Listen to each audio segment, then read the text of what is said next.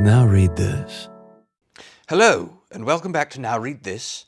Today we will be beginning Lloyd Alexander's The Chronicles of Prydain Book 2, The Black Cauldron. This is the second book in the series that we are currently reading. The first one was the Book of 3, which you can find in the description of this video for the playlist of that book. And without further ado, I love this book. This was a Newbery Honor Medal winning book. It's probably the most popular of the series, The Chronicles of Prydain, and I believe there was an animated film made of this book, although I've never seen it, and I heard it wasn't that great, although it might have a cult following at this point, I don't know. Either way, I really love this volume of the series. It's not my favourite one, but it is one of the strongest, I think, in the series. So without further ado, The Chronicles of Prydain, Book 2, The Black Cauldron, Chapter 1, The Council at Caer Dallben. Autumn had come too swiftly. In the northernmost realms of Prydain, many trees were already leafless, and among the branches clung the ragged shapes of empty nests.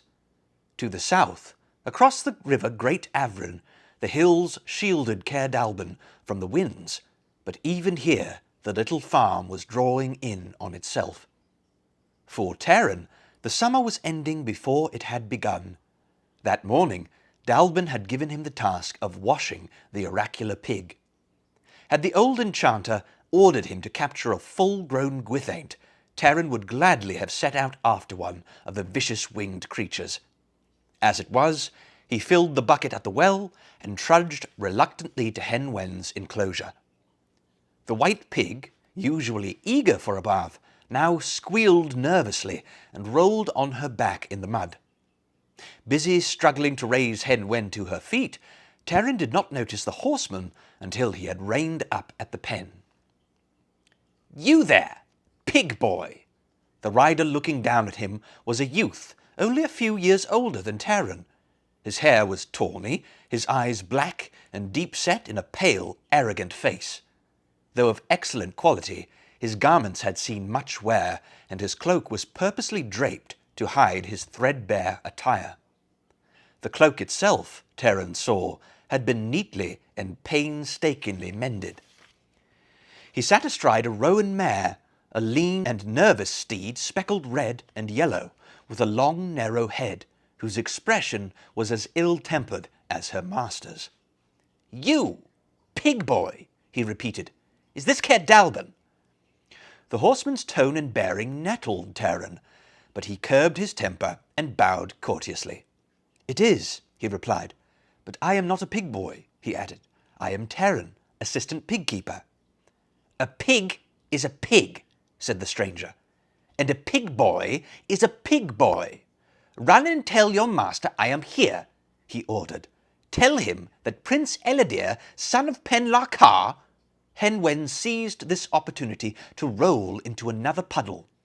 "Stop that, Hen!" Taran cried, hurrying after her. "Leave off with that sow!" Eladir commanded. "Did you not hear me? Do as I say and be quick about it." "Tell Dallben yourself," Taran called over his shoulder, trying to keep Hen Wen from the mud. "Or wait until I've done with my own work." "Mind your impudence," Eladir answered, "or you shall have a good beating for it." Taran flushed. Leaving Hen Wen to do as she pleased, he strode quickly to the railing and climbed over.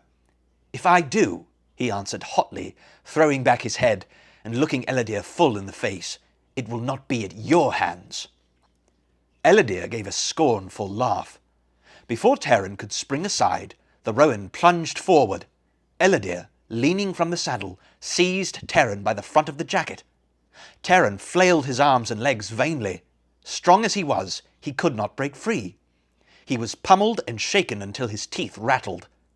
Eladir then urged the roan into a gallop, hauled Taran across the turf to the cottage, and there, while chickens scattered in every direction, tossed him roughly to the ground. The commotion brought Dallben and Cole outdoors. The Princess Eilonwy hurried from the scullery, her apron flying and a cookpot still in her hand. With a cry of alarm, she ran to Terran's side. Elodere, without troubling to dismount, called to the white-bearded enchanter. "Are you Dallben? I have brought your pig boy to be thrashed for his insolence." "Tut," said Dallben, unperturbed by Elodere's furious expression. "Whether he is insolent is one thing, and whether he should be thrashed is another. In either case, I need no suggestions from you."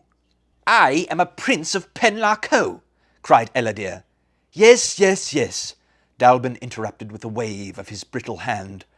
"I am quite aware of all that, and too busy to be concerned with it. Go, water your horse and your temper at the same time. You shall be called when you are wanted." Elodere was about to reply, but the enchanter's stern glance made him hold his tongue. He turned the roan and urged her towards the sable. Princess Eilonwy and the stout, bald-headed Cole, meantime, had been helping Terran pick himself up. "You should know better, my boy, than to quarrel with strangers," said Cole good-naturedly. "That's true enough," Eilonwy added, "especially if they're on horseback and you're on foot." "Next time I meet him," Terran began. "When you meet him again," said Dallben, "you, at least, shall conduct yourself with as much restraint and dignity as possible, which, I allow, may not be very great, but you shall have to make do with it. Be off now. The Princess Eilonwy can help you to be a little more presentable than you are at the moment." In the lowest of spirits, Terran followed the golden-haired girl to the scullery. He still smarted, more from Elodere's words than from the drubbing, and he was hardly pleased that Eilonwy had seen him sprawled at the feet of the arrogant prince. "However did it happen?" Eilonwy asked, picking up a damp cloth and applying it to Terran's face. Terran did not answer, but glumly submitted to her care. Before Eilonwy had finished, a hairy figure, covered with leaves and twigs, popped up at the window and with great agility clambered over the sill. "Woe and sadness!" the creature wailed, loping anxiously to Terran. "Gurgi sees smackings and whackings by strengthful lord. Poor kindly master, Gurgi is sorry for him." "But there is news," Gurgi hurried on. "Good news. Gurgi also sees mightiest of princes riding, yes, with great gallopings on the white horse with black sword. What joy!" "What's that?" cried Terran. "Do you mean Prince Gwydion? It can't be." "It is," said a voice behind him. Gwydion stood in the doorway. With a shout of amazement, Terran ran forward and clasped his hand. Eilonwy threw her arms about the tall warrior, while Gurgi joyfully pounded the floor. The last time Terran had seen him, Gwydion wore the raiment of a prince of the royal house of Dawn. Now he was dressed simply in a hooded cloak of black and a coarse, unadorned jacket. The black sword, Dernwyn, hung at his side. "Well met, all of you," said Gwydion. "Gurgi looks as hungry as ever, Eilonwy prettier than ever, and you, assistant pigkeeper," he added, his lined and weathered face breaking into a smile, "a little worse for the wear. Dallben has mentioned how you came by those bruises." "I sought no quarrel," Terran declared. "But one found you nonetheless," Gwydion said. "I think that must be the way of it with you, Terran of Caer Dallben. No matter," he said, stepping back and studying Terran closely through green-flecked eyes. "Let me look at you. You have grown since we last met." Gwydion nodded his shaggy wolf-grey head in approval. "I hope you have gained as much wisdom as height. We shall see. Now I must make ready for the council." "Council?" Terran cried. "Dallben said nothing of a council. He did not even say you were coming here." "The truth is," Eilonwy put in, "Dallben hasn't been saying much of anything to anybody." "You should understand by now," said Gwydion, "that of what he knows, Dallben tells little. Yes, there is to be a council, and I have summoned others to meet us here." "I am old enough to sit in a council of men," Terran interrupted excitedly. "I have learned much. I have fought at your side. I have—" "Gently, gently," Gwydion said. "We have agreed you shall have a place, though manhood," he added softly, with a trace of sadness, "may not be all that you believe." Gwydion put his hands on Terran's shoulders. "Meanwhile, stand ready. Your task will be given soon enough." As Gwydion had foretold, the rest of the morning brought many new arrivals. A company of horsemen soon appeared, and began to make camp in the stubble field beyond the orchard. The warriors, Terran saw, were armed for battle. His heart leapt. Surely this too had to do with Gwydion's counsel. His head spun with questions, and he hurried toward the field. He had not gone halfway when he stopped short in great surprise. Two familiar figures were riding up the pathway. Terran raced to meet them. "Fflewddur!" he called, while the bard, his beautiful harp slung over his shoulder, raised a hand in greeting. "And Dolly, is that really you?" The crimson-haired dwarf swung down from his pony. He grinned broadly for an instant, then assumed his customary scowl. He did not, however, conceal the glint of pleasure in his round red eyes. "Dolly!" Terran clapped the dwarf on the back. "I never thought I'd see you again. That is, really see you. Not after you gained the power to be invisible." "Umph!" snorted the leather-jacketed dwarf. "Invisible! I've had all I want of that. Do you realise the effort it takes? Terrible. It makes my ears ring. And that's not the worst of it. Nobody can see you, so you get your toes stepped on, or an elbow jammed in your eye. No, not for me. I can't stand it any more." "And you, Fflewddur!" Terran cried, as the bard dismounted. "I've missed you. Do you know what the council is about? That's why you're here, isn't it? And Dolly too?" "I know nothing about councils," muttered Dolly. "King Idling commanded me to be here. A special favour to Gwydion. But I can tell you right now I'd rather be back home in the realm of the fair folk minding my own business." "In my case," said the bard, "Gwydion happened to be passing through my kingdom, purely by chance it seemed, though now I'm beginning to think it wasn't. He suggested I might enjoy stopping down at Caer Dallben. He said good old Dolly was going to be there, so of course I set out immediately. I'd given up being a bard," Fflewddur continued, "and had settled quite happily as a king again. Really, it was only to oblige Gwydion." At this, two strings of his harp snapped with a resounding twang. Fflewddur stopped immediately and cleared his throat. "Yes, well," he added, "the truth of it is I was perfectly miserable. I'd have taken any excuse to get out of that damp, dismal castle for a while. A council, you say? I was hoping it might be a harvest festival and I'd be needed to provide the entertainment." "Whatever it is," Terran said, "I'm glad you're both here." "I'm not," grumbled the dwarf. "When they start talking about good old Dolly this and good old Dolly that, watch out! It's for something disagreeable."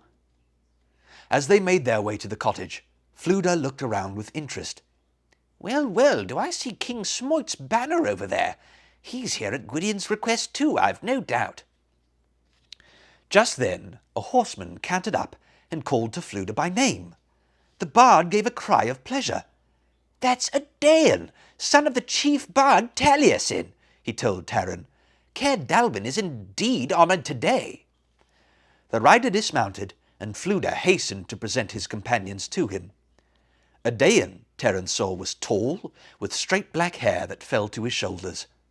Though of noble bearing, he wore the garb of an ordinary warrior, with no ornament save a curiously shaped iron brooch at his collar. His eyes were grey, strangely deep, clear as a flame, and Terran sensed that little was hidden from Audéan's thoughtful and searching glance. "Well met, Terran of Caer Dallben and Dolly of the fair folk," said Audéan, clasping their hands in turn. "Your names are not unknown among the bards of the north." "Then you too are a bard?"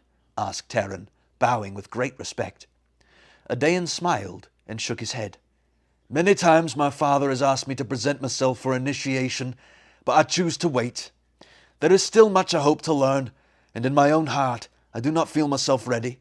One day, perhaps I shall be." Audéan turned to Fflewddur. "My father sends greetings and asks how you fare with the harp he gave you. I can see at once repair," he added with a friendly laugh. "Yes," admitted Fflewddur. "I do have trouble with it now and again. I can't help adding a little colour to the facts. Most facts need it so badly, but every time I do," he sighed, looking at the two broken strings, "this is the result." "Be of good cheer," said Audéan. laughing wholeheartedly. "Your gallant tales are worth all the harp strings in Prydain. And you, Taran and Dolly, must promise to tell me more of your famous deeds. But first, I must find Lord Gwydion." Taking leave of the companions, Adain mounted and rode on ahead. Fflewddur looked after him with affection and admiration. "It can be no small matter if Adain is here," he said. "He is one of the bravest men I know. That and more, for he has the heart of a true bard. Some day he will surely be our greatest. You can mark my words." "And our names are indeed known to him?" Taran asked. "There have been songs sung about us?" Fflewddur beamed. "After our battle with the Horned King, yes, I did compose a little something. A modest offering, but it's gratifying to know it has spread. As soon as I fix these wretched strings, I'll be delighted to let you hear it." Soon after midday, when all had refreshed themselves, Cole summoned them to Dallben's chamber. There, a long table had been placed, with seats on either side. Taran noticed the enchanter had even made some attempt at straightening up the disorder of ancient volumes crowding the room. The Book of Three, the heavy tome filled with Dallben's deepest secrets, had been set carefully at the top of a shelf. Taran glanced up at it, almost fearfully, sure that it held far more than Dallben ever chose to reveal. The rest of the company had begun to enter when Fflewddur took Taran's arm and drew him aside as a dark-bearded warrior swept by. "One thing you can be sure of," the bard said under his breath. "Gwydion isn't planning a harvest festival. Do you see who's here?" The dark warrior was more richly attired than any of the company. His high-bridged nose was falcon-like, his eyes heavy-lidded but keen. Only to Gwydion did he bow. Then, taking a seat at the table, he cast a cool glance of appraisal at those around him. "Who is he?" whispered Taran, not daring to stare at this proud and regal figure. "King Morgant of Madoc," answered the bard. "The boldest war leader in Prydain, second only to Gwydion himself. He owes allegiance to the House of Dawn." He shook his head in admiration. "They say he once saved Gwydion's life. I believe it. I've seen that fellow in battle, all ice, absolutely fearless. If Morgant's to have a hand in this, something interesting must be stirring. Oh, listen, it's King Smoit. You can always hear him before you can see him." A bellow of laughter resounded beyond the chamber, and in another moment a giant red-headed warrior rolled in at the side of Adain. He towered above all in the chamber, and his beard flamed around his face, so scarred with old wounds it was impossible to tell where one began and another ended.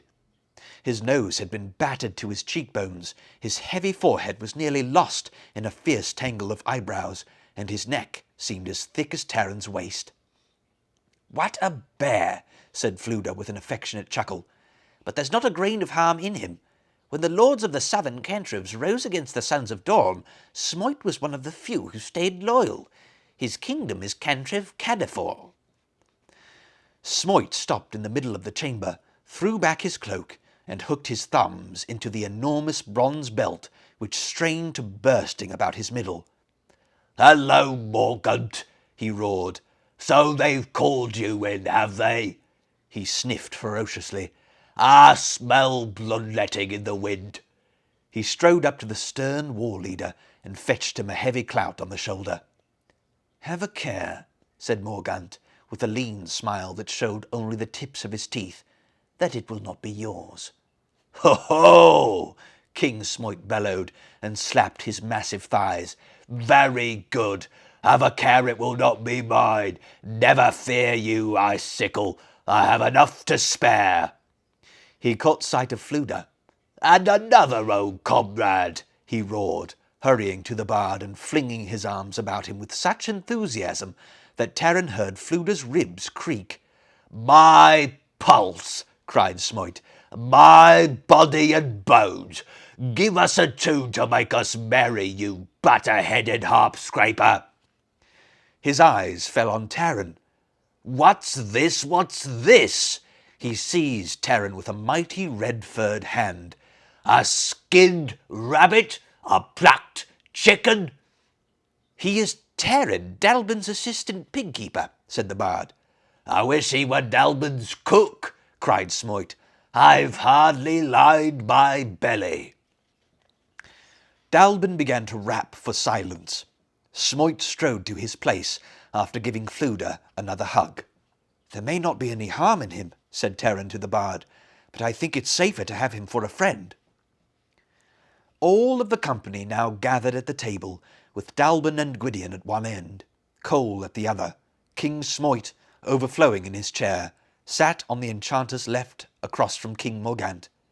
Terran squeezed in between the bard and Dolly, who grumbled bitterly about the table being too high. To the right of Morgant sat Adaon, and beside him Elidir, whom Terran had not seen since morning. Dallben rose and stood quietly a moment. All turned toward him. The enchanter pulled on a wisp of beard. I am much too old to be polite, Dallben said, and I have no intention of making a speech of welcome. Our business here is urgent, and we shall get down to it immediately. Little more than a year ago, as some of you have good cause to remember, Dallben went on, glancing at Terran and his companions. Aron, Lord of Anuvan, suffered grave defeat when the Horned King, his champion, was slain. For a time the power of the Land of Death was checked, but in Prydain evil is never distant. None of us is foolish enough to believe Aron would accept a defeat without challenge, Dallben continued. I had hoped for a little more time to ponder the new threat of Anuvan. Time, alas, will not be granted. Aron's plans have become all too clear. Of them, I ask Lord Gwydion to speak. Gwydion rose in turn.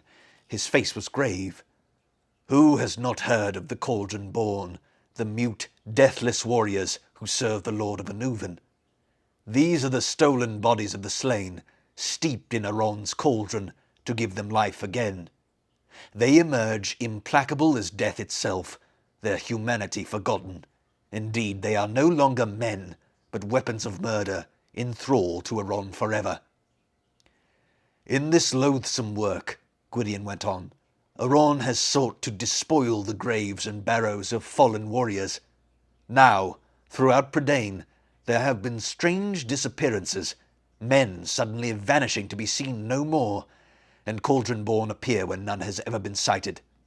Aron has not been idle, as they have now learned. His servants dare to strike down the living, and bear them to Anuvan to swell the ranks of his deathless host. Thus, death begets death, evil begets evil. Terran shuddered. Outdoors, the forest burned crimson and yellow. The air was gentle, as though a summer day had lingered beyond its season, but Gwydion's words chilled him like a sudden cold wind. Too well he remembered the lifeless eyes and livid faces of the Cauldron-born, their ghastly silence and ruthless swords. To the meat of it, cried Smoit. Are we rabbits? Are we to fear these cauldron slaves? There will be meat enough for you to chew on, answered Gwydion with a grim smile. I tell you now, none of us has ever set on a more perilous task. I ask your help, for I mean to attack Anuvan itself, to seize Aron's cauldron and destroy it. Chapter 2. The Naming of the Tasks. Terran started from his chair. The chamber was utterly silent. King Smoit, about to say something, remained open-mouthed. Only King Morgant showed no sign of amazement.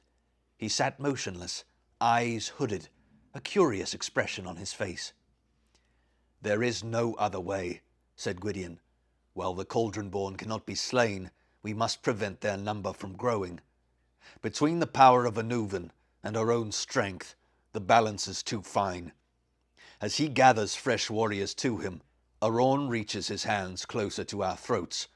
Nor do I forget the living, foully murdered and doomed to bondage, even more foul. Until this day, Gwydion continued.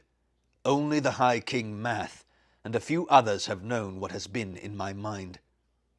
Now that you all have heard, you are free to go or stay as it pleases you. Should you choose to return to your cantrips, I will not deem your courage less.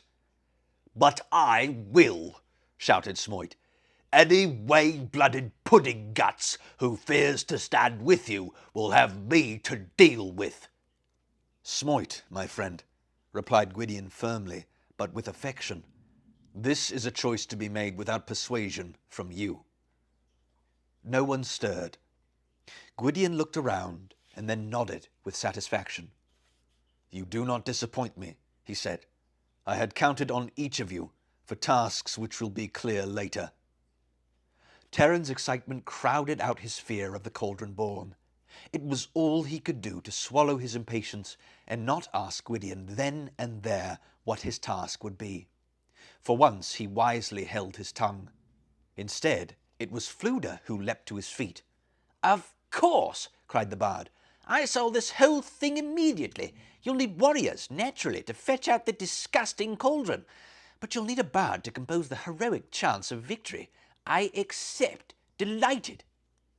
I chose you, Gwydion said, not unkindly, more for your sword than for your harp. How's that? Asked Fflewddur, his brow wrinkled in disappointment. Oh, I see, he added, brightening. Yes, well, I don't deny a certain reputation along those lines. A flam is always valiant. I've slashed my way through thousands. He glanced uneasily at the harp. Well, shall we say numerous enemies. I hope you will all be as eager to accomplish your tasks once they are set out, said Gwydion, drawing a sheet of parchment from his jacket and spreading it on the table. We meet at Caer Dallben not only for safety, he went on. Dallben is the most powerful enchanter in Prydain, and here we are under his protection. Caer Dallben is the one place a Rawn dares not attack, but it is also the most suitable to begin our journey to Annuvin. With a finger, he traced a direction northwest from the little farm. Great Avrin is shallow at this season, he said, and may be crossed without difficulty. Once across, it is an easy progress through Cantrev Cadafor, realm of King Smoit, to the forest of Idris, lying south of Annuvin. From there, we can go quickly to Dark Gate. Terran caught his breath. Like all the company, he had heard of Dark Gate, the twin mountains guarding the southern approach to the Land of Death. Though not as mighty as Mount Dragon at the north of Annuvin, Dark Gate was treacherous with its sharp crags and hidden drops. It is a difficult passage, Gwydion continued, but the least guarded, as Cole, son of Colfru, will tell you. Cole rose to his feet. The old warrior, with his shining bald head and huge hands, looked as if he would prefer battle to discoursing in council. Nevertheless, he grinned broadly at the company and began to speak. We are going, as you might say, through Aron's back door.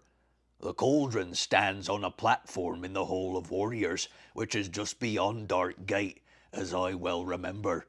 The entrance to the hall is guarded, but there is a rear portal, heavily bolted.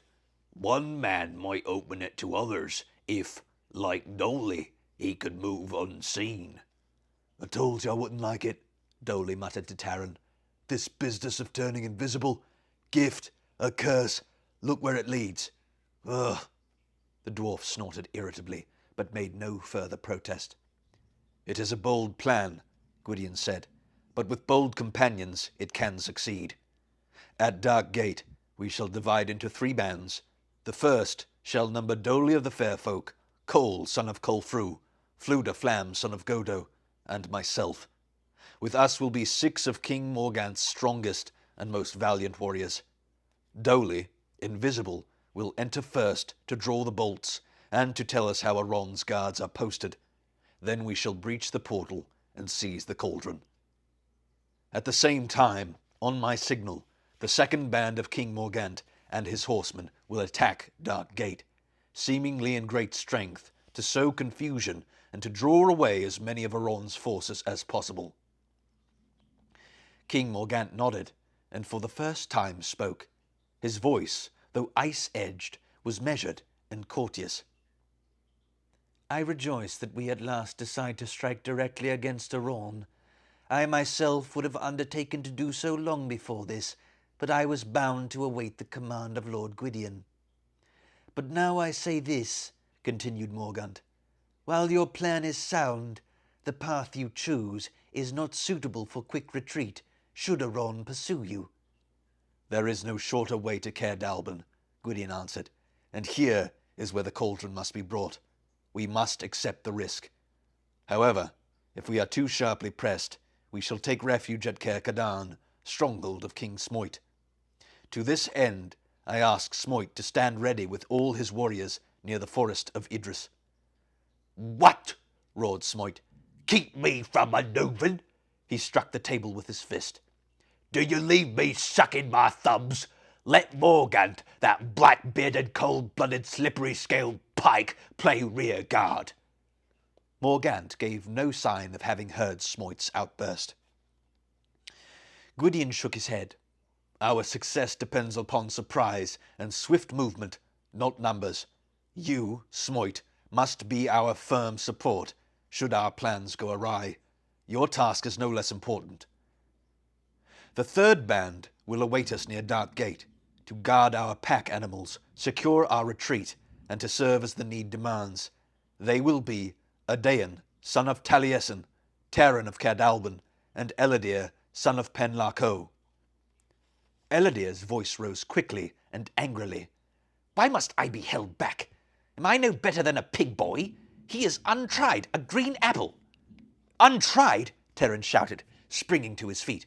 I have stood against the Cauldron-born with Gwydion himself. Have you been better tried, Prince Patchcloak? Elidyr's hand flew to his sword. I am a son of Penlarco, and swallow no insults from— Silence, commanded Gwydion. In this venture, the courage of an assistant pigkeeper weighs as much as that of a prince. I warn you, Elidyr, curb your temper or leave this council. And you, Gwydion added, turning to Terran, you have repaid anger with a childish insult. I had thought better of you. Moreover, both of you shall obey Adain in my absence. Terran flushed and sat down. Elidyr, too, took his place again, his face dark and brooding. Let us end our meeting, said Gwydion. I shall speak with each of you later, and at more length. Now I have matters to discuss with Cole.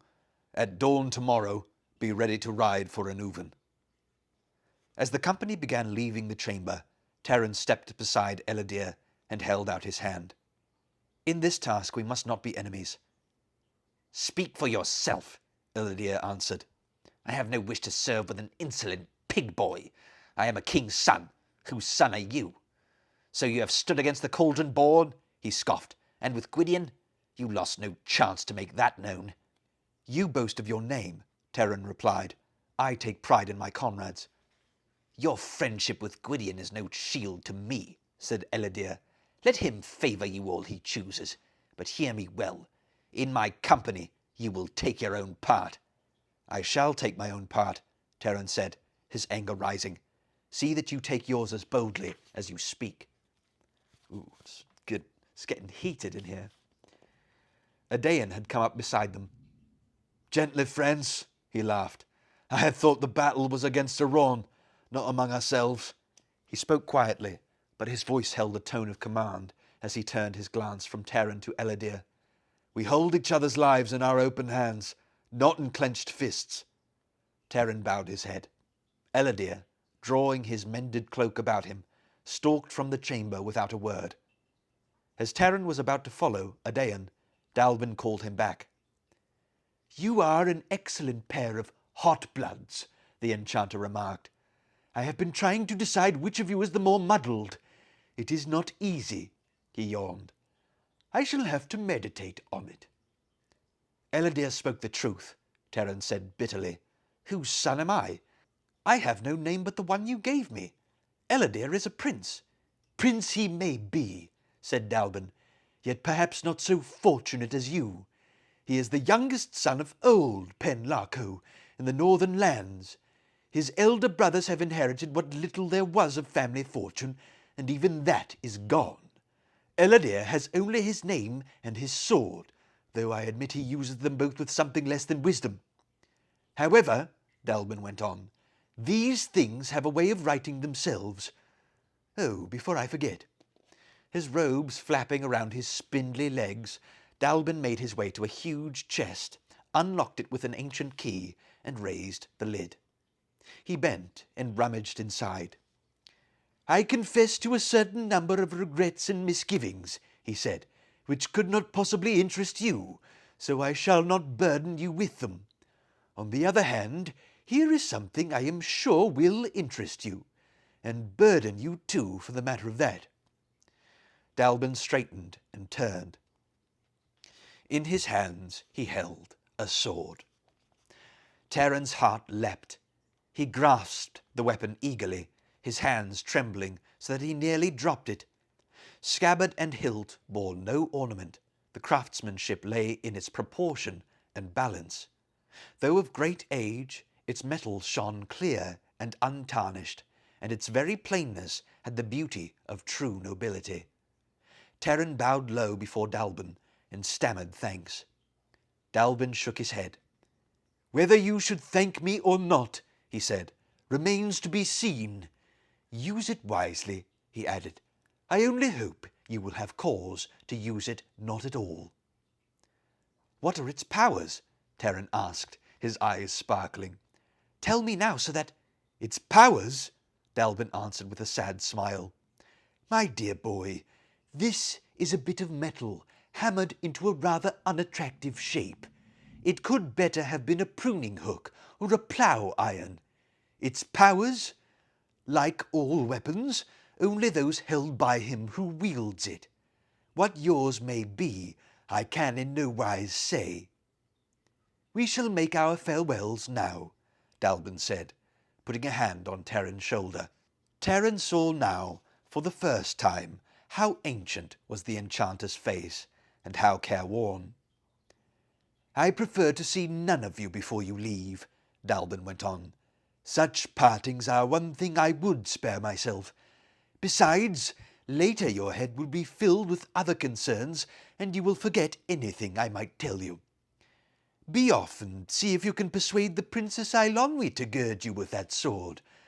Now that you have it, he sighed, I suppose you might just as well observe the formalities. Dallben's a matchmaker, eh? Eilonwy was putting away earthen bowls and dishes when Taran hurried into the scullery.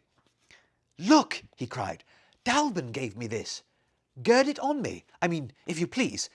Say you will. I want you to be the one to do it.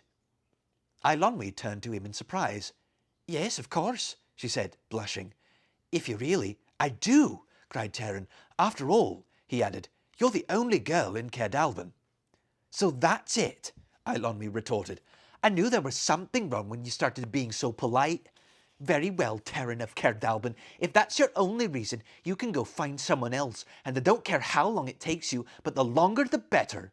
She tossed her head and began furiously drying a bowl. Now what's wrong? Asked Taran, puzzled. I said please, didn't I? Do gird it on me, he urged. I promised to tell you what happened at the council. I don't want to know, answered Eilonwy. I couldn't be less interested. What happened? Oh, here, give me that thing. Deftly, she buckled the leather belt around Taran's waist. Don't think I'm going through all the ceremonies and speeches about being brave and invincible, said Eilonwy. To begin with, I don't think they apply to assistant pig keepers, and besides, I don't know them. There, she said, stepping back. I must admit, she added, it does look rather well on you. Taran drew the blade and held it aloft. Yes, he cried. This is a weapon for a man and a warrior. Enough of that, cried Eilonwy, stamping her foot impatiently. What about the council? We're setting out for a Nuvin, Taran whispered excitedly, at dawn, to wrest the cauldron from Aron himself, the cauldron he uses to... Why didn't you say so right away? Eilonwy cried. I won't have half enough time to get my things ready. How long will we be gone? I must ask Dallben for a sword too. Do you think I'll need... No, no, Terran interrupted. You don't understand. This is a task for warriors. We can't be burdened with a girl. When I said we, I meant... What? Shrieked Eilonwy. And all this while you make me think that... Terran of Caer Dallben, you make me angrier than anyone I've ever met. Warrior indeed. I don't care if you have 100 swords. Underneath it all, you're an assistant pig keeper, and if Gwydion's willing to take you, there's no reason he shouldn't take me. And get out of my scullery. With a cry, Eilonwy seized a dish. Terran hunched his shoulders and fled, while earthenware shattered behind him. Chapter 3. Adain. At first light, the warriors made ready to depart. Terran hurriedly saddled the grey, silver-maned Melonlas, colt of Gwydion's own steed, Melengar. Gurgi, miserable as a wet owl at being left behind, helped load the saddlebags. Dallben had changed his mind about not seeing anyone, and stood silent, thoughtful, in the cottage doorway, with Eilonwy beside him. "I'm not speaking to you," she cried to Terran. "The way you acted, that's like asking someone to a feast, then making them wash the dishes. But farewell anyway. That," she added, "doesn't count as speaking." Gwydion leading, the horsemen moved through the swirling mist. Terran rose in his saddle, turned and waved proudly. The white cottage and the 3 figures grew smaller. Field and orchard fell away as Melonlas cantered into the trees. The forest closed behind Terran, and he could see Caer Dallben no more. With a whinny of alarm, Melonlas suddenly reared. As Ellidyr had ridden up behind Terran, his steed had reached out her long neck and given the stallion a spiteful nip. Terran clutched at the reins and nearly fell. "Keep your distance from Islamak," said Ellidyr with a raw laugh. "She bites. We are much alike, Islamak and I." Terran was about to reply angrily when Adain, who had seen what happened, drew his bay mare to Elidyr's side. "You are right, son of Penlarco," Adain said. "Your horse carries a difficult burden, and so do you." "What burden do I carry?" cried Ellidyr, bristling. "Last night I dreamed of us all," Adain said, thoughtfully fingering the iron clasp at his throat. "You I saw with the black beast on your shoulders.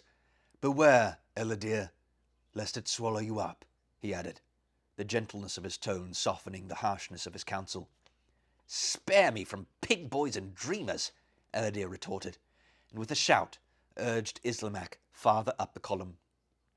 "And I?" Terran asked. "What did your dream tell of me?" "You," answered Adain, after a moment's hesitation. "You were filled with grief." "What cause have I to grieve?" asked Terran, surprised. "I am proud to serve Lord Gwydion, and there is a chance to win much honour, more than by washing pigs and weeding gardens." "I have marched in many a battle host," Adain answered quietly, "but I have also planted seeds and reaped the harvest with my own hands, and I have learned there is greater honour in a field well ploughed than in a field steeped in blood." The column had begun to move more rapidly, and they quickened their steeds' gaits. Adain rode easily and skilfully, head high, an open smile on his face. He seemed to be drinking in the sights and sounds of the morning. While Fflewddur, Dolly, and Cole kept pace with Gwydion, and Ellidyr followed sullenly behind King Morgant's troop, Terran kept to Adain's side along the leaf-strewn path. As they spoke together to ease the rigours of their journey, Terran soon realised there was little Adain had not seen or done. He had sailed far beyond the Isle of Mona, even to the northern sea. He had worked at the potter's wheel, cast nets with the fisher folk, woven cloths at a loom of the cottagers, and, like Terran, laboured over the glowing forge. Of forest lore he had studied deeply, and Terran listened in wonder as Adain told the ways and natures of woodland creatures, of bold badgers and cautious dormice and geese winging under the moon. "There is much to be known," said Adain, "and above all much to be loved, be it the turn of the seasons or the shape of a river pebble. Indeed, the more we find to love, the more we add to the measure of our hearts." Adain's face was bright in the early rays of the sun, but a trace of longing had come into his voice. When Taran asked him what was amiss, he did not answer immediately, as though he wished to hold his own thoughts. "My heart will be lighter when our task is done," Adain said at last. "Arianlyn, my betrothed, waits for me in the northern domains, and the sooner Aron's cauldron is destroyed, the sooner may I return to her." By day's end they had become fast friends. At nightfall, when Taran rejoined Gwydion and his companions, Adain camped with them. They had already crossed Great Avron and were well on their way to the borders of King Smoit's realm. Gwydion was satisfied with their progress, though he warned them the most difficult and dangerous portion of their journey was to come. All were in good spirits, save Dolly, who hated riding horseback and gruffly declared he could go faster afoot. As the companions rested in a protected grove, Fflewddur offered his harp to Adain and urged him to play. Adain, sitting comfortably with his back against a tree, put the instrument to his shoulder. For a moment he was thoughtful, his head bowed, then his hands gently touched the strings. The voice of the harp and Adain's voice twined one with the other in harmonies Taran never before had heard. The tall man's face was raised towards the stars, and his grey eyes seemed to see far beyond them. The forest had fallen silent, the night sounds were stilled. The song of Adain was not a warrior's lay, but one of peacefulness and deep joy, and as Taran listened, its echoes rang again and again in his heart. He longed for the music to continue, but Adain stopped, almost abruptly, and with a grave smile handed the harp back to Fflewddur. The companions wrapped themselves in their cloaks and slept. Ellidyr remained aloof from them, stretched on the ground at the hooves of his roan. Taran, his head pillowed on his saddle, his hand on his new sword, was impatient for dawn and eager to resume the journey. Yet, as he dropped into slumber, he recalled Adain's dream and felt a shadow like the flutter of a dark wing. The next day the companions crossed the river eastward and began bearing northward. With much loud grumbling at being kept from the quest, King Smoit obeyed Gwydion and turned away from the column, riding toward Caer Dallben to ready his warriors. Later, the pace of the column slowed as the pleasant meadows wrinkled into hills. Shortly after midday, the horsemen entered the forest of Idris. Here, the brown, withered grasses were sharp as thorns. Once familiar oaks and alders appeared strange to Taran. Their dead leaves clung to the tangled branches, and the black trunks jutted like charred bones. At length, the forest broke away to reveal sheer faces of jagged cliffs. Gwydion signalled the company forward. Taran's throat tightened. For a cold instant, he shrank from urging Melynlas up the stony slope. He knew, without a word from Gwydion, that the dark gate of Annuvin was not far distant. Narrow trails rising above deep gorges now forced the company to go in single file. Taran, Adain, and Ellidyr had been jogging at the end of the column, but Ellidyr kicked his heels against Islamac's flanks and thrust his way past Taran. "Your place is at the rear, pig boy," he called. "And your place is where you earn it," cried Taran, giving Melynlas rein to strive ahead. The horses jostled, the riders struggled knee against knee. Islamac reared and neighed wildly. With his free hand, Ellidyr seized the bridle of Melynlas to force the stallion back. Taran tried to turn his mount's head, but Melynlas, in a shower of pebbles, slipped from the trail to the steep slope. Taran, flung out of the saddle, clutched at the rocks to break his fall. Melynlas, more sure-footed than his master, regained his balance on a ledge below the trail. Taran, sprawled flat against the stones, tried vainly to clamber back to the path. Adain dismounted instantly, ran to the edge of the slope, and attempted to grasp Taran's hand. Ellidyr too dismounted. He brushed Adain aside, leapt down, and seized Taran under the arms. With a powerful heave, he lofted Taran like a sack of meal to the safety of the trail. Picking his way towards Melynlas, Ellidyr put his shoulder beneath the saddle girth and strained mightily. With all his strength, little by little, he raised Melonlas until the stallion was able to clamber from the ledge. "You fool!" Terran threw back at Eladir, racing to Melonlas and anxiously examining the steed. "Has your pride crowded all the wits out of your head?" Melonlas, he saw with relief, was unharmed. Despite himself, he glanced at Eladir in amazement, and not without a certain admiration. "I have never seen such a feat of strength," Terran admitted. Eladir, for the first time, seemed confused and frightened. "I did not mean for you to fall," he began. Then he threw back his head, and with a mocking smile he added, "My concern is for your steed, not your skin." "I too admire your strength, Eladir," Adain said sharply, "but it is to your shame you proved it thus. The black beast rides in the saddle with you. I see it even now." One of Morgant's warriors, hearing the clamour, had given the alarm. A moment later, Gwydion, followed by King Morgant, strode back along the trail. Behind them hurried the agitated Fluda and the dwarf. "Your pig boy had no better sense than to force his way ahead of me," Eladir said to Gwydion. "Had I not pulled him and his steed back?" "Is this true?" Gwydion asked, glancing at Terran and his torn clothing. Terran, about to answer, shut his lips tightly and nodded his head. He saw the look of surprise on Eladir's angry face. "We have no lives to waste," Gwydion said, "yet you have risked too. I cannot spare a man, or I would send you back to Caer Dallben this instant. But I shall, if this happens again. And you too, Eladir, or any of this company." King Morgant stepped forward. "This proves what I had feared, Lord Gwydion. Our way is difficult, even unburdened with the cauldron. Once we gain it, I urge you again not to return to Caer Dallben. It would be wiser to take the cauldron north into my realm. I think, too," Morgant continued, "that a number of my own warriors should be dispatched to guard our retreat.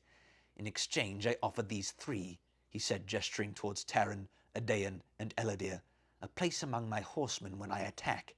If I read their faces well, they would prefer it to waiting in reserve." "Yes," cried Terran, gripping his sword. "Let us join the attack." Gwydion shook his head. "The plan shall be as I set it.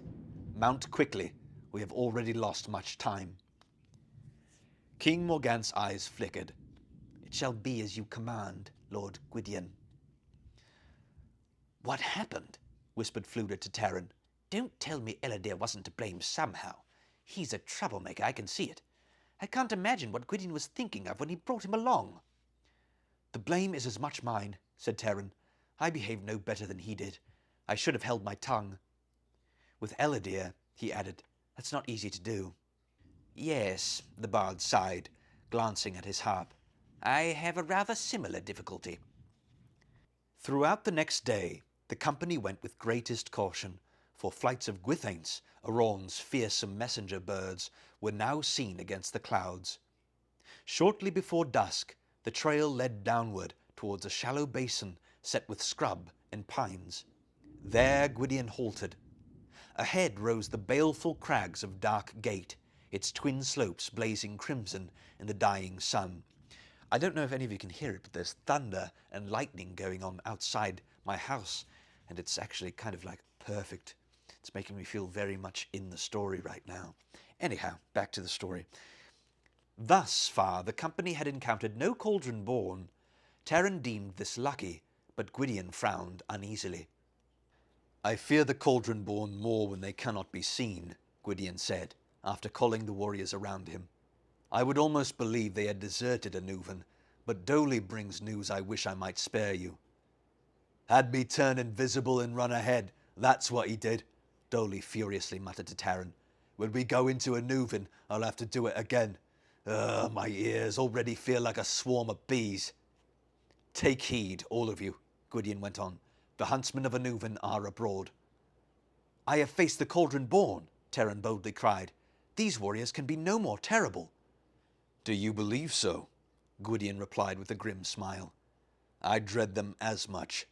They are ruthless as the cauldron-born, their strength even greater. They go afoot, yet they are swift, with much endurance. Fatigue, hunger, and thirst mean little to them. The Cauldron-born are deathless, Terran said. If these are mortal men, they can be slain. They are mortal, Gwydion answered, though I scorn to call them men. They are the basest of warriors who have betrayed their comrades, murderers who have killed for the joy of it.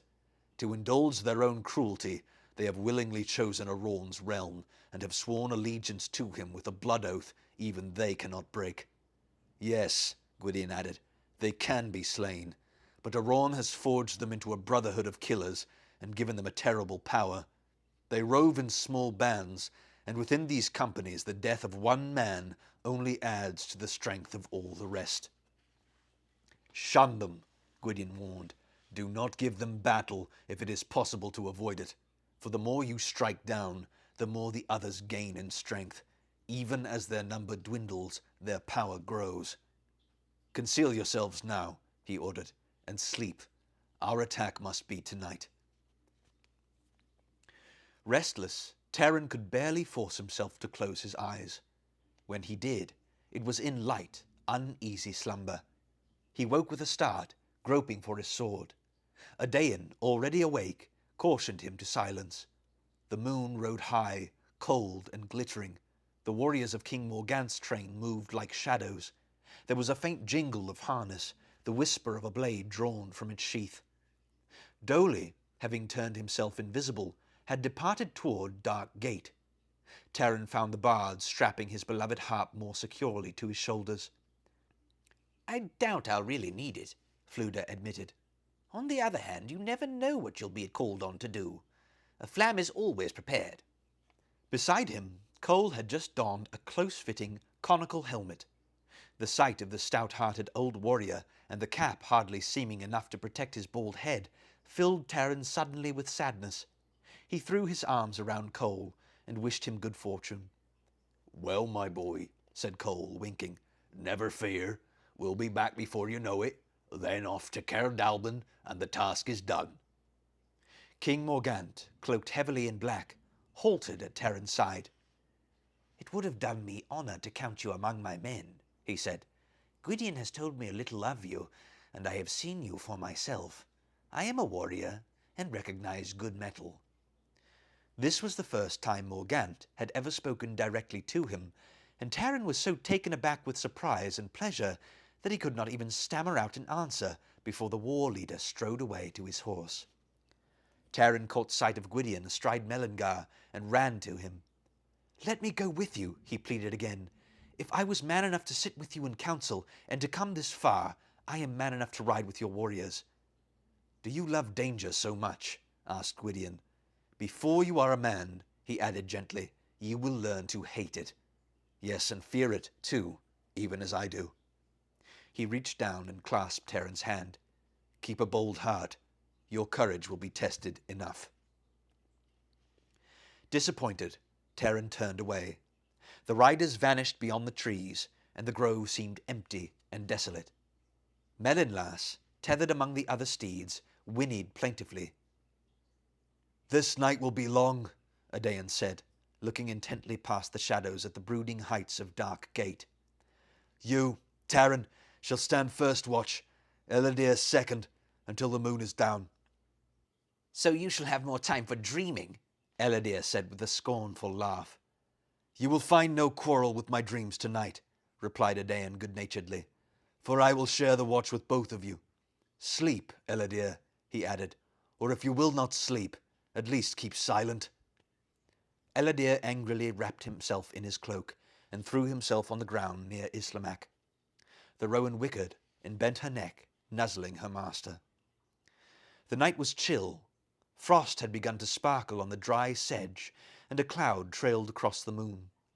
Adain drew his sword and stepped to the edge of the trees. The white light caught his eyes, turning them brilliant as starshine. He was silent, head raised, alert as a wild creature of the forest. "Do you think they've gone into Anuvan yet?" Terran whispered. "They should soon be there," Adain answered. "I wish Gwydion had let me go with him," Terran said with a certain bitterness, "or with Morgant." "Do not wish that," Adain said quickly. His face held a look of concern. "Why not?" asked Terran, puzzled. "I would have been proud to follow Morgant. Next to Gwydion, he is the greatest warlord in Prydain." "He is a brave and powerful man," Adain agreed, "but I am uneasy for him. In my dream, the night before we left, warriors rode a slow circle around him, and Morgant's sword was broken and weeping blood." "Perhaps there's no meaning to it," Terran suggested, as much to reassure himself as Adain. "Does it always happen that your dreams are always true?" Adain smiled. "There is truth in all things, if you understand them." "You never told me what you dreamed of the others," Terran said. "Of Cole, or good old Dolly, or yourself for the matter of that." Adain did not reply, but turned again and looked toward Dark Gate. Unsheathing his sword, Terran moved worriedly to the edge of the grove. Hey, you want to buy something? You can check the description for my books and audiobooks. Thank you so much for watching, and don't forget to like and subscribe for more content. Chapter 4, In the Shadow of Dark Gate. The night passed heavily, and it was nearly time for Elidir's turn at guard, when Terran heard a rustling in the shrub. He raised his head abruptly. The sound stopped. He was unsure now that he had really heard it. He held his breath and waited, poised and tense. Adain, whose ears were as keen as his eyes, had also noticed it and was at Terran's side in an instant. There was, it seemed to Terran, a flicker of light. A branch cracked nearby. With a shout, Terran swung up his blade and leaped toward it. A golden beam flashed in his eyes, and a squeal of indignation struck his ears. "Put down that sword," Eilonwy cried. "Every time I see you, you're waving it around or pointing it at somebody." Terran fell back dumbfounded. As he did, a dark figure bounded past Elidir, who sprang to his feet, his blade unsheathed and whistling through the air. "Help! Help!" howled Gurgi. "Angry lord will harm Gurgi's poor tender head with slashings and gashings." He scuttled halfway up a pine tree, and from the safety of his perch shook a fist at the astonished Elidir. Terran pulled Eilonwy into the protection of the grove. Her hair was dishevelled, her robe torn and mud-stained. "What have you done?" he cried. "Do you want us all killed? Put out that light." He seized the glowing sphere and fumbled vainly with it. "Oh, you'll never learn how to use my bauble," Eilonwy said with impatience. She took back the golden ball, cupped it in her hand, and the light vanished. Adain, recognizing the girl, put his hand anxiously on her shoulder. Princess, you should not have followed us." "Of course she shouldn't," Terran put in angrily. "She must return immediately. She's a foolish, scatterbrained—" "She is uncalled and unwanted here," said Elidir, striding up. He turned to Adain. "For once the pig boy shows sense. Send the little fool back to her pots." Terran spun around. "Hold your tongue. I have swallowed your insults to me for the sake of our quest, but you will not speak ill of another." Elidir's sword leapt up. Terran raised his own. Adain stepped between them and held out his hands. "Enough! Enough!" he ordered.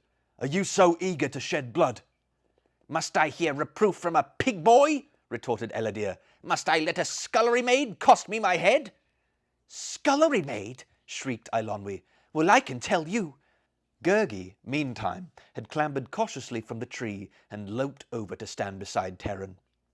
"And this," Elidir laughed bitterly, gesturing at Gurgi, "this thing, is this the black beast that so alarmed you, dreamer?" "No, Elidir, it is not," murmured Adain, almost sadly. "This is Gurgi the warrior," Gurgi boldly cried over Terran's shoulder. Yes, yes, clever, valiant Gurgi, who joins Master to keep him from harmful hurtings." "Be silent," Terran ordered. "You've caused trouble enough." "How did you reach us?" Adain asked. "You were on foot." "Well, not really," Eilonwy said. "At least, not all the way. The horses didn't run off until a little while ago." "What?" cried Terran. "You took horses from Caer Dallben and lost them?" "You know perfectly well they're our own horses," declared Eilonwy. "The ones Gwydion gave us last year, and we didn't lose them. It was more as if they lost us. We only stopped to let them drink, and the silly things galloped away. Frightened, I suppose. I think they didn't like being so close to an oven, though I'll tell you truthfully, it doesn't bother me in the least. In any case, she concluded, you needn't worry about them. The last we saw, they were heading straight for Caer Dallben. And so shall you be, Terran said. And so shall I not, cried Eilonwy. I thought about it long time after you left, every bit as long as it took you to cross the fields, and I decided, it doesn't matter what anybody says, fair is fair. If you can be allowed on a quest, so can I, and there it is, as simple as that. And it was clever Gurgi who found the way, Gurgi put in proudly. Yes, yes, with whiffings and sniffings, Gurgi does not let gentle princess go alone. Oh no, and loyal Gurgi does not leave friends behind, he added reproachfully to Terran. Since you have come this far, Adain said, you may await Gwydion, although how he will deal with you two runaways may not be to your liking. Your journey, he added, smiling at the bedraggled princess, seems to have been more difficult than ours. Rest now and take refreshment. Yes, yes, Gurgi cried. Crunchings and munchings for brave, hungry Gurgi. That's very kind and thoughtful of you, said Eilonwy, with an admiring glance at Adain. Much more than you can expect from certain assistant pig keepers. Adain went to the stock of provisions, while Ellidyr strode off to his guard post. Terran sat down wearily on a boulder, his sword across his knees. It's not that we're starving, Eilonwy said. Gurgi did remember to bring along the wallet of food.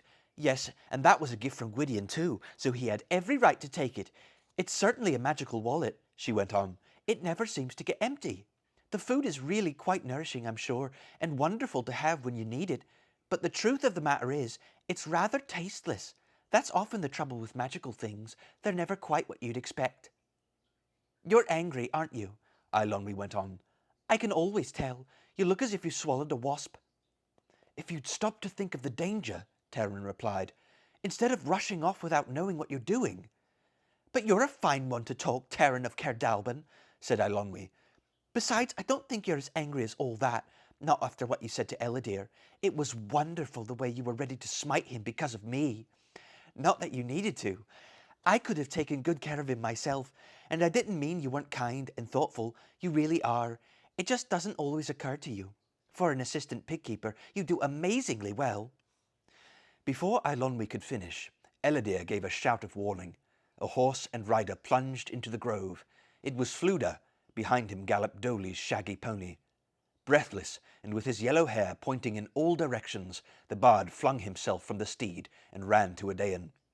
Make ready to leave, he cried. Take the weapons. Get the pack horses moving. We're going to Caer Dallben. He caught sight of Eilonwy. Great Bellin, what are you doing here? I'm tired of being asked that, Eilonwy said.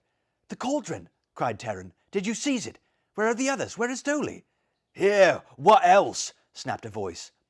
In another instant, Dolly flickered into sight, astride what had seemed to be an empty saddle. He jumped heavily to the ground. Didn't even take time to make myself visible again. He clapped his hands to his head. Oh, my ears. Gwydion orders us to fall back immediately, the bard went on in great excitement. He and Cole are with Morgant. They'll catch up if they can. If not, we all rally at Caer Dallben. While Ellidyr and Adain hurriedly untethered the animals, Terran and the bard packed the store of weapons. Keep these, Fflewddur ordered, pressing a bow and a quiver of arrows into Eilonwy's hands. And the rest of you, arm yourselves well. What happened? Terran asked fearfully. Did the plan fail? The plan? Fflewddur asked. That was perfect. Couldn't have been better. Morgant and his men rode in with us to Darkgate. Ah, that Morgant, what a warrior. Not a nerve in him. Cool as you please. You might have thought he was going to a feast. The bard shook his spiky head. And there we were, on the very threshold of an oven. Oh, you'll hear songs about that, mark my words. Stop yammering, ordered Dolly, hastening up with the agitated pack horses. Yes, the plan was fine, he cried angrily. It would have gone slick as butter. There was only one thing wrong. We wasted our time and risked our necks for nothing. Will one or the other of you make sense? Eilonwy burst out. I don't care about songs or butter. Tell us straight out. Where is the cauldron? I don't know, said the bard. Nobody knows. You didn't lose it? Eilonwy gasped, clapping a hand to her mouth. No! Oh, you pack of ninnies, great heroes. I knew I should have gone with you from the beginning. Doley looked as if he were about to explode. His ears trembled. He raised himself on tiptoe, his fists clenched. Don't you understand? The cauldron is gone, away, not there. That's not possible, Terran cried. Don't tell me it isn't possible, Doley snapped. I was there. I know what I saw. I know what I heard. I went in first, just as Gwydion ordered. I found the Hall of Warriors. No trouble at all. No guards, in fact. I think this will be easier than whistling. I slipped in. I could have done it in full view in broad daylight. And why? Because there's nothing to guard. The platform was empty. Aron has moved the cauldron, Terran interrupted. There is a new hiding place. He locked it up somewhere else. Don't you think I have the wits I was born with? Doley retorted. That was the first thing that came into my head, so I set off again. I'd have searched Aron's own chamber if I had to, but I hadn't gone 6 paces before I ran into a pair of Aron's guards. Oh, they ran into me, the clumsy oafs, Doley muttered, rubbing a bruised eye. I went along with them a little way. By then, I'd heard enough. It must have happened a few days ago. How or who, I don't know, neither does Aron. You can imagine his rage, but whoever they were, they got there ahead of us. They did their work well. The cauldron is gone from Anuvan. But that's wonderful, said Eilonwy. Our task is done, and it cost us nothing more than a journey. Our task is far from done, said the grave voice of Adain. He had finished loading one of the pack horses and had come to stand beside Terran. Eladir, too, had been listening closely. We've lost the glory of fighting for it, Terran said, but the important thing is that Aron has it no longer. It's not so easy, Adain warned. This is a stinging defeat for Aron. He will do all in his power to regain the cauldron, but there is more. The cauldron is dangerous in itself, even out of Aron's grasp. What if it has fallen into other evil hands? Exactly what Gwydion himself said, Fflewddur put in. The thing has somehow got to be found and destroyed without delay. Gwydion will plan a new search from Caer Dallben. It would seem our work has just begun. Mount your steeds, Adain ordered. We cannot overburden our pack animals. The Princess Eilonwy and Gurgi will share our own horses. Islamak will bear only me, Eladir said. She has been trained to from a foal. I would expect that being a steed of yours, Terran said. Eilonwy will ride with me. And I shall take Gurgi with me on Luego, Adain said. Come now, quickly. Terran ran to Melonlas, leapt astride, and pulled Eilonwy up after him. Doley and the others hastened to mount, but as they did, savage cries burst from either side of them, and there was a sudden hiss of arrows. Chapter 5 The Huntsmen of Anuvan. The pack horses shrieked in terror. Melonlas reared as arrows rattled among the branches. Fflewddur, sword in hand, spun his mount and plunged against the attackers. Adain's voice rang above the din. These are huntsmen! Fight free of them! At first it seemed to Terran the shadows had sprung to life. Formless, they drove against him, seeking to tear him from his saddle. He swung his sword blindly. Melonlas pitched furiously, trying to break away from the press of warriors. The sky had begun to unravel in scarlet threads. The sun, rising against black pines and leafless trees, filled the grove with a baleful light. Terran now saw the attackers numbered about a dozen. They wore jackets and leggings of animal skins. Long knives were thrust into their belts, and from the neck of one warrior hung a curved hunting horn. As the men swirled around him, Terran caught his breath in horror. Each huntsman bore a crimson brand on his forehead. The sight of it filled Terran with dread, for he knew the strange symbol must be a mark of Aron's power. He fought against the fear that chilled his heart and drained his strength. Behind him he heard Eilonwy cry out. Then he was seized by the belt and dragged from Melonlas. A huntsman tumbled with him to the ground. Closely grappled, Terran could not bring his sword into play. The huntsman raised himself abruptly and thrust a knee against Terran's chest. The warrior's eyes glinted. He bared his teeth in a horrible grin as he raised a dagger. The huntsman's voice froze in the midst of a shout of triumph, and he suddenly fell backward. Eladir, seeing Terran's plight, had brought down his sword in one powerful blow. Thrusting the lifeless body aside, he heaved Terran to his feet. For an instant their eyes met. Eladir's face, below a blood-stained mat of tawny hair, held a look of scorn and pride. He seemed about to speak, but turned quickly without a word and ran toward the fray. In the grove there was a sudden moment of silence, then a long sigh rippled among the attackers as though each man had drawn breath. Terran's heart sank as he remembered Gwydion's warning. With a roar, the huntsmen renewed their attack with even greater ferocity, dashing themselves against the struggling companions in a surge of fury. From astride Melonlas, Eilonwy fitted an arrow to her bow. Terran hurried to her side. "Do not slay them," he cried. "Defend yourself, but do not slay them." Just then, a hairy, twiggy figure burst from the scrub. Gurgi had snatched up a sword, nearly as tall as himself. His eyes shut tightly, he stamped his feet, shouted, and swung his weapon about him like a scythe. Furious as a hornet, he raced back and forth among the huntsmen, bobbing up and down, his blade never still. As the warriors sprang aside, Terran saw one of them clutch the air and spin head over heels. Another huntsman doubled up and fell, pounded by invisible fists. He rolled across the ground in an attempt to escape the buffeting, but no sooner did he climb to his feet than a shouting, thrashing warrior was flung against him. The huntsmen lashed out with their weapons, only to have them ripped from their hands and tossed into the scrub. Against this charge they fell back in alarm. "Doli!" Terran cried. "It's Doli!" Adain took this moment to plunge forward. He seized Gurgi and hoisted him to Luegor's back. "Follow me!" Adain shouted. He turned his mount and shot past the struggling warriors. Terran leaped to the back of Melonlas. With Eilonwy clinging to his belt, he bent low over the horse's silver mane. Arrows flew past him as Melonlas streaked ahead. Then the stallion was clear of the grove and pounding across open ground. Ears back, Melonlas galloped past a line of trees. Dry leaves flew in a whirlwind beneath churning hooves as the stallion sped to the brow crest of a hill. For a moment, Terran dared to glance behind him. Below, a number of huntsmen had separated from the band, and with great strides held to the track of the fleeing companions. They were swift, even as Gwydion had warned. In their jackets of bristling skins, they seemed wild beasts rather than men, as they spread in a wide arc across the slope. As they ran, they called out to one another in a weird, wordless cry that echoed almost from the brooding crags of Dark Gate itself. Cold with dread, Terran urged Melonlas on. Clumps of grass rose high among fallen tree trunks and withered branches. Ahead, Luegor galloped down an embankment. Adain had brought them to a riverbed.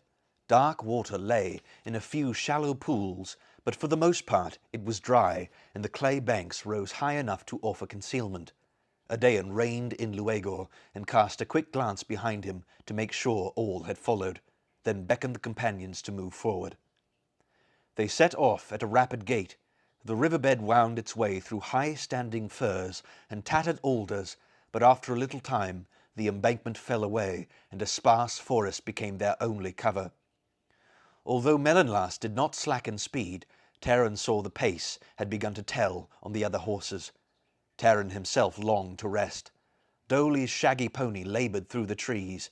The bard had ridden his own mount into a lather. Elidir's face was deathly pale, and he was bleeding heavily from his forehead. They had not, as far as Terran could tell, stopped hastening westward, and Dark Gate lay some distance behind them, though its peaks no longer could be seen. Terran had hoped Adain could have fallen back toward the path they had used earlier with Gwydion, but he knew now they were far from it, and travelling still further. Adain led them to a dense thicket and signalled them to dismount. "We dare not stay here long," he warned. "There are few hiding places Aron's hunters will not discover." "Then stand and face them," cried the bard. "A flam never shrinks." Yes, Gurgi will face them too," put in Gurgi, although he seemed barely able to lift his head. "We shall stand against them only if we must," Adain said. "They are stronger now than before, and will not tire as quickly as we will." "We should make our stand now," Elidir cried. "Is this the honour we gain from following Gwydion, to let ourselves be tracked down like animals, or do you fear them too much?" "I do not fear them," Terran retorted, "but it is no dishonour to shun them. This is what Gwydion himself would order." Eilonwy, though exhausted and dishevelled, had not lost the use of her tongue. "Oh, be quiet, both of you," she commanded. "You worry too much about honour when you should be better off thinking of a way to get back to Caer Dallben." Terran, who had been crouched against a tree, raised his head from his hands. From a distance came a long, wavering cry. Another voice answered it, then another. "Are they giving up the hunt?" he asked. "Have we outrun them?" Adain shook his head. "I doubt it. They would not pursue us this far, only to let us escape." He swung stiffly to Luegor's back. "We must ride until we find a safer place to rest. We would have little hope if we let them come upon us now." As Eladir strode to the weary Islamak, Taran took him by the arm. "You fought well, son of Penlarco," he said quietly. "I think that I owe you my life." Eladir turned to him with the same glance of contempt Taran had seen in the grove. "It is a small debt," he replied. "You value it more than I do." They set out once again, moving deeper into the forest, as rapidly as their strength allowed. The day had turned heavy with dampness and chill. The sun was feeble, wrapped in ragged grey clouds. Their progress slowed in the tangle of underbrush, and the wet leaves mired the struggling animals. Dolly, who had been bent over his saddle, straightened abruptly. He looked sharply around him. Whatever he saw caused him to be strangely elated. "There are fair folk here," he declared, as Taran rode up beside him. "Are you sure?" Taran asked. "How do you know?" Though he looked closely, he could see no difference between this stretch of forest and the one they had just passed through. "How do I know? How do I know?" snapped Dolly. "How do you know how to swallow your dinner?" He kicked his heels against the pony's flanks and hurried past Adain, who halted in surprise. Dolly jumped down, and after examining several trees, ran quickly to the ruins of an enormous hollow oak. He thrust his head inside and began shouting at the top of his voice. Taran too dismounted. With Eilonwy at his heels, he ran to the tree, fearful the fatigue and strain of the day had at last driven the dwarf out of his wits. "Ridiculous!" muttered Dolly, pulling his head out of the tree. "I can't be that far wrong." He bent, sighted along the ground, and made incomprehensible calculations on his fingers. "It must be," he cried.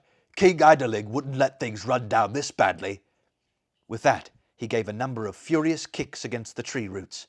Taran was sure the angry dwarf would have climbed into the tree itself had the opening in the trunk been larger. "I'll report it," Dolly cried. "Yes, to King Idling himself. Unheard of. Impossible." "I don't know what you're doing," Eilonwy said, brushing past the dwarf and stepping up to the oak. "But if you tell us, we might be able to help you." As the dwarf had done, she peered into the hollowed trunk. "I don't know who's down there," she called, "but we're up here and Dolly wants to talk to you. At least you can answer. Do you hear me?" Eilonwy turned away and shook her head. "They're impolite, whoever they are. That's worse than somebody shutting their eyes so you can't see them." A faint but distinct voice rose from the tree. "Go away," it said. Chapter 6. Gwistel. Dolly hurriedly pushed Eilonwy aside and ducked his head back into the tree trunk. He began shouting again, but the dead wood so muffled the sound that Taran could distinguish nothing of the conversation, which consisted mainly of long outbursts from the dwarf, followed by brief and reluctant answers. At length Dolly straightened up and beckoned the others to follow. He set off at a great rate, directly across the woodland, and after little more than 100 paces he jumped down on a jutting bank. Taran, leading the dwarf's pony, as well as Melonlas, hastened to join him. Adain, Eladir, and the bard turned their mounts rapidly and were soon behind them. The bank was so steeply inclined and overgrown that the horses could barely keep their footing. They stepped delicately among the brambles and exposed rocks. Islamak tossed her mane and whinnied nervously. The bard's mount came near to falling onto her haunches, and even Melonlas snorted a protest against the difficult slope. By the time Taran reached a shelf of level ground, Dolly had run to the protected face of the embankment and was fuming impatiently before a huge tangle of thorn bushes. To Taran's amazement, the brambles began to shudder as though being pushed from inside. Then, with much scraping and snapping of twigs, the whole mass opened a crack. "It's a waypost of the fair folk," Eilonwy cried. "I knew they had them every which where, but leave it to good old Dolly to find one." As Taran reached the dwarf's side, The portal opened wide enough for him to glimpse a figure behind it. Dolly peered inside. "So it's you, Dolly," a sad voice replied.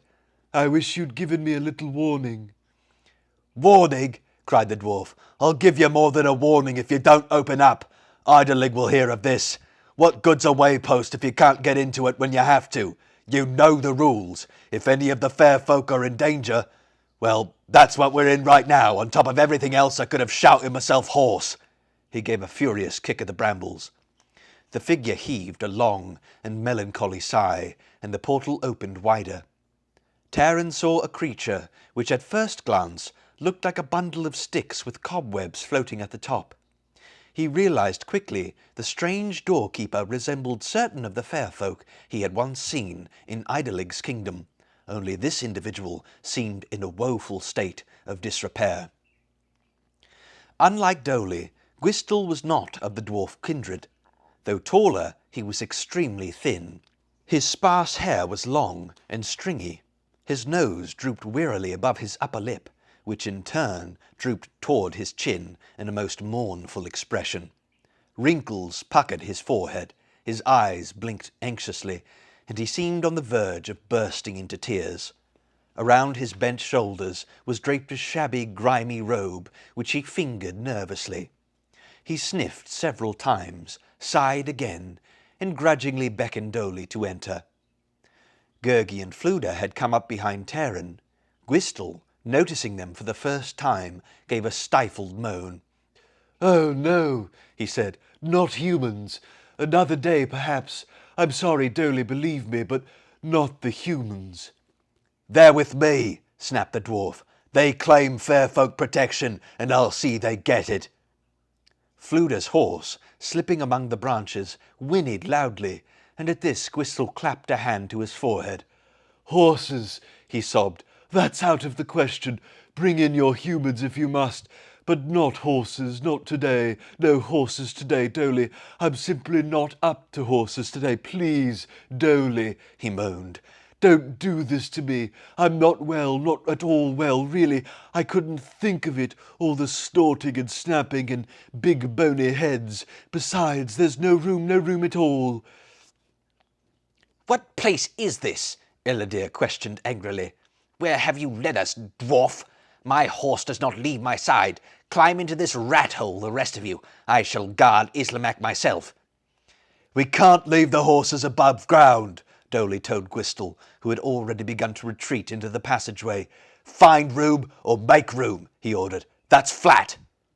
Sniffing, groaning, shaking his head, Gwistel, with great reluctance, heaved the doorway open to its full width. "Very well," he sighed. "Bring them in, bring them all in. And if you know any others, invite them too. It doesn't matter. I only suggested an appeal to your generous heart, Dolly. But I don't care now, it makes no difference." Taran had begun to think Gwistel had good reason for concern. The portal was barely high enough for the animals to pass through. Only with difficulty did Adain's tall steed enter, and Islamak rolled her eyes frantically as the thorns tore at her flanks. Once past this barrier, however, Taran saw they had entered a kind of gallery, long and low-ceilinged. One side of it was solid earth, the other a dense screen of thorns and branches impossible to see through, but with enough cracks and crevices to admit a little air. "You can put the horses in there, I suppose," sighed Gwistel, fluttering his hands in the direction of the gallery. "I cleaned it not long ago. I wasn't expecting to have it turned into a stable, but go ahead, it doesn't make any difference." Choking and sighing to himself, Gwistel then led the companions through a damp-smelling passageway. On one side, Taran noticed an alcove had been hollowed out. It was filled with roots, lichens, and mushrooms, the food stock, he guessed, of the melancholy inhabitant. Water dripped from the dirt roof, or run in rivulets down the wall. An odour of loam and dead leaves hung in the corridor. Farther on, the passage opened into a round chamber. Here, a small fire of sod flickered on a tiny ash-laden hearth and gave out frequent puffs of sharp, nose-tingling smoke. A disorderly pallet of straw lay nearby. There was a broken table, 2 stools, and a vast number of bunches of herbs hung against the wall drying. Some attempt had been made to smooth the sides of the wall itself, but here and there the twisting fingers of roots poked through. Though the chamber was intensely hot and stuffy, Gwistel shuddered and pulled his robe closer about his shoulders. Very cosy, Fluda remarked, coughing violently. Gurgi hurried to the fireplace and, despite the smoke, flung himself down beside it. Audéin, who could barely stand to his full height, seemingly paid no attention to the disorder, but went to Gwistel and bowed courteously. "We thank you for your hospitality," Audéin said. "We have been hard pressed." "Hospitality!" snapped Dolly. "We've seen precious little of that. Get along, Gwistel, and fetch something to eat and drink." "Oh, to be sure, mumbled Gwistel.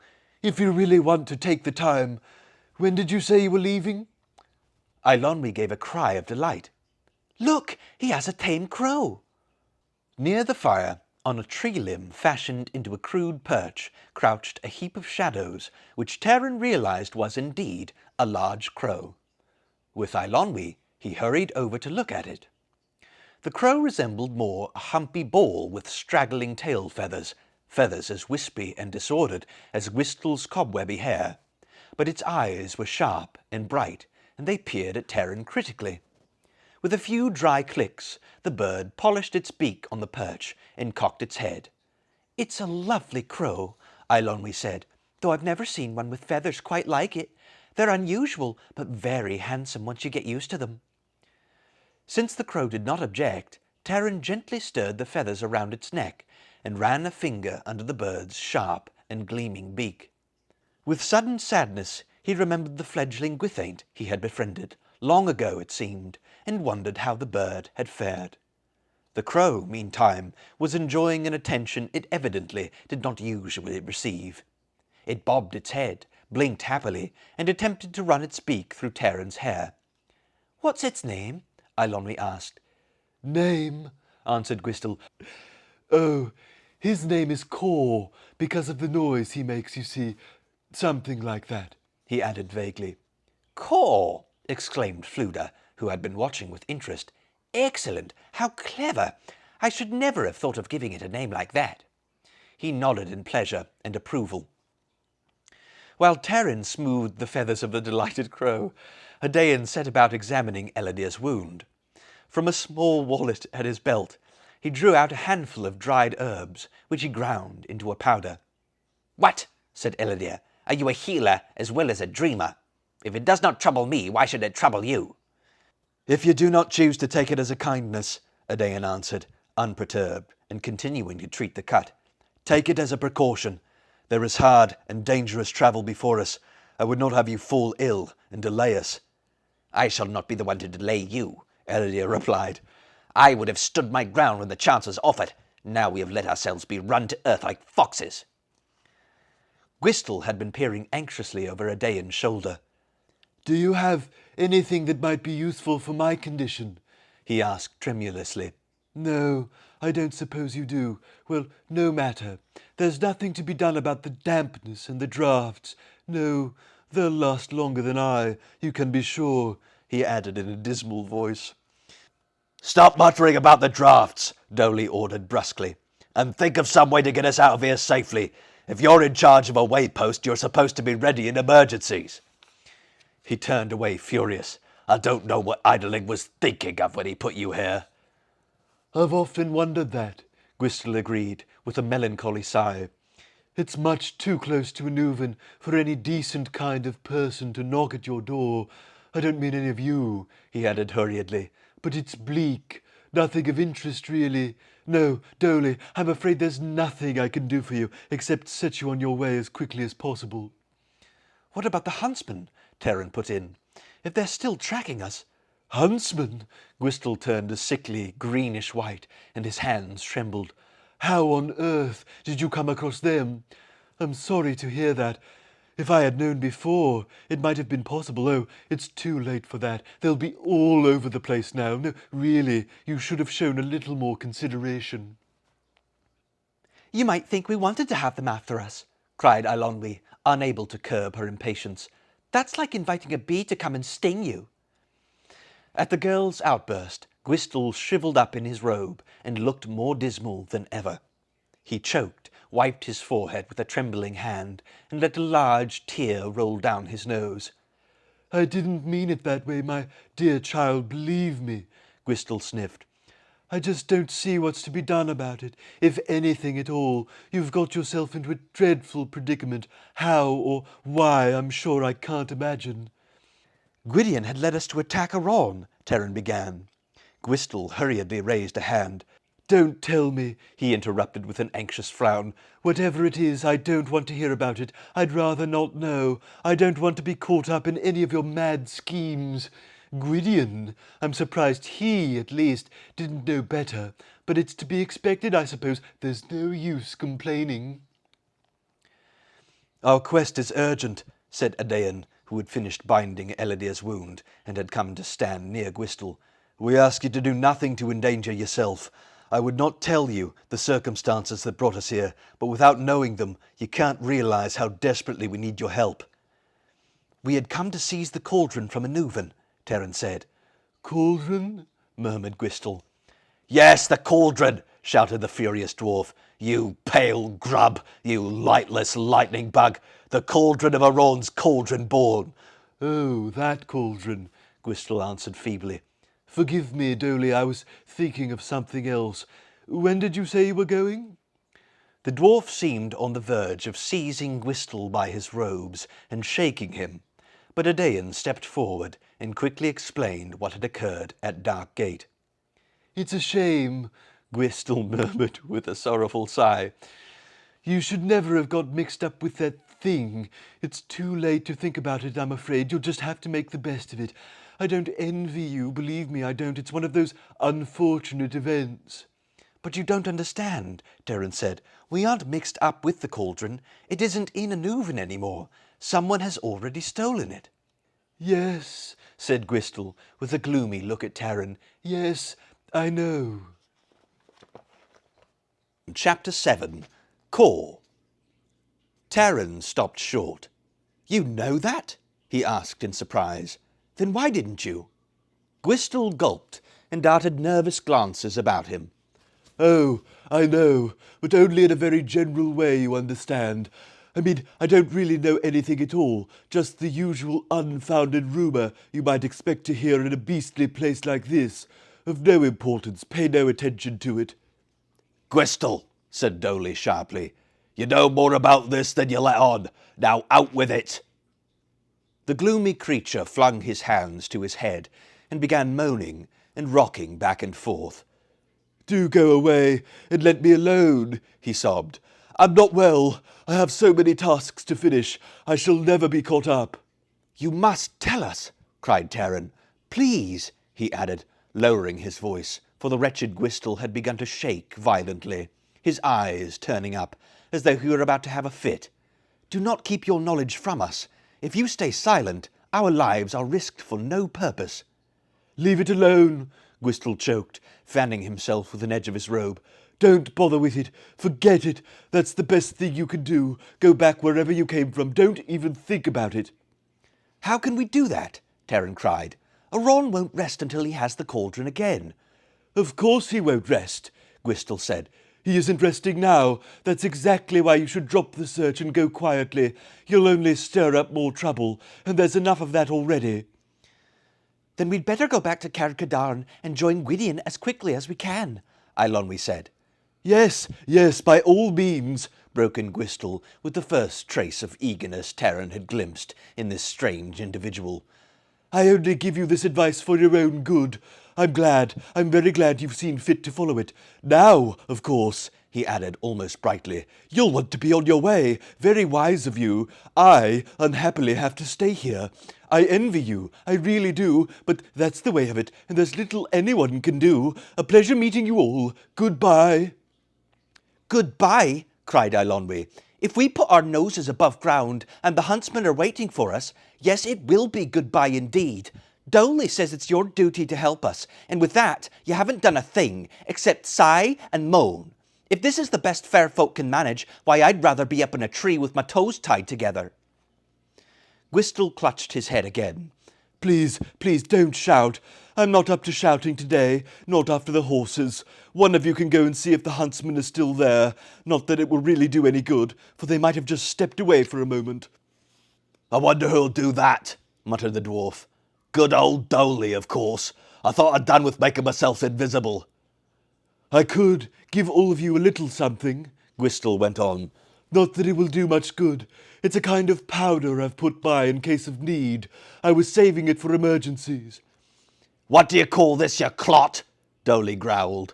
"Yes, well, I meant more for personal emergencies," Gwistel explained, paling. "But it doesn't matter about me. You can have it. Take all of it. Go ahead. You put it on your feet, or whatever you walk on. I mean, hooves and so forth," Gwistel added. "It doesn't work too well. Hardly much sense in bothering, because it wears off. Naturally, if you're walking on it, it would do that. However, it will hide your tracks for a while." "That's just what we need," said Taran. "Once we throw the huntsmen off our trail, I think we can outrun them." "I'll get some," Gwistel said with eagerness. "It won't take a moment." As he made to leave the chamber, however, Dolly took him by the arm. "Gwistel," said the dwarf severely, "you have a skulking, sneaking look in your eye. You might hoodwink my friends, but don't forget you're also dealing with one of the fair folk. I have a feeling," Dolly added, tightening his grip, "you're far too anxious to see us gone. I'm beginning to wonder if I squeezed you a little, what more might come out." At this, Gwistel rolled up his eyes and fainted away. The dwarf had to haul him upright, while Taran and the others fanned him. At length, Gwistel opened one eye. "Sorry," he gasped. "Not myself today. Too bad about the cauldron. One of those unfortunate things." The crow, who had been watching all this activity, turned a beady glance on his owner and flapped his wings with such vigour that Gurgi roused himself in alarm. "Ordu!" Caer croaked. Fluda turned in surprise. "Well, you can imagine that! He didn't say Caer at all. At least it didn't seem that way to me. I could have sworn he said something like Ordu." "Orwen!" cried Caer. "Orgoch!" "There!" said Fluda, looking at the bird with fascination. "He did it again." "It's strange," agreed Taran. "It sounded like Ordu, Orwen, Orgoch. And look at him, running back and forth on his perch. Do you think we've upset him?" "He acts as if he wants to tell us something," began Eilonwy. Gwistel's face, meanwhile, had turned the colour of ancient cheese. "You may not want us to know," said Dolly, roughly seizing the terrified Gwistel, "but he does. This time, Gwistel, I really mean to squeeze you." No, Dolly, please don't do that," wailed Gwistel. "Don't give him another thought. He does odd things. I've tried to teach him better habits, but it doesn't do any good." A flood of Gwistel's pleading and moaning followed, but the dwarf paid it no heed and began to carry out his threat. "No!" squealed Gwistel. "No squeezing. Not today. Listen to me, Dolly," he added, his eyes crossing and uncrossing frantically. "If I tell you, will you promise to go away?" Dolly nodded and relaxed his grip. "All Caer meant to say," Gwistel went on hurriedly, "is that the cauldron is in the hands of Ordu, Orwen, and Orgoch. That's all. It's a shame, but there's certainly nothing to be done about it. It hardly seemed worth mentioning." "Who are Ordu, Orwen, and Orgoch?" Taran asked. His excitement and impatience were getting the better of him too, and he was sorely tempted to aid Dolly in squeezing Gwistel. "Who are they?" murmured Gwistel. "You had better ask, what are they?" "Very well," cried Taran. "What are they?" "I don't know," replied Gwistel. "It's hard to say. It doesn't matter. They've got the cauldron, and you might as well let it rest there." He shuddered violently. "Don't meddle with them. There's no earthly use in it." "Whoever they are, or whatever they are," cried Taran, turning to the rest of the company, "I say find them and take the cauldron. That's what we set out to do, and we should not turn back now. Where do they live?" he asked Gwistel. "Live?" asked Gwistel with a frown. "They don't live. Not exactly. It's all very vague. I really don't know." Caer flapped his wings again. Morva, he croaked. I mean, Gwistel moaned, as the angry Dolly reached for him again. They stay in the marshes of Morva. Exactly where, I have no idea at all. That's the trouble. You'll never find them, and if you do, which you won't, you'll wish you never had. Gwistel wrung his bony hands, and his trembling features indeed held a look of deepest dread. I have heard of the marshes of Morva, Adain said. They lie to the west of here. How far, I do not know. I do, interrupted Fluda. A good day's journey, I should say. I once came upon them during my wanderings. I recall them quite clearly. Unpleasant stretch of country, and quite terrifying. Not that it bothered me, of course. Undaunted, I strode through. A harp string snapped abruptly with a resounding twang. I went around them, the bard corrected himself hurriedly. Dreadful, smelly, ugly-looking fens they were. But, he added, if that's where the cauldron is, then I say with Terran, go there. A flam never hesitates. A flam never hesitates to open his mouth, put in Dolly. Gwistel is telling the truth for once, I'm sure of it. I've heard tales, back in Idling's realm, of those, whatever you call them, and they weren't pleasant. Nobody knows much about them, or, if they do, they aren't telling. You should pay attention to Dolly, interrupted Eilonwy, turning impatiently to Terran. I don't see how you can even think about getting the cauldron away from whoever has it, and not even knowing whatever has it. Besides, Eilonwy went on, Gwydion ordered us to meet him at Caer Dallben, and if my memory hasn't got holes in it from all the nonsense I've been hearing, he didn't say a word about going off in the opposite direction. You don't understand, Terran retorted. When he told us to meet him, he was going to plan a new search. He didn't know we would find the cauldron. In the first place, Eilonwy said, you haven't found the cauldron. But we know where it is, cried Fluda. That's just as good. And in the second place, Eilonwy continued, ignoring the bard, if you've got any news about it, the only wise thing is to find Gwydion and tell him what you know. That's sense, put in Dolly. We'll have enough trouble getting to Caer Dallben without splashing around in swamps on a wild goose chase. You listen to her. She's the only one, outside of myself, who has any notion of what ought to be done. Terran hesitated. It may be, he said after a pause, that we would be wiser returning to Gwydion. King Morgant and his warriors can lend us their strength. He spoke these words with some effort. In the back of his mind, he yearned to find the cauldron, to bring it in triumph to Gwydion. Nevertheless, he could not deny to himself that Eilonwy and Dolly had proposed the surer plan. It seems to me, then, he began, but he had no sooner started to agree with Dolly than Ellidyr thrust his way to the fireside. Pig boy, Ellidyr said, you have chosen well. Return with your friends, and let us make our parting here. Parting? Asked Terran, puzzled. Do you think I would turn my back now, when the prize is nearly won? Ellidyr said coldly. Go your way, pig boy, and I shall go mine, to the marshes of Morva themselves. Wait for me at Caer Dallben, Ellidyr added with a scornful smile. Warm your courage beside the fire. I shall bring the cauldron there. Terran's eyes flashed with anger at Ellidyr's words. The thought that Ellidyr should find the cauldron was more than he could bear. I shall warm my courage, son of Penlarco, he cried, in whatever fire you choose. Go back, the rest of you, if that's what you want. I was a fool to listen to the thoughts of a girl. Eilonwy gave a furious shriek. Dolly raised a hand in protest, but Terran cut him short. He was calmer now that his first anger had passed. This is not a game of courage, he said. I would be twice a fool, and so should we all, to be goaded by an idle taunt. This much at least I have learned from Gwydion, but there is also this. Arawn seeks the cauldron even now. We do not dare lose the time it would take to bring help. If he finds the cauldron before we do... And if he doesn't, put in Dolly, how do you know he knows where it is? And if he doesn't know, how long will it take him to find out? A merry while, I'll be bound, even with all this cauldron board and huntsmen and gwithates and what have you. There's a risk either way, any clodpole can see that. But if you ask me, there's more risk than otherwise if you go popping off into the marshes of Morva. And you, Terran of Caer Dallben, said Eilonwy, you're only making excuses for some hair-brained idea of your own. You've been talking and talking, and you've forgotten one thing. You're not the one to decide anything, And neither are you, Eladair. Adain commands you both, if I'm not mistaken.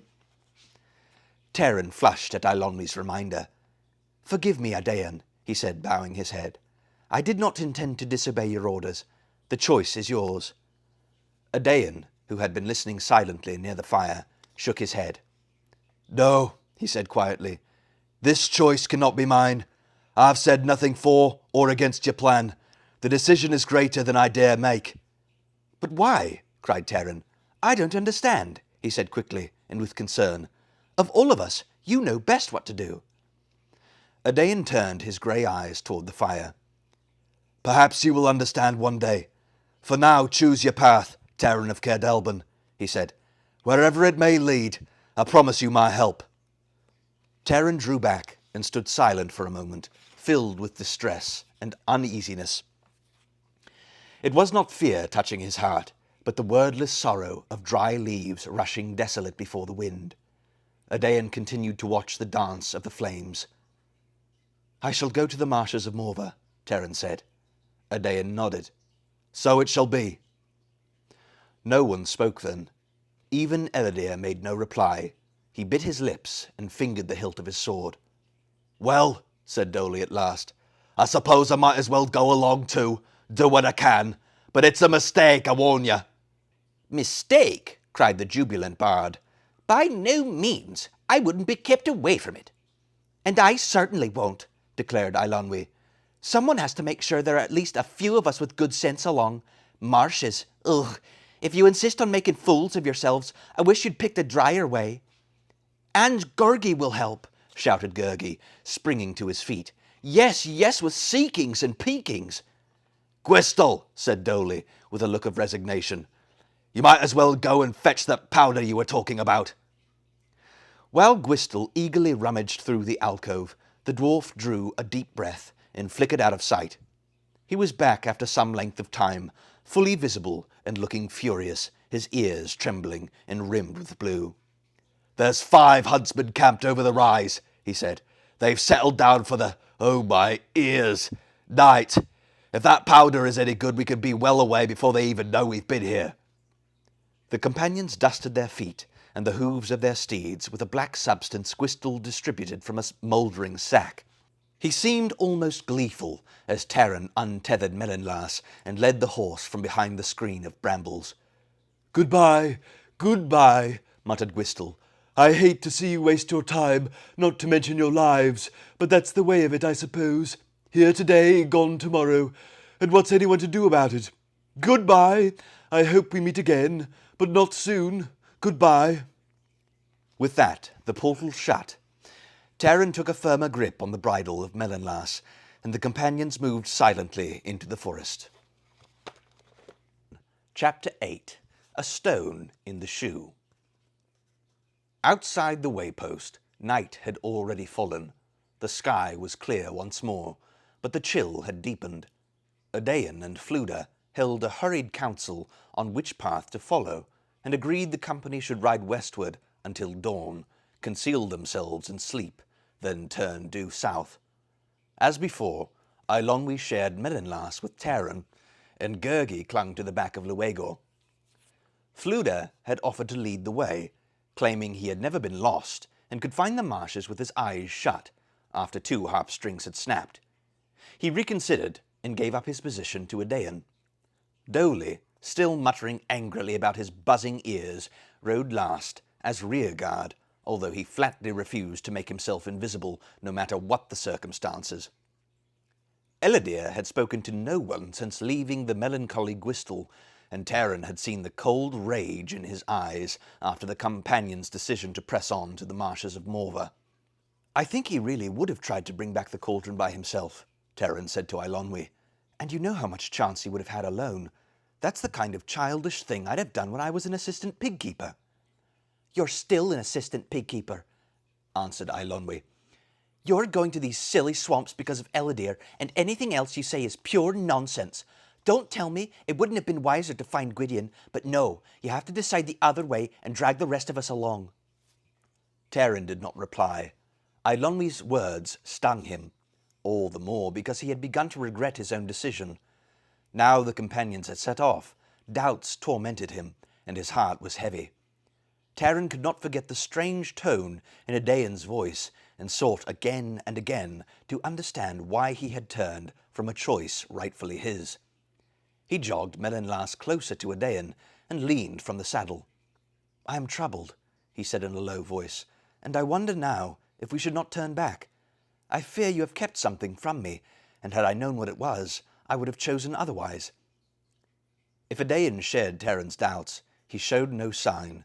In the saddle he rode unbowed, as though he had gained new strength, and the weariness of the journey could no longer touch him. On his face was a look Taran had never seen before, and could not fathom. In it was pride, yet more than that, for it held, as well, a light that seemed almost joyous. After a long pause, Adain said, "There is a destiny laid on us to do what we must do, though it is not always given to us to see it."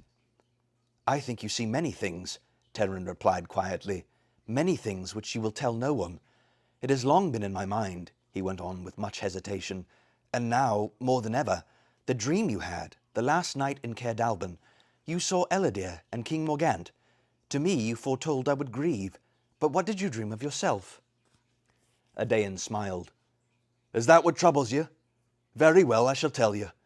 I saw myself in a glade, and though winter lay all around, it was warm and sunlit.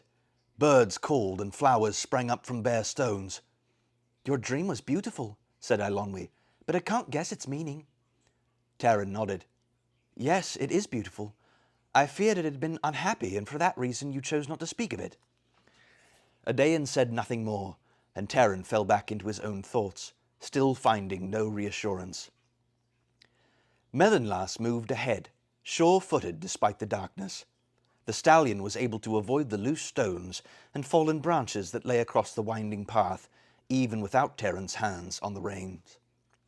His eyes heavy with fatigue, Taran leaned forward and patted the stallion's powerful neck. "Follow the way, my friend," Taran murmured. "Surely you know it better than I do." At daybreak, Adain raised his hand and signalled a halt. Throughout the night they had ridden, as it seemed to Taran, down a long series of descending slopes. They were still in the forest of Idris, but here the ground had levelled a little.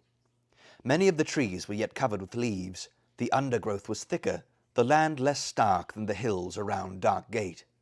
Dolly, his pony snorting white mist, galloped up to report no sign of the huntsmen on their trail. "How long that sallow mealworm's powder lasts, I couldn't guess," said the dwarf, "and I don't think it'll do us that much good anyway. If a road's looking for the cauldron, he's going to look hard and close. The huntsmen must know we've come in this general direction. If enough of them keep after us, sooner or later they're bound to find us. That Gwistel, for all the help he's been, and his crow too. I wish we hadn't run into either of them." Ellidyr had dismounted and was anxiously studying Islamac's left foreleg. Taran too swung down and went to Ellidyr's side. The horse whinnied and rolled her eyes as he approached. "She has gone lame," Taran said. "Unless we can help her, I fear she will not be able to hold the pace." "I need no pig boy to tell me that," answered Ellidyr. He bent and examined the mare's hoof with a gentleness of touch which surprised Taran. "If you lightened her burden," Taran suggested, "it might ease her for a while. Fluda can take you up behind him." Ellidyr straightened, his eyes black and bitter. "Do not give me counsel on my own steed. Islamak can go on, and so she will." Nevertheless, as Ellidyr turned away, Taran saw his face fill with lines of worry. "Let me look at her," Taran said. "Perhaps I can find the trouble." He knelt and reached toward Islamac's foreleg. "Do not touch her," cried Ellidyr. "She will not abide a stranger's hands." Islamac reared and bared her teeth. Ellidyr laughed scornfully. "Learn for yourself, pig boy," he said. "Her hooves are sharp as knives, you shall see." Taran rose and grasped Islamac's bridle. For a moment, as the horse lunged, he feared she would indeed trample him. Islamac's eyes were round with terror. She whickered and struck out at him. A hoof glanced against his shoulder, but Taran did not loosen his hold. He reached up and put a hand to Islamac's long, bony head. The mare shuddered, but Taran spoke quietly and soothingly to her. She tossed her mane, the straining muscles relaxed, the reins went loose, and she made no attempt to draw away. Without stopping the flow of reassuring words, Taran raised her hoof.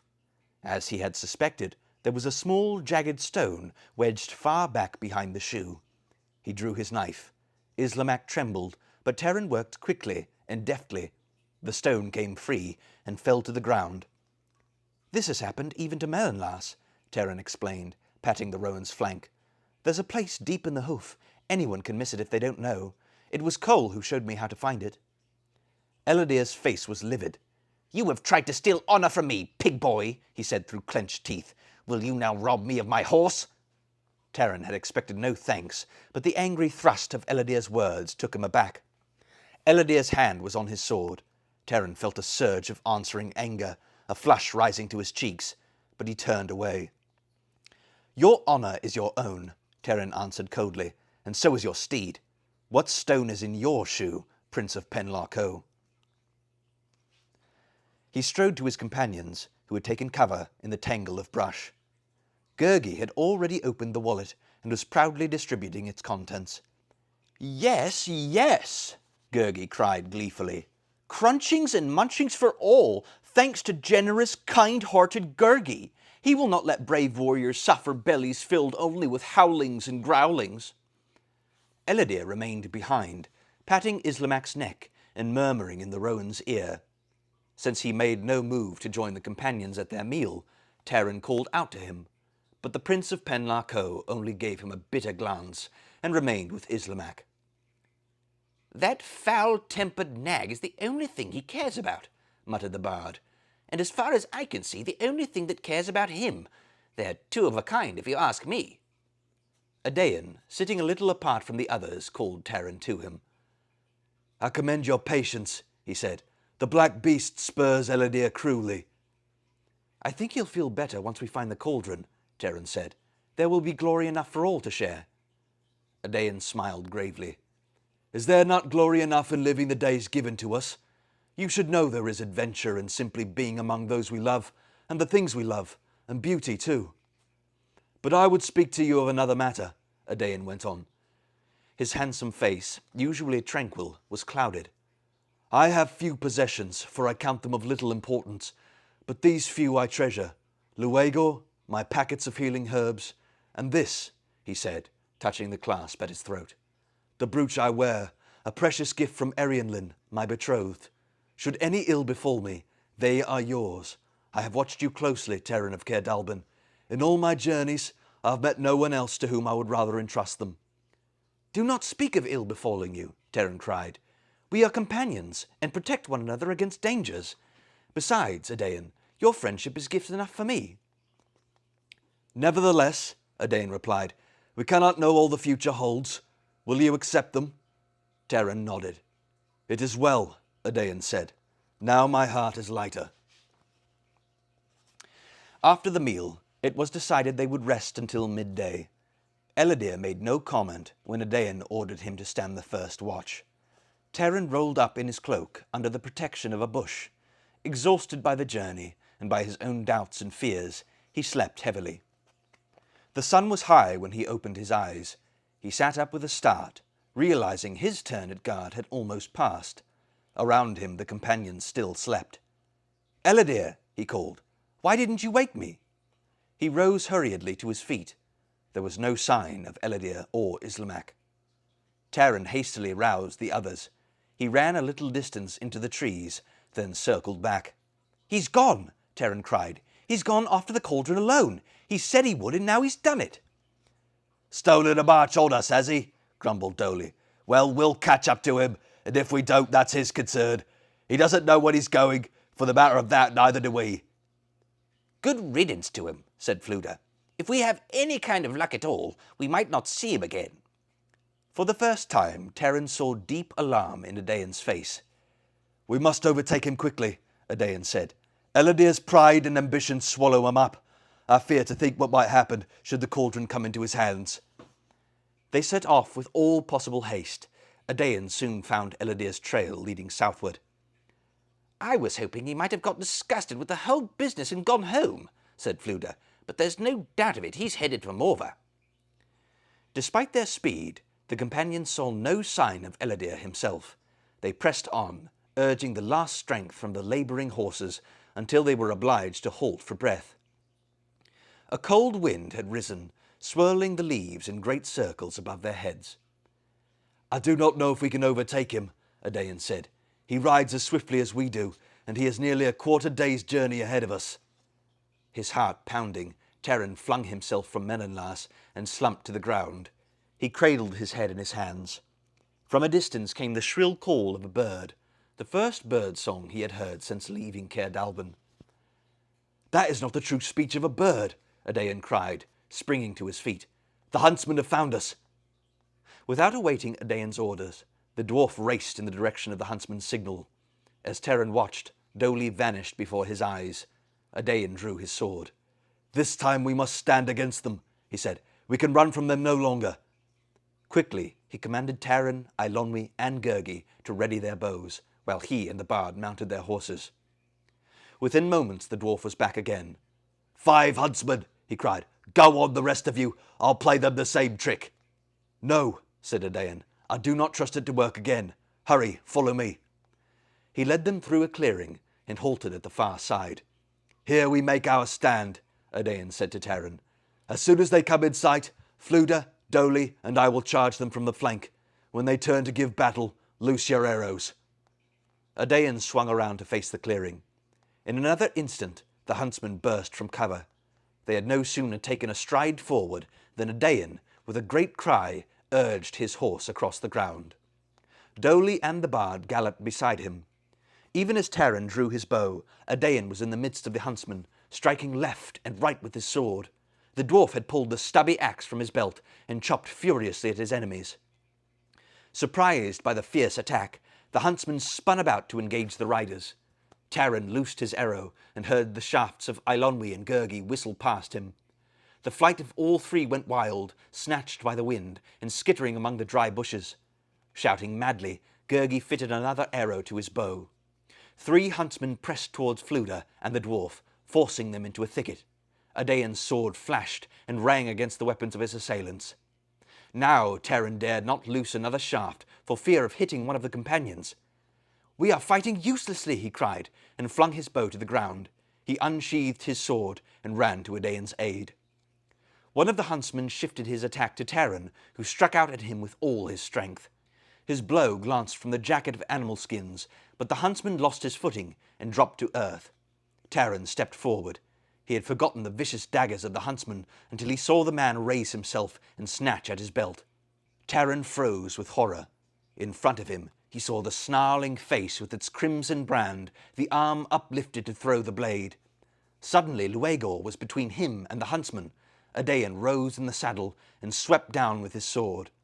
As the huntsman toppled, the knife flew glittering through the air. Adain gasped and dropped his weapon. He slumped over Luegor's mane, clutching the dagger in his breast. With a cry of anguish, Terran caught him as he was about to fall. "Fluda! Doli!" Terran shouted. "To us! Adain is wounded!" Chapter 9. The Brooch. The Brooch. Fluda's horse reared as the huntsmen turned their attack against him. The death of one of their band had roused the enemy to even greater violence and fury. "Take him to safety!" cried the bard. With a mighty leap, his steed cleared the bushes and streaked into the forest. The dwarf on his pony followed. With a shout of rage, the remaining huntsmen pursued them. Terran seized Luegor's bridle, and while Adain clung to the horse's mane, raced toward the edge of the clearing. Eilonwy ran to meet them. Between them, they kept Adain from falling and tore their way into the undergrowth. Gurgi, leading Menenlas, hurried after them. They ran blindly, stumbling through brambles and harsh nets of dead vines. The wind had risen, cold and biting as a winter's gale. But the forest opened a little, and as the ground dipped, they found themselves in a protected hollow in a glade of alders. From the back of Luegor, Adain raised his head and gestured for them to stop.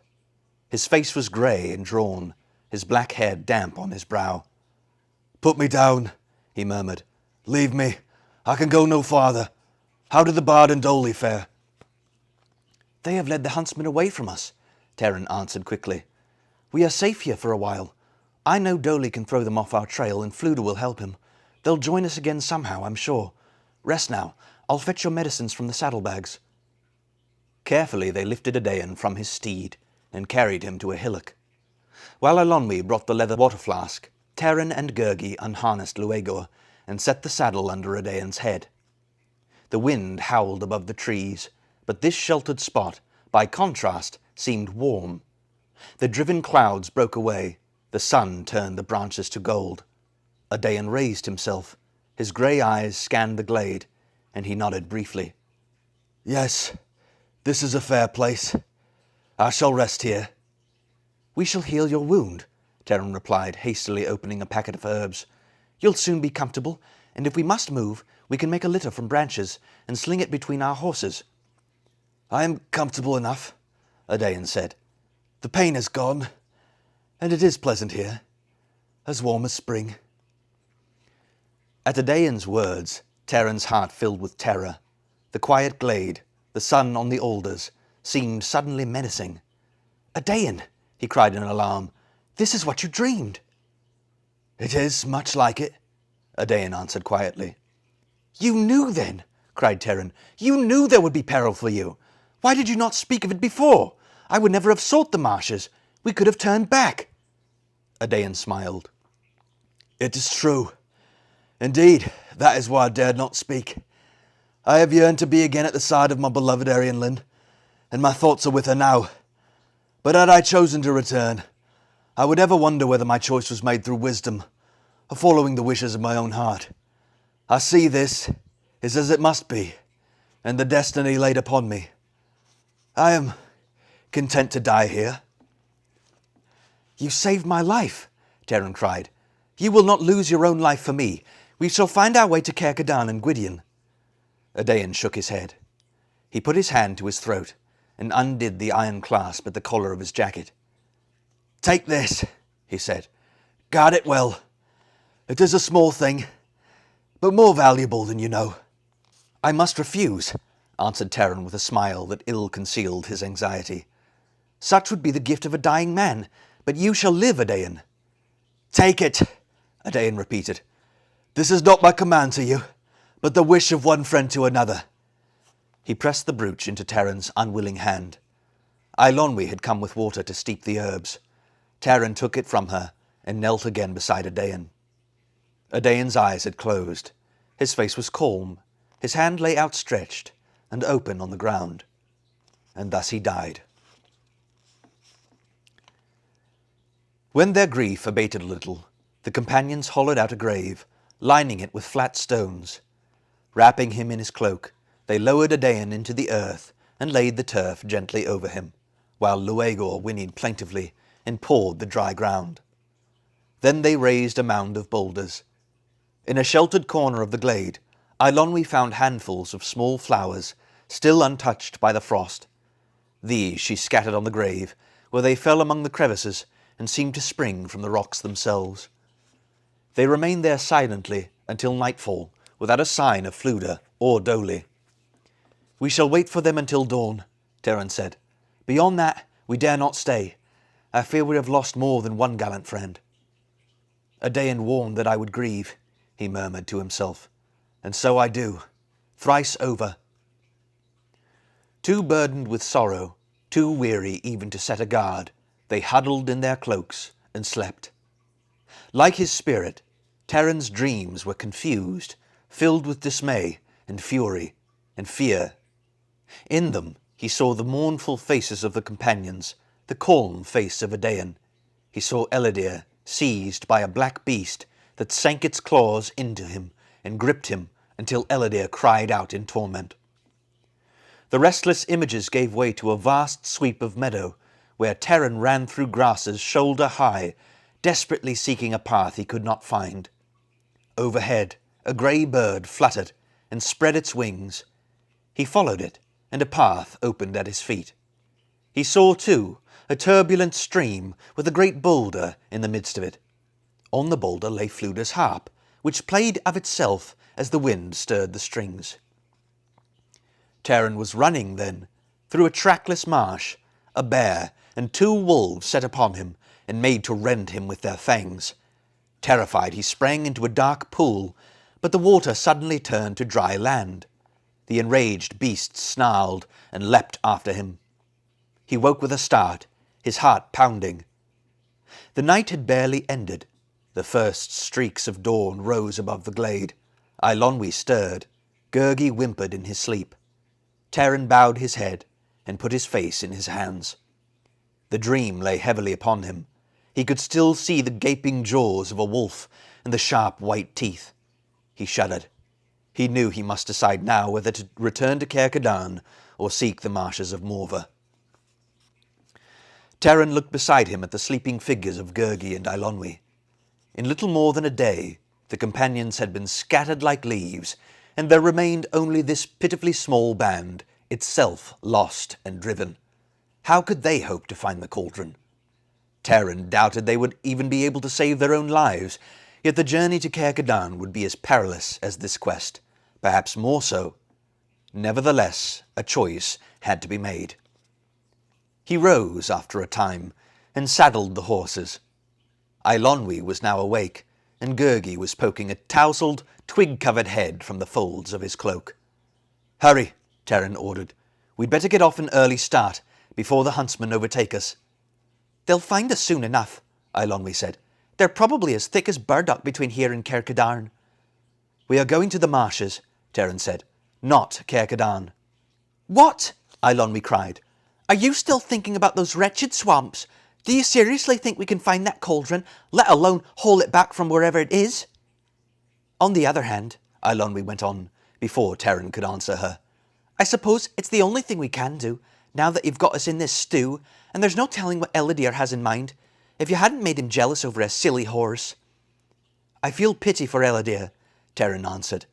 "Adain once told me he saw a black beast on Elidyr's shoulders. Now I understand a little what he meant." "Well," remarked Eilonwy, "I'm surprised to hear you say that. But it was kind-hearted of you to help Islamak. I'm really glad you did.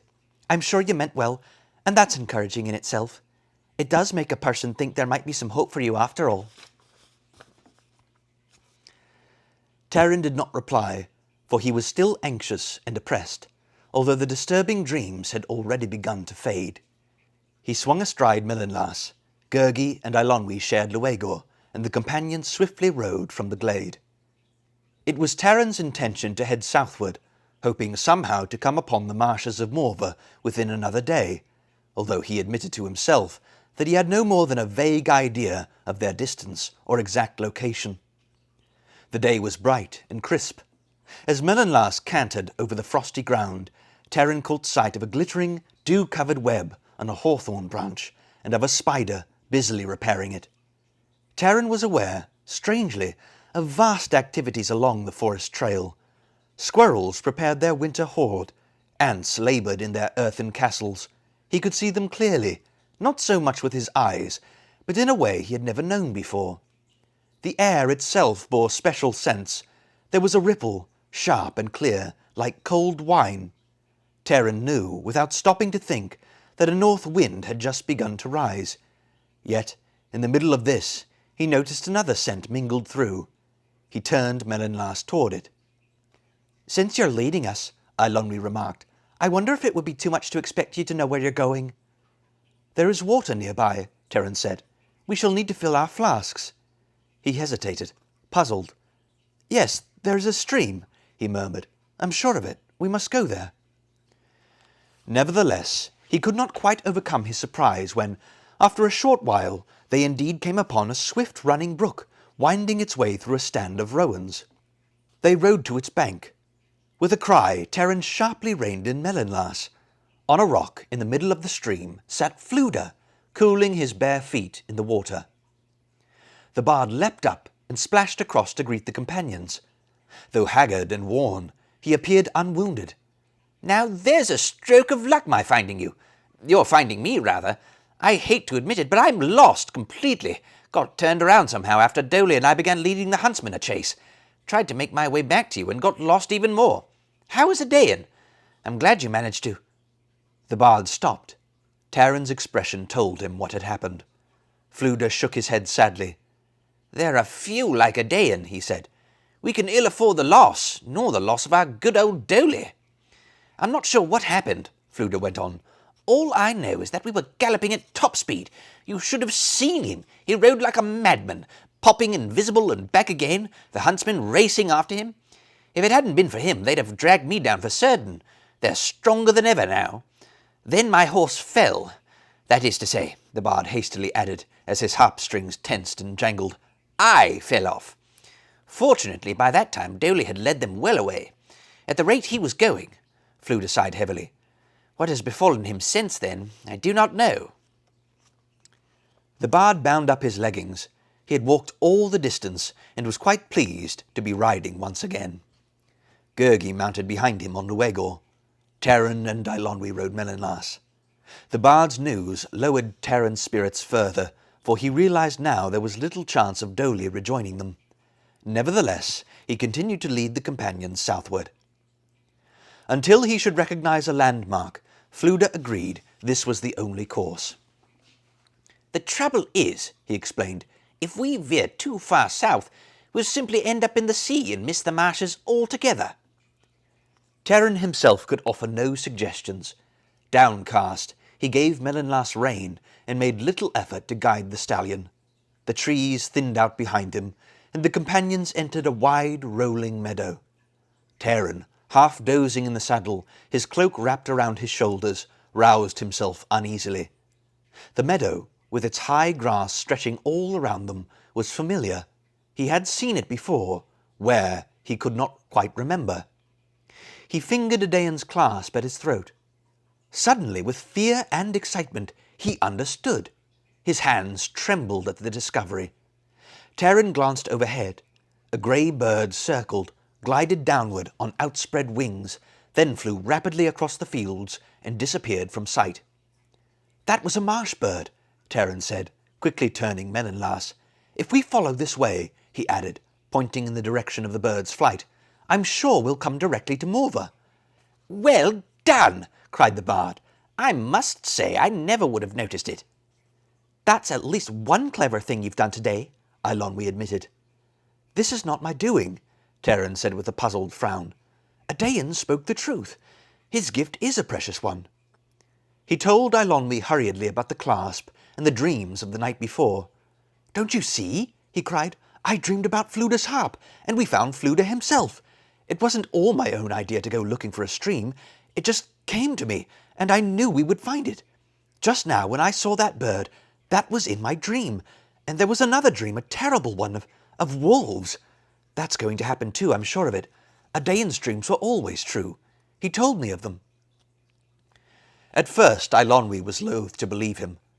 Prydain was a wonderful man, she said. You can't tell me it was all because of a piece of iron. I don't care how magical it is. I don't mean that, Taran said. What I believe, he added thoughtfully, is that Prydain understood these things anyway. Even with his clasp, there is much I do not understand. All I know is that I feel differently somehow. I can see things I never saw before, or smell or taste them. I can't say exactly what it is. It's strange and awesome in a way, and very beautiful sometimes. There are things that I know, Taran shook his head, and I don't even know how I know them. Eilonwy was silent for a moment. Yes, she said slowly. I believe it now. You don't even sound quite like yourself. Prydain's clasp is a priceless gift. It gives you a kind of wisdom, she added, which I suppose is what assistant pig keepers need more than anything else. Chapter 10. The Marshes of Morva.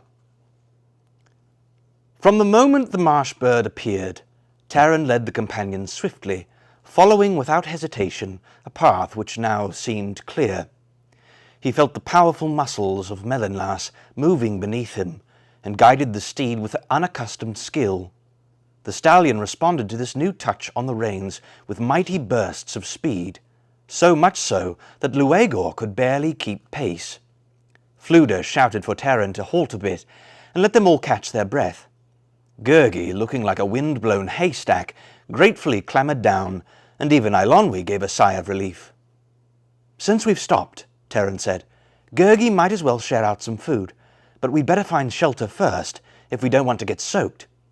"Soaked?" cried Fluda. "Great Bellin, there isn't a cloud in the sky. It's a gorgeous day, taking everything into consideration." "If I were you," Eilonwy advised the puzzled bard, "I should listen to him. Usually that's not a wise thing to do, but the circumstances are a little different now." The bard shrugged and shook his head, but followed Terran across the rolling fields into a shallow ravine. There they found a wide and fairly deep recess in the shoulder of a hill. "I hope you aren't wounded," remarked Fluda. "My war leader at home has an old wound that gives him a twinge whenever the weather changes. Very handy, I admit, though it does seem a painful way of foretelling rain.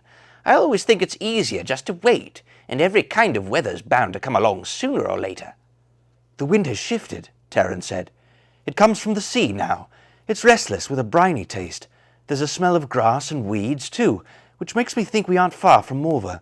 If all goes well, we may just reach the marshes by tomorrow."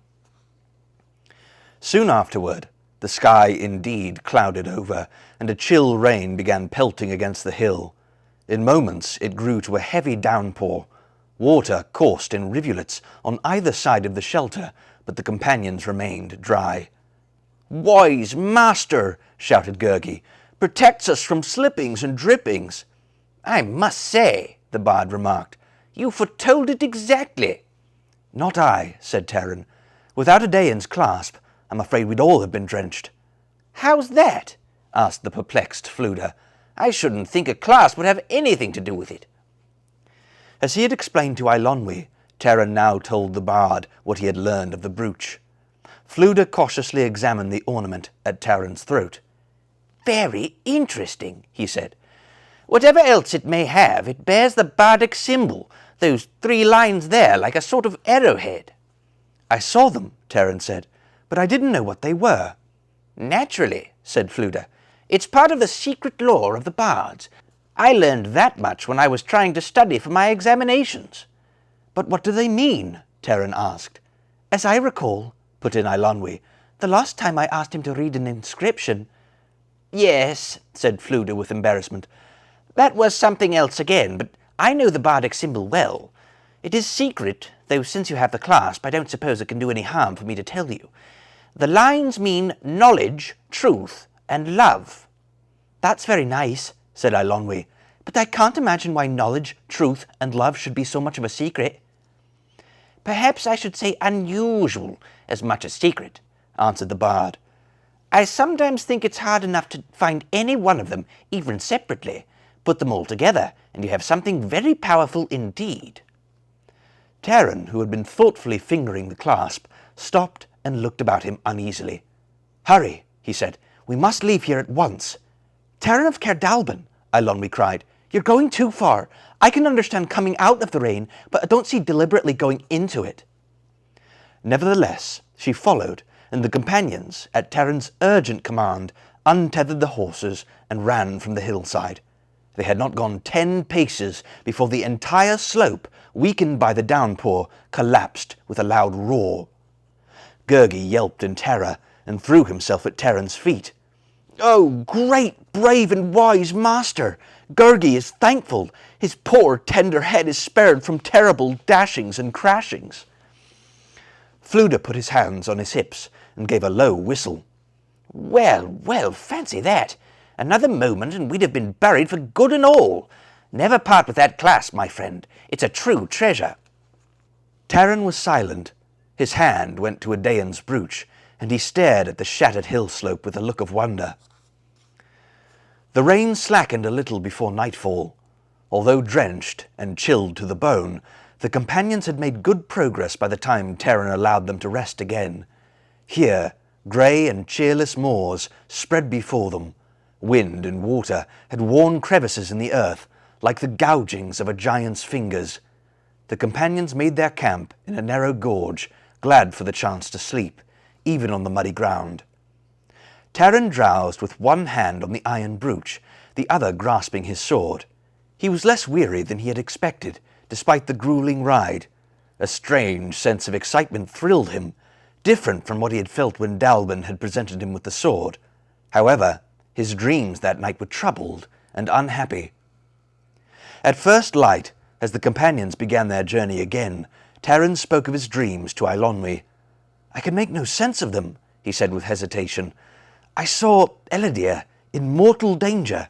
At the same time it was as though my hands were bound, and I could not help him." "I'm afraid the only place you're going to see Ellidyr is in your dreams," replied Eilonwy. "There certainly hasn't been a trace of him anywhere. For all we know, he could have been to Morva and gone, or not even reached the marshes in the first place. It's too bad you didn't dream of an easier way to find that cauldron and put an end to all this. I'm cold and wet, and at this point I'm beginning not to care who has it." "I dreamed of the cauldron too," Taran said anxiously. "But everything was confused and clouded. It seems to me we came upon the cauldron, and yet," he added, "when we found it, I wept." Eilonwy, for once, was silent, and Taran had no heart to speak of the dream again. Shortly after midday, they reached the marshes of Morva. Taran had sensed them long before, as the ground had begun to turn spongy and treacherous under the hooves of Melonlas. He had seen more marsh birds and heard, far in the distance, the weird and lonely voice of a loon. Ropes of fog, twisting and creeping like white serpents, had begun to rise from the reeking ground. Now the companions halted and stood in silence at a narrow neck of the swamp. From here, the marshes of Morva stretched westward to the horizon. Here, huge growths of thorny firs rose up. At the far side, Taran distinguished meagre clumps of wasted trees. Under the grey sky, pools of stagnant water flickered among the dead grasses and broken reeds. A scent of ancient decay choked his nostrils. A ceaseless thrumming and groaning trembled in the air. Gurgi's eyes were round with terror, and the barge shifted uneasily on Luego. "You've led us here well enough," said Eilonwy, "but how do you ever expect to go about finding a cauldron in a place like this?" Taran motioned her to be silent. As he looked across the dreaded marshes, something stirred in his mind. "Do not move," he cautioned in a low voice. He glanced quickly behind him. Grey shapes appeared from the line of bushes straggling over a hillock. They were not two wolves, as he had thought at first, but two huntsmen in jackets of wolf pelts. Another huntsman, in a heavy cloak of bearskin, crouched beside them. "The huntsmen have found us," Taran went on quickly. "Follow every step I take, but not a motion until I give the signal." Now he understood the dream of the wolves clearly, and knew exactly what he must do. The huntsmen, believing they could take their prey unawares, drew closer. "Now!" shouted Taran. He urged Melonlas forward and galloped headlong into the marshes. Heaving and plunging, the stallion laboured through the mire. With a great shout, the huntsman raced after him. Once, Melonlas nearly foundered in a deep pool. The great strides of the pursuers brought them closer, so close that in a fearful backward glance, Taran saw one of them, teeth bared in a snarl, reach out to clutch the stirrups of Luego. Taran spun Melonlas to the right. Luego followed. A shout of terror rose behind them. One of the men clad in wolfskin had stumbled and pitched forward, screaming as the black bog seized and sucked him down. His two comrades grappled each other, striving desperately to flee the ground that fell away under their feet. The huntsman in bearskin flung out his arms and scrabbled at the weeds, growling in rage. The last warrior trampled the sinking man, vainly seeking a foothold to escape the deadly bog. Melonlas galloped onward. Brackish water spurted at his hooves, but Taran guided the powerful stallion along what seemed a chain of submerged islands, never stopping even when he reached the far side of the swamp. There, on more solid ground, he raced through the firs and beyond the clump of trees. While Luego pounded after him, Taran followed a long gully toward the protection of a high mound. Suddenly he reined in the stallion. At the side of the mound, almost a part of the turf itself, rose a low cottage. It was so cleverly concealed with sod and branches that Taran had to look again to see there was a doorway. Circling the hill were tumble-down stables and something resembling a demolished chicken roost. Taran began to back Melonlas away from the strange cluster of buildings and cautioned the others to keep silent. I shouldn't worry about that, Eilonwy said. Whoever lives there surely heard us coming. If they aren't out to welcome us or fight with us by now, I don't think anyone's been there at all. She leapt from Mellinlas and made her way toward the cottage. Come back, Terran called. He unsheathed his sword and followed her. The bard and Gurgi dismounted and drew their own weapons. Alert and cautious, Terran approached the low doorway. Eilonwy had discovered a window, half hidden by turf and grass, and was peering through it. I don't see anybody, she said, as the others came up beside her. Look for yourself. For the matter of that, said the bard, ducking his head and squinting past Eilonwy, I don't think anyone's been here for quite some time. So much the better. In any case, we'll have a dry place to rest. The chamber, Terran saw, indeed seemed deserted, of inhabitants at least, for the room was even more heaped up and disorderly than Dallben's. In one corner stood a wide loom with a good many of the threads straggling down.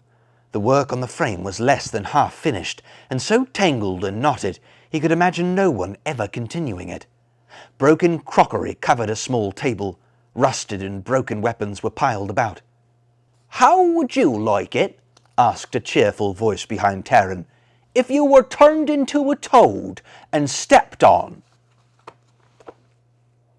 Chapter 11. The Cottage. Terran spun around and raised his sword.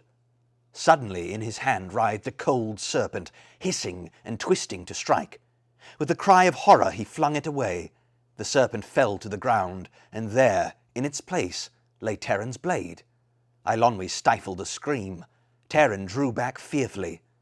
Facing him was a short and rather plump little woman with a round, lumpy face and a pair of very sharp black eyes.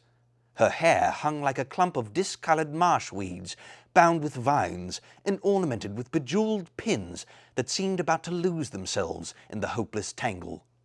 She wore a dark, shapeless, ungirt robe covered with patches and stains. Her feet were bare and exceptionally large. The companions drew closer together, Gurgi trembling violently, crouched behind Terran, the bard looking pale and uneasy, nevertheless prepared to stand his ground. Come along, my ducklings, the enchantress said cheerily.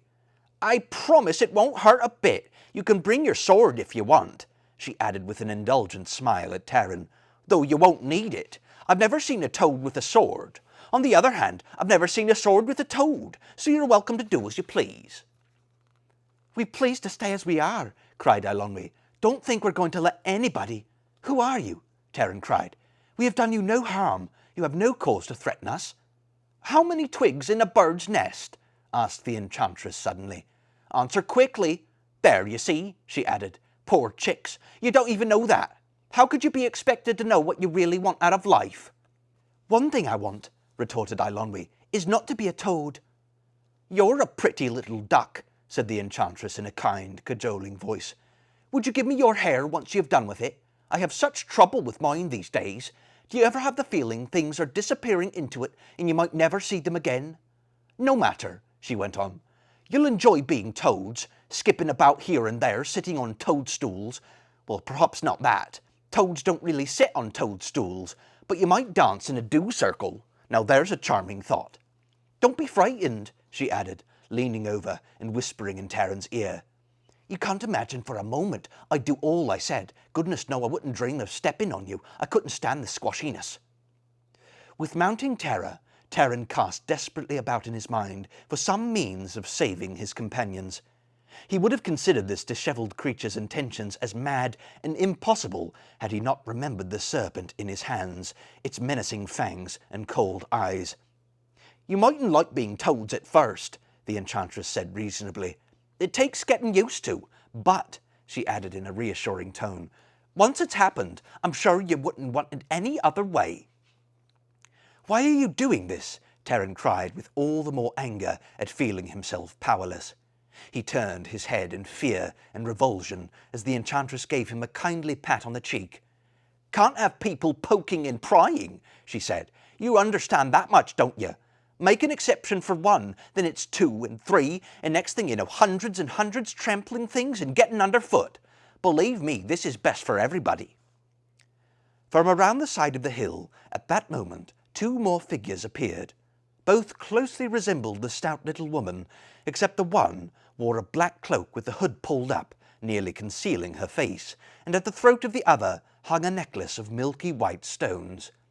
The enchantress ran to them and called out happily, "Orwen! Orgoch! Hurry! We're going to make toads!" Terran gasped. He shot a quick glance at the bard and Eilonwy.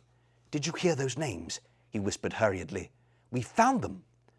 The bard's face was filled with alarm. "Much good it may do us," he said. "By the time they're through, I don't think we're going to care about the cauldron or anything else. I've never danced in a dew circle," he continued under his breath. "In different circumstances I might enjoy it, but not now," he added with a shudder. "I've never met a person," whispered Eilonwy, while Gurgi snuffled in fright, "who could talk about such dreadful things and smile at the same time. It's like ants walking up and down your back." "We must try to take them unawares," Terran said. "I don't know what they can do to all of us at once. I don't even know if there's anything we can do to them, but we must take the chance. 1 or 2 of us may survive." "I suppose that's all we can do," agreed the bard. He swallowed with difficulty and gave Terran a worried look. "If it should turn out that if it should be... Yes, well, what I mean is, should anything happen to me, I beg you, do pay attention to where you tread." Meantime, the 3 enchantresses had returned to the cottage. "Oh, Audu," the one with the necklace was saying, "why must it always be toads? Can't you think of anything else?" "But they're so neat," replied Audu. "Compact and convenient." "What's wrong with toads?" asked the hooded one. "That's the trouble with you, Orwen, always trying to make things complicated." "I only suggested something else, Orgoch," answered the enchantress called Orwen, "for the sake of variety." "I love toads," murmured Orgoch, smacking her lips. Even in the shadow of the hood, Terran could see the features of the enchantress moving and twitching in what he feared was impatience. "Look at them standing there," Audu said. "Poor little goslings, all wet and muddy. I've been talking to them, and I think they finally realise what's best for them." "Why, those are the ones we saw galloping across the marsh," said Orwen, toying with her beads. "It was so clever of you," she added, smiling at Terran, "to have the huntsmen swallowed up in the bog. Really, quite well done." "Disgusting creatures, Huntsmen," muttered Orgoch. "Nasty, hairy, vicious things. They turn my stomach." "They stick to their work," ventured the bard. "I'll say that much for them." "We had a whole flock of huntsmen here the other day," said Audu. "They were poking and prying around just as you were. Now you understand why I said we couldn't make exceptions." "We didn't make exceptions of them, did we, Audu?" said Orwen. "Though it wasn't toads, if you remember." "I remember very distinctly, my dear," replied the first enchantress. "But you were Ordu then, and when you're being Ordu, you can do as you please, but I'm Ordu today, and what I say is—" "That's not fair," interrupted Orgoch. "You always want to be Ordu. I've had to be Orgoch 3 times in a row, while you've only been Orgoch once." "It's not our fault, my sweet," said Audu, "if we don't like being Orgoch. It isn't comfortable, you know. We have such horrible indigestion. If you'd only pay more attention to what you take for your meals." Terran had been trying to follow this conversation of the enchantresses, but found himself more confused than ever. Now he had no clear idea which was really Audu, Orwen, and Orgoch, or whether they were all 3 the same. However, their remarks about the huntsmen gave him hope for the first time.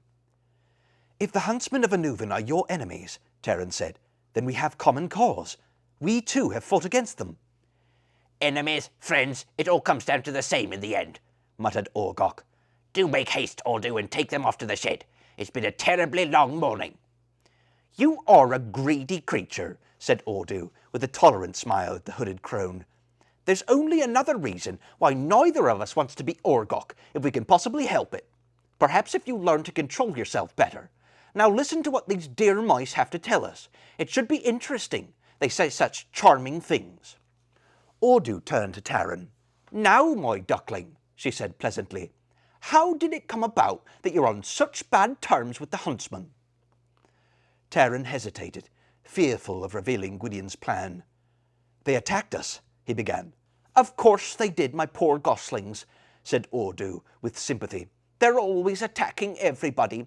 That's one of the many advantages of being toads. You needn't worry about such things any more.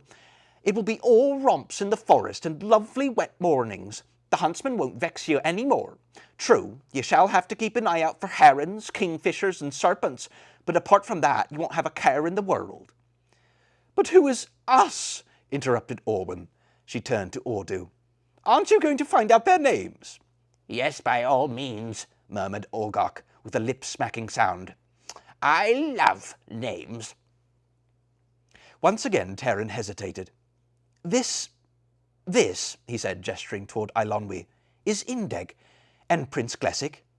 Orwen giggled and gave Ordu an affectionate nudge. Listen to them, she said. They're delightful when they lie. If they won't give their right names, said Orgok, then simply take them. Terran stopped short.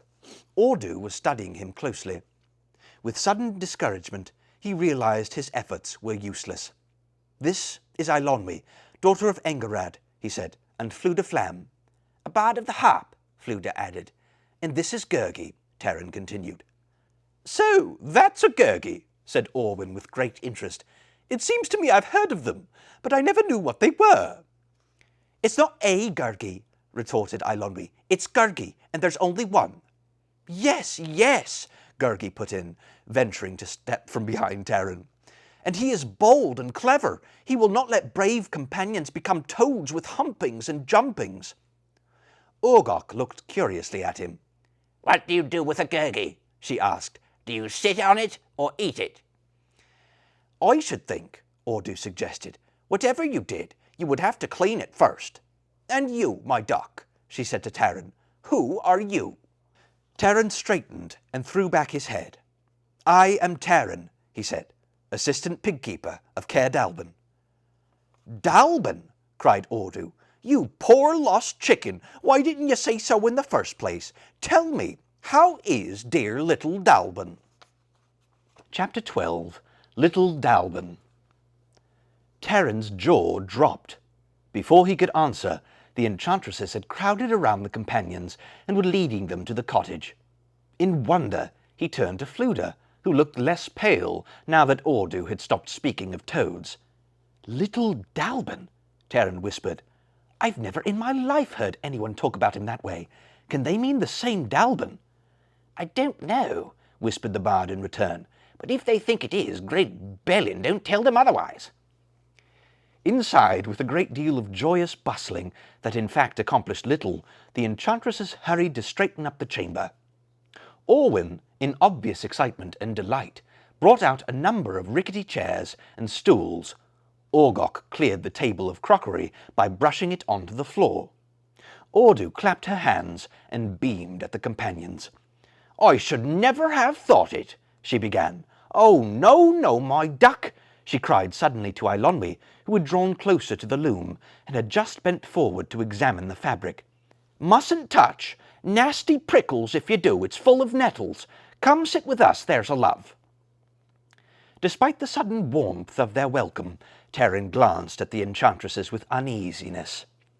The chamber itself filled him with odd forebodings he could not name, which eluded him like shadows.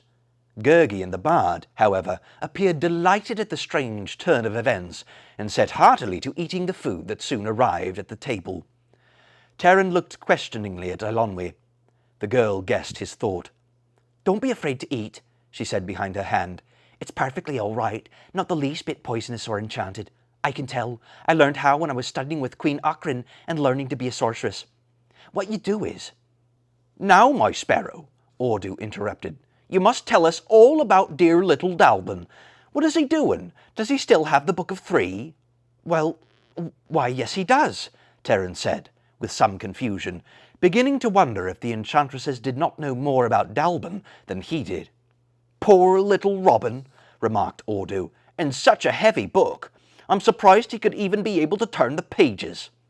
Well, you see, Terran said, still puzzled, the Dallben that we know, he isn't little. I mean, he's rather elderly. Elderly, burst out Fluda. He's every bit of 380 years old. Cole himself told me. "He was such a dear, sweet little thing," said Orwen with a sigh. "All pink cheeks and chubby fingers." "I love babies," said Orgoch, smacking her lips. "His hair is quite grey," said Terran, who could not bring himself to believe these strange creatures were indeed speaking of his old teacher. The idea of the learned Dallben ever having pink cheeks and chubby fingers was beyond his imagination. "He has a beard, too," he added. "A beard!" cried Ordu. "What's little Dallben doing with a beard? Why in the world should he want such a thing, such a charming little tadpole?" "We found him in the marsh one morning," said Orwen, "all by himself in a great wicker basket. It was too sweet for words. Orgoch, of course." At this, Orgoch made an irritable noise, and her eyes glared from the depths of her hood. "Come now, dear Orgoch, don't look so disagreeable," said Ordu. "We're all friends together here. We can talk about such things now. Well, I shall put it this way and spare Orgoch's feelings. She didn't want to keep him. That is, not in the usual sense. But we did, and so we brought the poor fledgling to the cottage." "He grew very quickly," added Orwen. "Why, it was no time before he was toddling around and talking and doing little errands, so kind and polite, a perfect joy. And you say he has a beard?" She shook her head. "Curious notion. Wherever did he find it?" "Yes, a delightful little sparrow he was," said Ordu. "But then," she continued with a sad smile, "there was that distressing accident. We were brewing some herbs one morning, a rather special potion. And Dallben," sighed Orwen. "Sweet little Dallben was stirring the kettle for us. It was one of those kind, thoughtful things he was always doing, but when it came to a boil, some of it bubbled up and splashed out." "It burned his poor dear fingers," Ordu added. "But he didn't cry, no indeed. He just popped his fingers into his mouth, the brave little starling. Of course some of the potion was still there, and he swallowed it." "As soon as he did that," explained Orwen, "he knew every bit as much as we did. It was a magical brew, you understand, a recipe for wisdom." "After that," Ordu went on, "it was out of the question to keep him with us. It would never have been the same. No, it would never have done at all. You can't have that many people knowing all that much under the same roof, especially since he was able to guess some of the things Orgoch had in mind. And so we had to let him go. Really let him go, that is. Orgoch by this time was the one who wanted to keep him, in her own fashion, which I doubt he would have liked." "He would have been a sweet little thing," murmured Orgoch. "I must say we did quite handsomely by him," Ordu continued.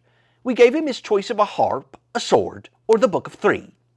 Had he chosen the harp, he could have been the greatest bard in the world. The sword and the dear duckling could have ruled all Prydain. But," Ordu said, "he chose the Book of Three. And to tell the truth, we were just as happy that he did, for it was heavy and mouldy and did nothing but gather dust. And so he left to make his way in the world, and that was the last we saw of him." "A good thing sweet dear Dallben isn't here," Fluda chuckled to Terran. "Their description hardly matches. I fear they might be rather startled." Terran had been silent throughout Ordu's account, wondering how he dared bring up the matter of the cauldron. "Dallben has been my master as long as I can remember," he said at last, deciding frankness was the best way to go about it, especially since the enchantresses seemed able to guess when he was not telling the truth. "If you are as fond of him as I—" "We love him dearly, the sweet thing," said Ordu. "You can be sure of that." "Then I beg you to help us carry out his wishes, and the wishes of Gwydion, Prince of Dawn," Terran went on. He explained what had taken place at the council, what they had learned at Dark Gate, and from Gwistel.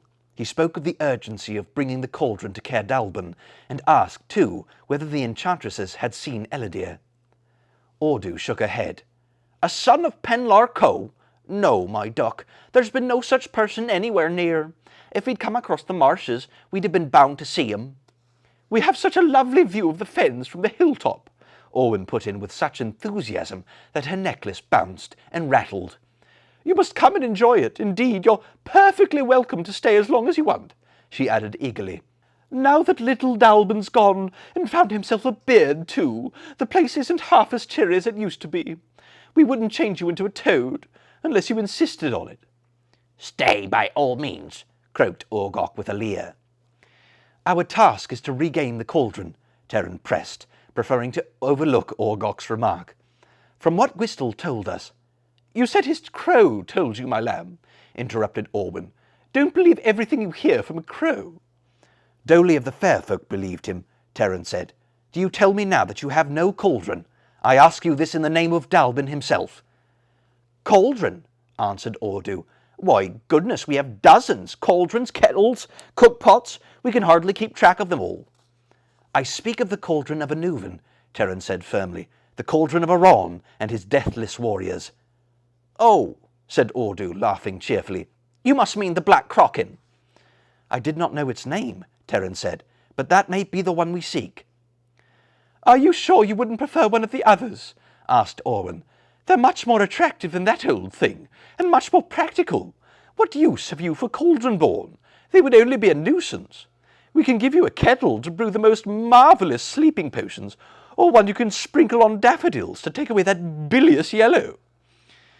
Our concern is with the Black Cauldron, Terran insisted, deciding this was indeed the name of Aron's cauldron. Will you not tell me the truth? Is the cauldron here? Of course it's here, replied Ordu. Why not, since it was ours to begin with, and always has been? Yours, cried Terran. Then Aron stole it from you? Stole, Ordu answered. Not exactly. No, we couldn't say it was stolen. But you couldn't have given it to Aron, Ilonri cried, knowing what he meant to use it for. Even Aron had to be allowed to have his chance, said Ordu tolerantly. One day you'll understand why. For there is a destiny laid on everything, on big, ugly crokins as well as poor little ducklings, and a destiny laid even on us. Besides, Aron paid dearly for the use of it, very dearly indeed, you can be sure. The details, my ducklings, are of a private nature, which does not concern you. In any case, the crokin was not to be his forever. Aron swore to return it after a time, said Orwin, but when that time came, he broke his oath to us, as might be expected. Ill-advised, murmured Orgok. And since he wouldn't give it back, Ordu said, what else could we do? We went and took it. Great Bellin, cried the bard. You three ladies ventured into the heart of Anuvan and carried the thing out. How did you ever manage? Ordu smiled. There are a number of ways, my curious sparrow. We could have flooded Anuvan with darkness and floated the cauldron out. We could have put all the guards to sleep. Or we could have turned ourselves into... Well, no matter, let us say we could have used a variety of methods. In any case, the cauldron is here again. And, the enchantress added, here it will stay. No, no, she said, raising a hand to Terran. I can see you'd like to have it, but that's out of the question, much too dangerous for wandering chicks like you. My goodness, we shouldn't sleep at night. No, no, not even for the sake of little Dallben. In fact, Ordu went on, you'd be much safer being toads than having anything to do with the Black Cauldron. She shook her head. Better yet, we could change you into birds and have you fly back to Caer Dallben immediately. No, indeed, she continued, rising from the table and taking hold of Terran's shoulders. Off you ducklings must go and never give a second thought to the crokin. Tell dear little Dallben and Prince Gwydion we're terribly sorry, and if there's anything else we can possibly do, but not that, oh my no. Terran started to protest, but Ordu cut him short and guided him rapidly to the door, while the other enchantresses hustled the companions after him. You may sleep in the shed tonight, my chickens, said Ordu. Then, first thing in the morning, away with you to little Dallben, and you shall decide whether you'd rather go on your own legs, or, she added this time without a smile, on a pair of your own wings. Or, muttered Orgok, hopping all the way. Chapter 13. The Plan. The door slammed shut behind them, and once again the companions found themselves outside the cottage. Well, I like that, Ilonri cried indignantly. After all their talk of dear little Dallben and sweet little Dallben, they've turned us out. Better turned out than into, if you take my meaning, said the bard. A flam is always kind to animals, but somehow I can't bring myself to feel I should like to actually become one. No, no, no, Gurgi cried fervently. Gurgi, too, wants to stay as he is, bold and clever.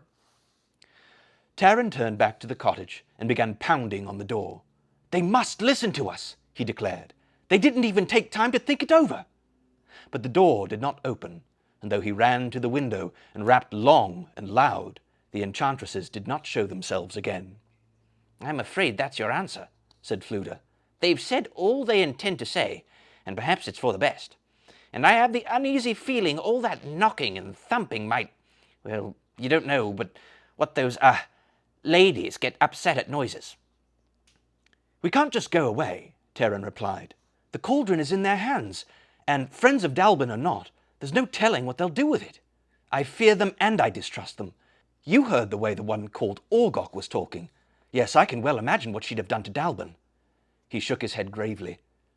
"This is what Gwydion warned against. Whoever has the cauldron can be mortal threat to Prydain if they choose to be."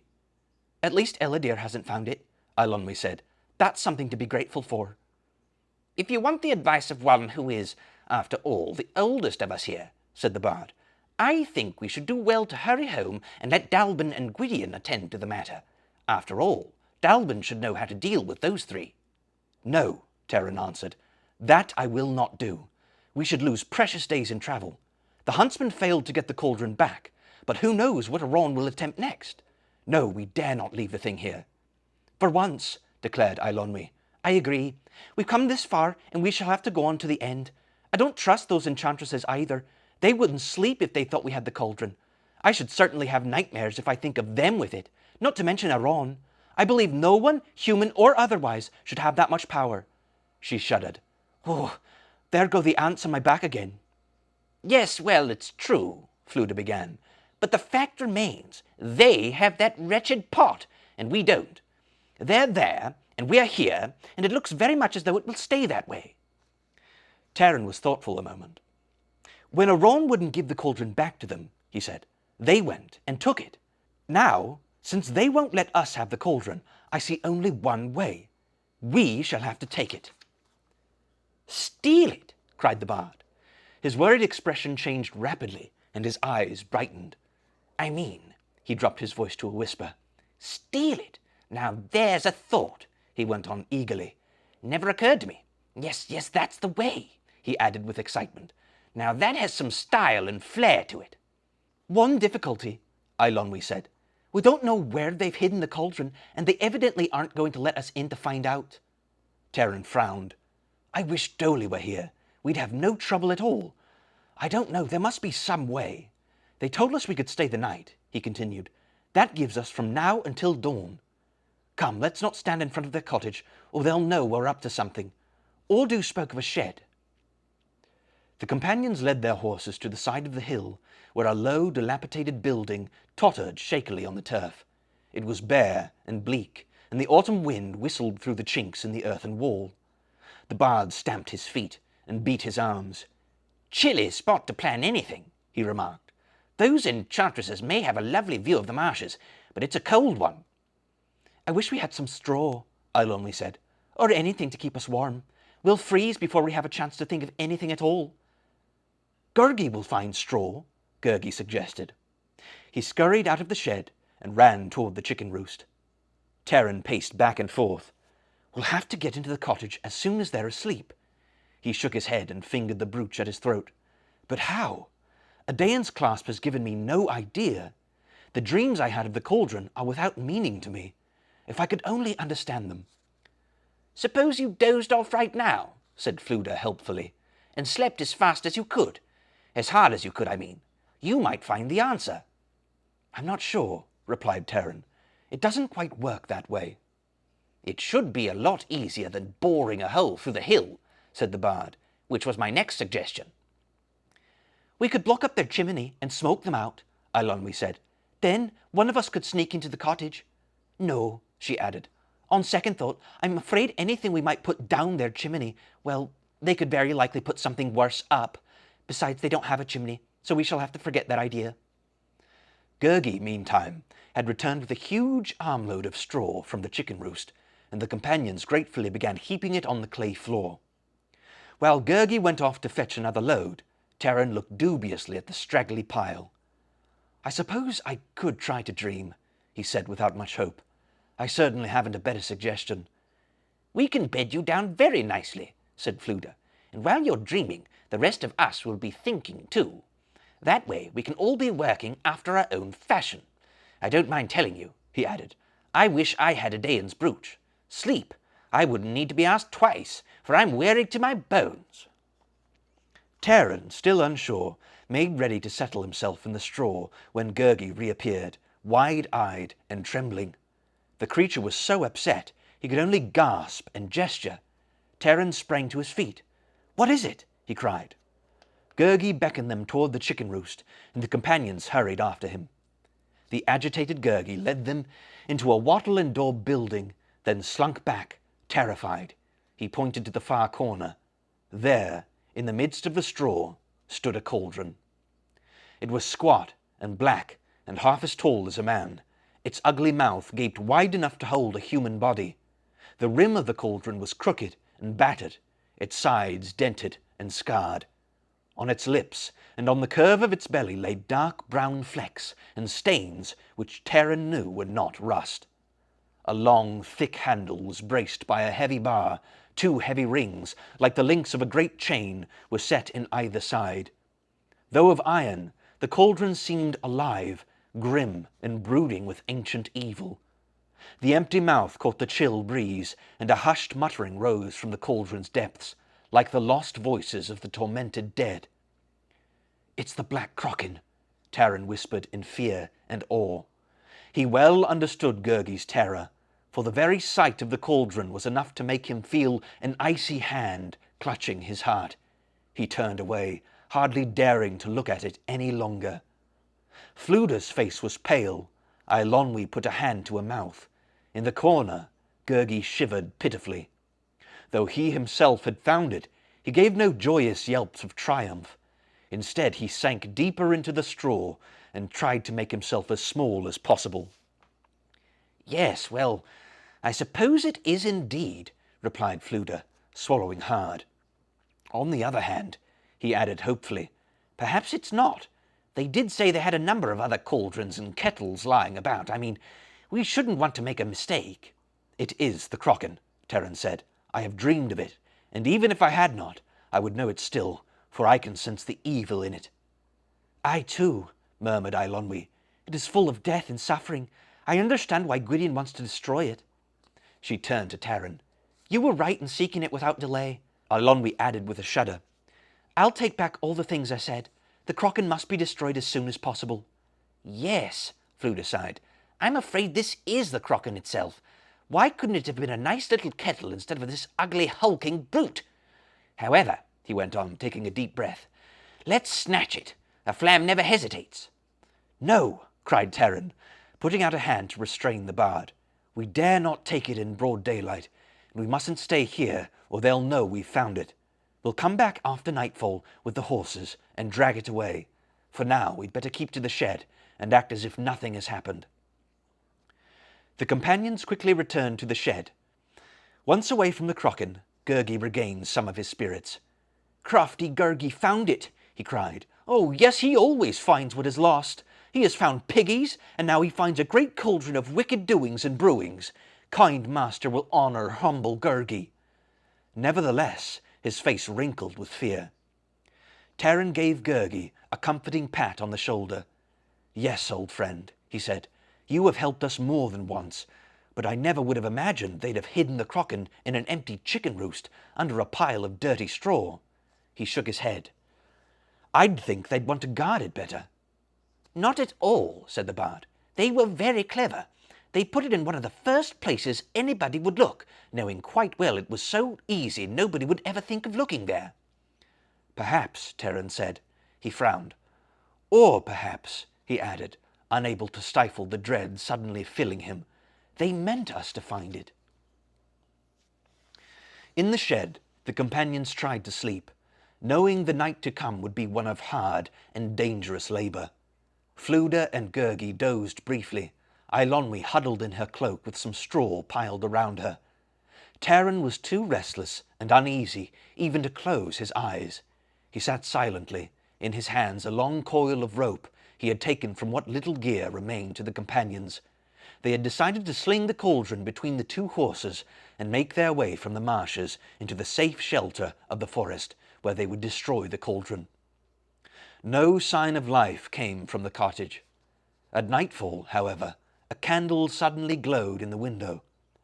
Taran rose quietly and moved stealthily out of the shed. Clinging to the shadows, he made his way to the low building and peered in.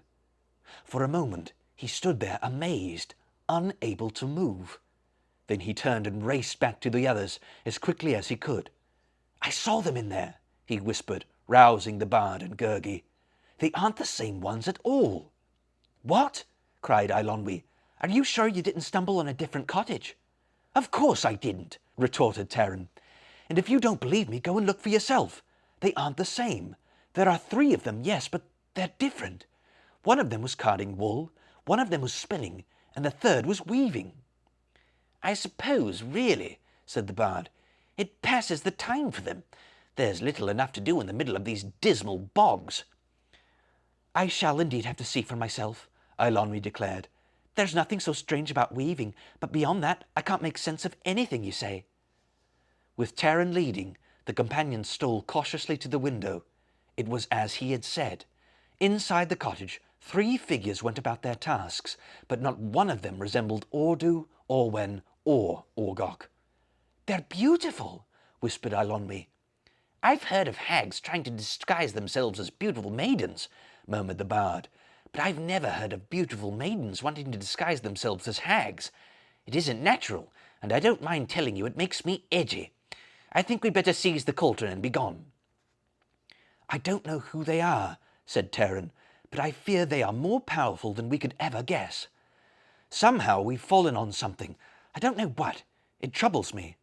Yes, we must take the cauldron as soon as we can, but we shall wait until they're asleep." "If they sleep," said the bard. "Now that I've seen this, nothing would surprise me, not even if they hung by their toes all night, like bats."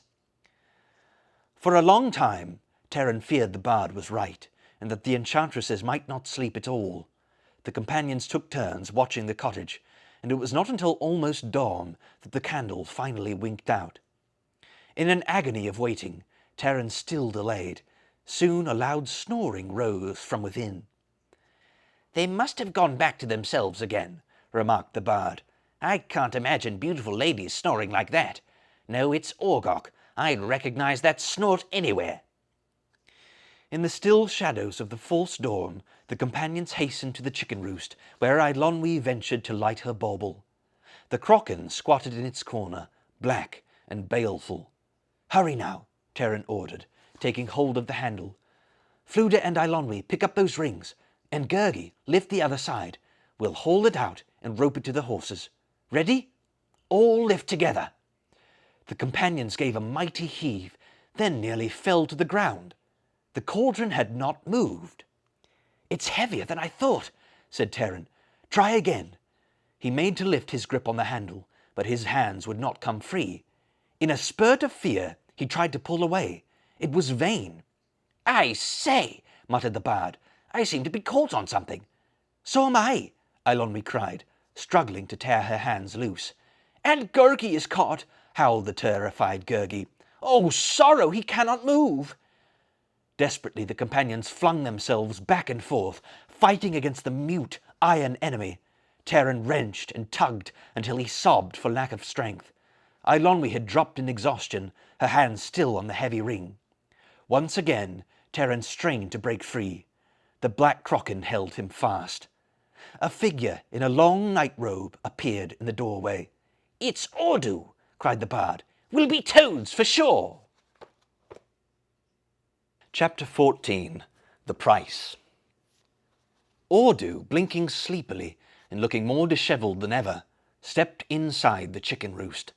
Behind her followed the other 2 enchantresses, also in flapping night robes, their hair unbound and falling about their shoulders in a mass of snarls and tangles. They had again taken the shapes of crones, in no way resembling the maidens Taran had spied through the window. Ordu raised a sputtering candle above her head and peered at the companions. "Oh, the poor lambs!" she cried. "What have they gone and done? We tried to warn them about the nasty Kraken, but the headstrong little goslings wouldn't listen. My, oh my," she clucked sorrowfully. Now they've got their little fingers caught. Don't you think, said Orgok in a croaking whisper, we should start the fire? Ordu turned to her. Do be silent, Orgok, she cried. What a dreadful thought! It's much too early for breakfast. Never too early, muttered Orgok. Look at them, Ordu went on fondly. They're so charming when they're frightened, like birdlings without their feathers. You have tricked us, Ordu, Terran cried. You knew we'd find the cauldron, and you knew what would happen. Why, of course we did, my chicken, Ordu replied sweetly. We were only curious to find out what you'd do when you did find it, and now you've found it, and now we know. Terran struggled desperately to free himself. Despite his terror, he flung back his head and glared defiantly at Ordu. Kill us if you choose, you evil hags, he cried. Yes, we would have stolen the cauldron and destroyed it, and so shall I try again, as long as I live. Terran threw himself furiously against the immovable Kraken, and once again with all his strength tried vainly to wrest it from the ground. I love to see them get angry, don't you? Orwyn whispered happily to Orgok. Do take care, Ordu advised Terran, or you'll harm yourself with all that thrashing about. We forgive you for calling us hags, she added indulgently. You're upset, poor chicken, and liable to say anything. You are evil creatures, Terran cried. Do with us what you will, but sooner or later you shall be overcome. Gwydion shall learn of our fate, and Dallben. Yes, yes, shouted Gurgi. They will find you, oh yes, with great fightings and smitings. My dear pullets, replied Ordu, you still don't understand, do you? Evil? Why, bless your little thumping hearts, we aren't evil.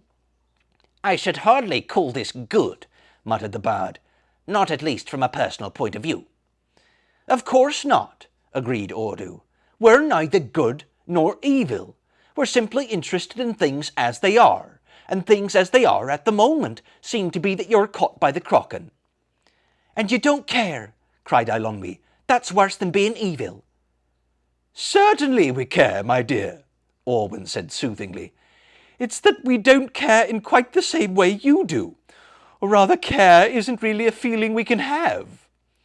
Come now, said Ordu. Don't trouble your thoughts with such matters. We've been talking and talking, and we have some pleasant news for you. Bring the Kraken outdoors. It's so stuffy and eggy in here, and we shall tell you. Go ahead, she added. You can lift it now. Terran cast Ordu a distrustful glance, but ventured to put his weight against the cauldron. It moved, and he discovered, too, his hands were free. With much labour, the companions managed to raise the heavy Kraken and carry it from the chicken roost. Outside, the sun had already risen. As the companions set the cauldron on the ground and quickly drew away, the rays of dawn turned the Black Cauldron as red as blood. Yes, now as I was saying, Ordu continued, while Terran and his companions rubbed their aching arms and hands, we've talked it over and we agree, even Orgok agrees, that you shall have the Kraken if you truly want it. You'll let us take it, cried Terran, after all you've done? Quite so, replied Ordu. The Kraken is useless, except for making cauldron born. Aron has spoiled it for anything else, as you might imagine. It's sad as it should be, but that's the way things are. Now I assure you, cauldron-born are the last creatures in the world we should want around here. We've decided the Kraken is nothing but a bother to us, and since you're friends of Dallben... You're giving us the Kraken? Terran began in astonishment. Delighted to oblige you, ladies, said the bard. Gently, gently, my ducklings, Ordu interrupted. Give you the Kraken? Oh, goodness no, we never give anything. Only what is worth earning is worth having, but we shall allow you the opportunity to buy it. We have no treasures to bargain with, Terran said in dismay. Alas that we do not. We couldn't expect you to pay as much as Aron did, replied Ordu, but we're sure you can find something in offer to exchange.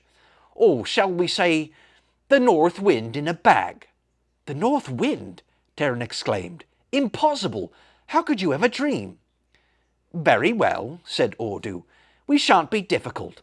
The south wind, then. It's much gentler.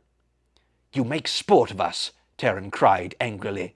The price you ask is beyond what any of us can pay. Ordu hesitated. Possibly you're right, she admitted. Well, then something a little more personal. I have it, she said, beaming at Terran. Give us the nicest summer day you can remember. You can't say that's hard, since it belongs to you. Yes, Orwin said eagerly. A lovely summer afternoon full of sunlight and sleepy scents. There's nothing so sweet, murmured Orgok, sucking a tooth, as tender young lambs' summer afternoons. How can I give you that? Protested Terran. Or any other day, when they're inside of me somewhere. You can't get them out, I mean. We could try, Orgok muttered. Ordu sighed patiently. Very well, my goslings. We've made our suggestions and we're willing to listen to yours. But mind you, if it's to be a fair exchange, it must be something you prize as much as the Kraken. I prize my sword, Terran said. It is a gift from Dallben, and the first blade that is truly mine, and for the Kraken I would gladly part with it. He began quickly to unbuckle his belt, but Ordu waved an uninterested hand. A sword? She answered, shaking her head. Goodness no, my duck. We already have so many, too many in fact, and some of them famous weapons of mighty warriors. Then, said Terran with hesitation, I offer you Luego. She is a noble animal. He paused, seeing Ordu's frown. Or, he added reluctantly in a low voice, there is my horse, Melenlas, a colt of Melengar, Prince Gwydion's own steed. None is faster or more sure-footed. I treasure Melenlas beyond all others. Horses, said Ordu. No, that won't do at all. Such a bother feeding them and caring for them. Besides, with Orgok it's difficult to keep pets about. Terran was silent for a moment. His face paled as he thought of Adain's brooch, and his hand went protectively to it. All that remains to me, he began slowly. No, no, Gurgi cried, thrusting his hand toward the enchantress and brandishing his wallet. Take Gurgi's own great treasure. Take bag of crunchings and munchings. Not food, said Ordu. That won't do either. The only one of us who has the slightest interest in food is Orgok, and I'm sure your wallet holds nothing to tempt her. Gurgi looked at Ordu in dismay. But it is all poor Gurgi has to give. He held out the wallet once again. The enchantress smiled and shook her head. Gurgi's hands fell to his sides, his shoulders drooped, and he turned mournfully away. You must like jewellery, Eilonmi put in quickly. She pulled the ring from her finger and offered it to Ordu. This is a lovely thing, Eilonmi said. Prince Gwydion gave it to me. Do you see the stone? It was carved by the fair folk. Ordu took the ring and held it close to her eye and squinted. Lovely, lovely, she said. So pretty. Almost as pretty as you, my lamb, but so much older. No, I'm afraid not. We have a number of them too. We really don't want any more. Keep it, my chick. One day you might find some use for it. But we surely won't. She gave back the ring to Eilonmi, who sadly replaced it on her finger. I do have something else I treasure, Eilonmi went on. She reached into the folds of her cloak and brought out the golden sphere. Here, she said, turning it in her hands so that it shone with a bright light. It's much better than just a light, Eilonmi said. You see things differently in it, clearer somehow. It's very useful. How sweet of you to offer it to us, said Ordu. But there again, it's something we don't really need. Ladies, ladies, cried Fluda. You've overlooked a most excellent bargain. He stepped forward and unslung his harp. I quite understand that bags of food and all such couldn't possibly interest you, but I ask you to consider this harp. You're alone in this gloomy fen, he went on, and a little music should be just the thing. The harp almost plays of itself, Fluda continued. He put the beautifully carved instrument on his shoulder, barely touched the strings, and a long, lovely melody filled the air. You see, cried the bard, Nothing to it. "Oh, it is nice," Orwen murmured wistfully. "And think of the songs we could sing to keep ourselves company." Ordu peered closely at the harp. "I notice a good many of the strings are badly knotted. Has the weather got into them?" "No, not exactly the weather," said the bard. "With me they tend to break frequently, but only when I colour the facts a bit. I'm sure you ladies wouldn't have that kind of trouble." "I can understand you should prize it," Ordu said. "But if we want music we can always send for a few birds. No, all things considered it would be a nuisance, keeping it in tune and so on." "Are you certain you have nothing else?" Orwen asked hopefully. "That's all," said the disappointed bard. "Absolutely everything, unless you want the cloaks off our backs." "Bless you, no," said Ordu. "It wouldn't be proper in the least for you ducklings to go without them. You'd perish with the cold, and what good would the crocken be to you then?" "I'm terribly sorry, my chicks," Ordu went on. "It does indeed seem you have nothing to interest us. Very well, we shall keep the crocken and you shall be on your way." Chapter 15. The Black Crocken. "Farewell, my owlets," Ordu said, turning toward the cottage. "Unfortunate you couldn't strike a bargain with us, but that too is the way of things are. Flutter home to your nest and give all our love to little Dallben." "Wait!" Terran cried, and strode after her. Eilonwy, realizing his intent, cried out in protest and caught his arm. Gently, Terran put her aside. Ordu stopped and looked back at him. There is one thing more," Terran said in a low voice. He stiffened and took a deep breath. "The brooch I wear, the gift of Prydain, son of Taliesin." "Brooch?" said Ordu, eyeing him curiously. "A brooch indeed. Yes, that might be more interesting. Just the thing, perhaps. You should have mentioned it sooner."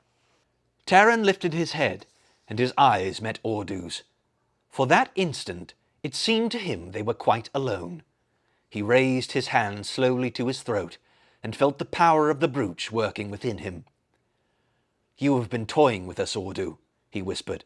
"You saw that I wore Prydain's clasp from the moment we came here. You knew it for what it was." "Does that matter?" Ordu replied. "It is still your choice whether you will bargain with it. Yes, we know the brooch well. Menwy, son of Tirgwaed, first of the bards, fashioned it long ago." "You could have slain us," Terran murmured, "and taken the clasp." Ordu smiled sadly. "Do you not understand, poor chicken? Like knowledge, truth, and love themselves, the clasp must be given willingly, or its power is broken. And it is, indeed, filled with power. This, too, you must understand. For Menwy the Bard cast a mighty spell on it and filled it with dreams, wisdom, and vision. With such a clasp, a duckling could win much glory and honour. Who can tell? He might rival all the heroes of Prydain, even Gwydion, Prince of Dawn. Think carefully, duckling, Ordu said. Once given up, it shall not come to you again. Will you exchange it for an evil cauldron you intend only to destroy?" As he held the brooch, Terran recalled with bitter clarity the joys of sight and scent, of dewdrops on a spiderweb, his rescue of the companions from the rockfall, of Gurgi praising his wisdom, the admiring eyes of Eilonwy, and Prydain who had entrusted the brooch to him. Once more there came to him the pride of strength and knowledge. At his feet, the ugly cauldron seemed to mock him. Terran nodded, barely able to speak. "Yes," he said heavily, "this shall be my bargain." Slowly he undid the clasp at his throat. As he dropped the bit of iron into Ordu's outstretched hand, it was as though a light flickered and died in his heart, and he nearly cried out with the anguish of it. "Done, my chicken," Ordu cried. "The brooch for the crocken." About him the companions stood in silence and dismay. Terran's hands clenched. "The crocken is ours," he said, looking Ordu full in the face. Is this not so? It is ours, to do with as we please. Why, of course, dear fledgling, Odo said. We never break a bargain. It's yours entirely. No question of it. In your stables, Terran said, I saw hammers and iron bars. Will you grant us the use of them? Or, he added bitterly, must we pay another price? Use them by all means, replied Odo. We'll count that as part of the bargain, for you are a bold chicken, we must admit. Terran led the companions to the stable, and there he paused. I understand what you were all trying to do, he said quietly, taking their hands in turn. Each of you would have given up what you treasured most, for my sake. I'm glad Ordu didn't take your harp, Fluda, he added. I know how unhappy you'd be without your music, even more than I without my brooch. And Gurgi, you should never have even tried to sacrifice your food on my account. And Eilonwy, your ring and your bauble are much too useful and beautiful to exchange for an ugly crocken. All of these things, Terran said, are doubly precious now, and so are you, the best of true comrades. He seized a heavy hammer that was leaning against the wall. Come now, friends, we have a task to finish. Armed with iron bars and sledges, the companions hurried back to the cottage, and while the enchantresses looked on curiously, Terran raised his hammer. With all his strength, he brought it down on the crocken. The hammer rebounded. The cauldron rang like a deep bell of doom, but remained undented. With a cry of anger, Terran struck again. The bard and Eilonwy added a fury of blows, while Gurgi belaboured the cauldron with an iron bar. Despite their efforts, the cauldron showed not the slightest damage. Drenched and exhausted, Terran leaned on his hammer and wiped his streaming face. You should have told us, my goslings, what you intended, Ordu called. You can't do that to the crocken, you know. The cauldron belongs to us, retorted Eilonwy. Terran has paid more than enough. It's our business if we want to smash it. Naturally, replied Ordu, and you're quite welcome to hammer and kick it from now until the birds start nesting again. But my silly goslings, you'll never destroy the crocken that way. Goodness no, you're going at it all wrong. Gurgi, about to crawl inside the crocken and attack it from within, stopped to listen while Ordu continued.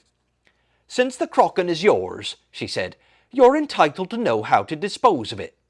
There's only one way, though very simple and neat it is. Then tell us, Terran cried, so that we might put an end to the evil thing. A living person must climb into it, Ordu said. When he does, the crocken will shatter. But, she added, there's only one disagreeable thing about that. The poor duckling who climbs in will never climb out again alive. With a yelp of terror, Gurgi sprang from the cauldron and scuttled to a safe distance, where he furiously brandished his iron bar and shook his fist at the crocken. Yes, said Ordu with a smile. That's the way of it. The crocken only cost you a brooch, but it will cost a life to destroy it. Not only that, but whoever gives up his life to the crocken must give it willingly, knowing full well what he does.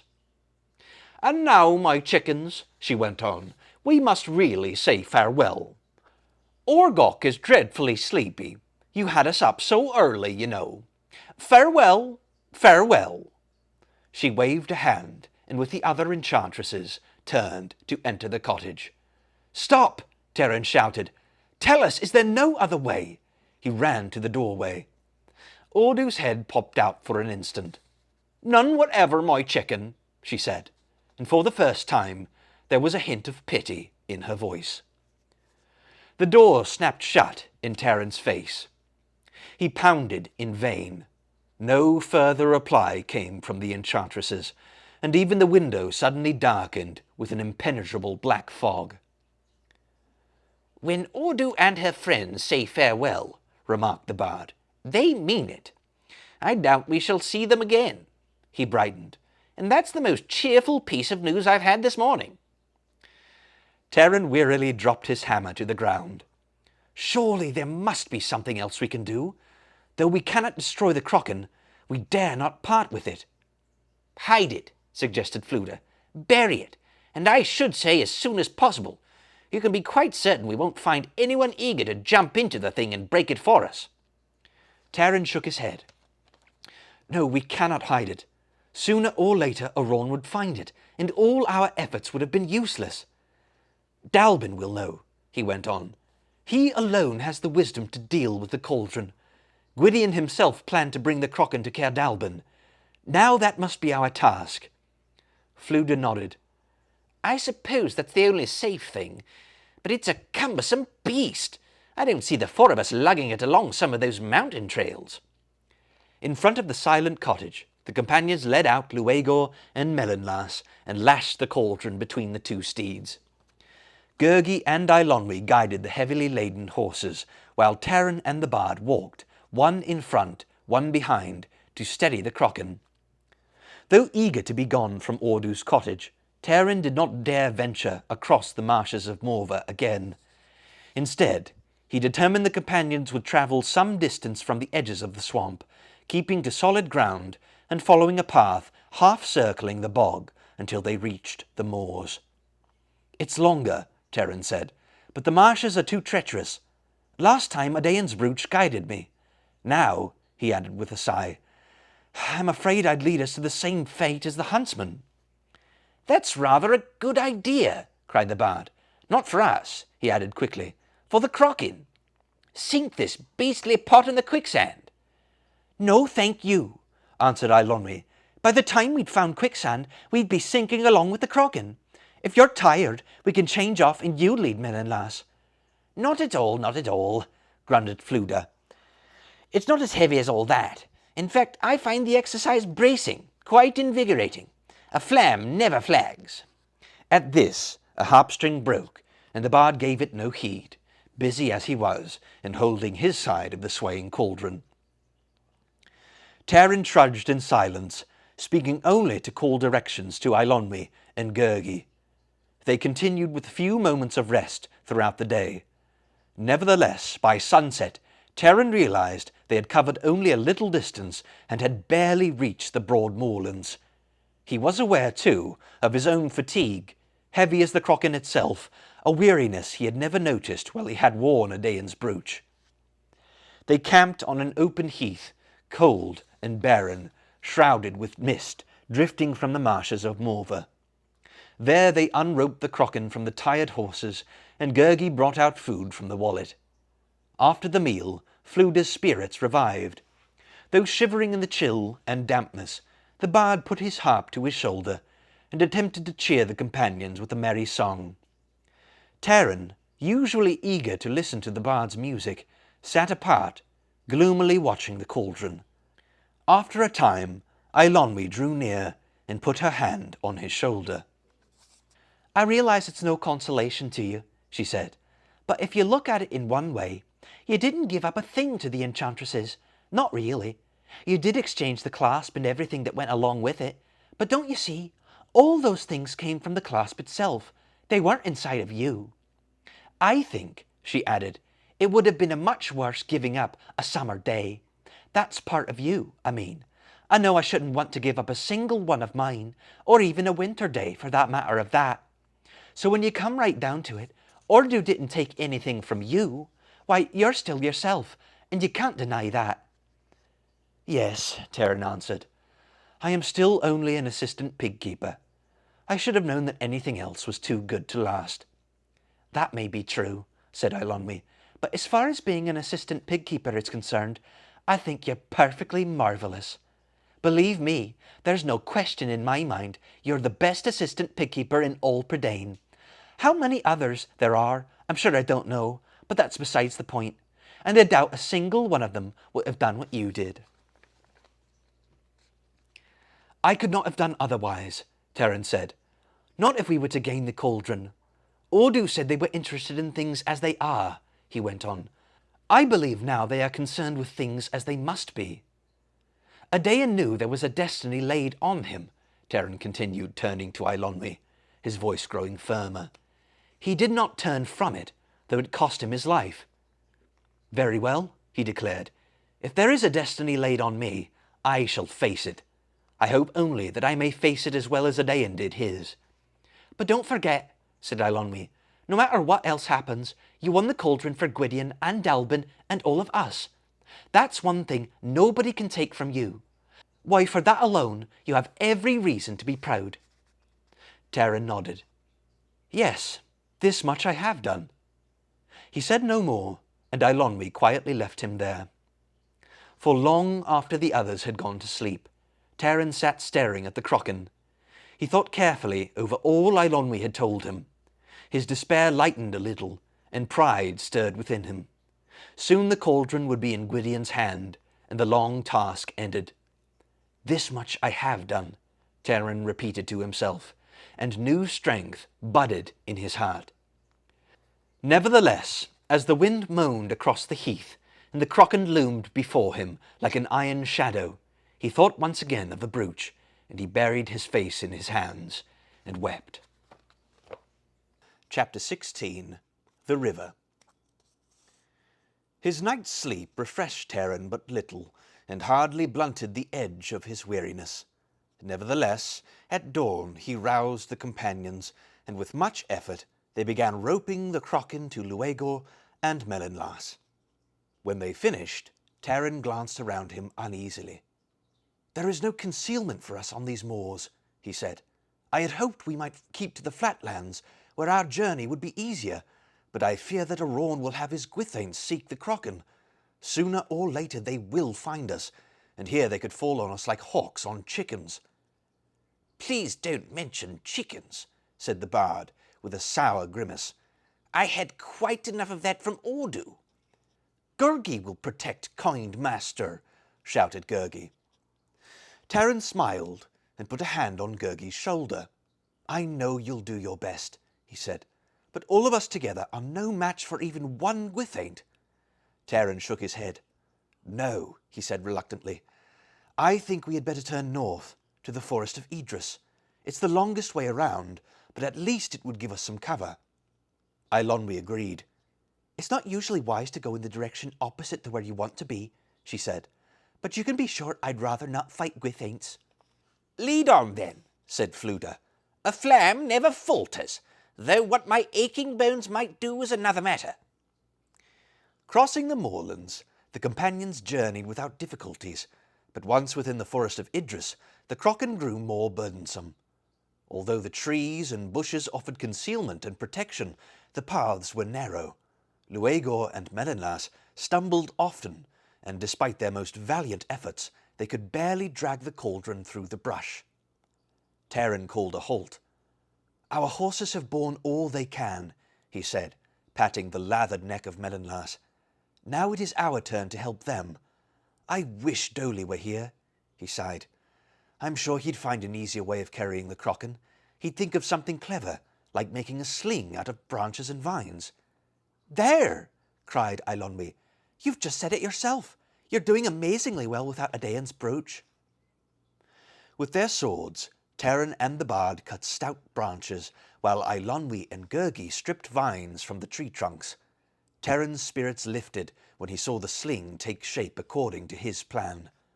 The companions hoisted up the Crochan and set off again. But even with the sling and all their strength, their progress was slow and painful. "Oh, poor weary arms!" moaned Gurgi. "Oh, moilings and toilings!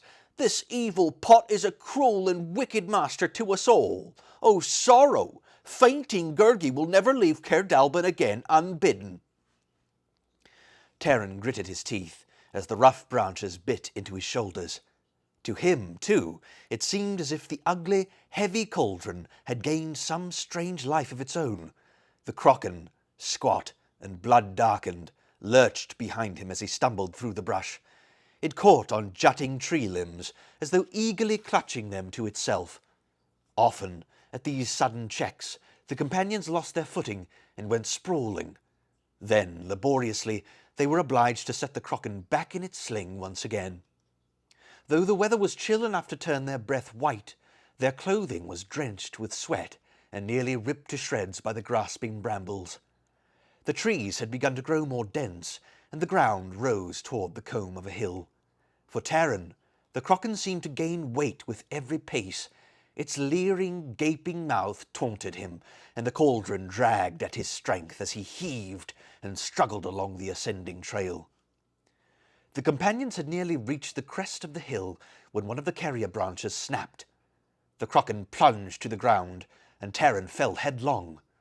Painfully picking himself up and rubbing his shoulder, he stared at the spiteful cauldron and shook his head. "No use," Taran gasped. "We'll never get through the forest.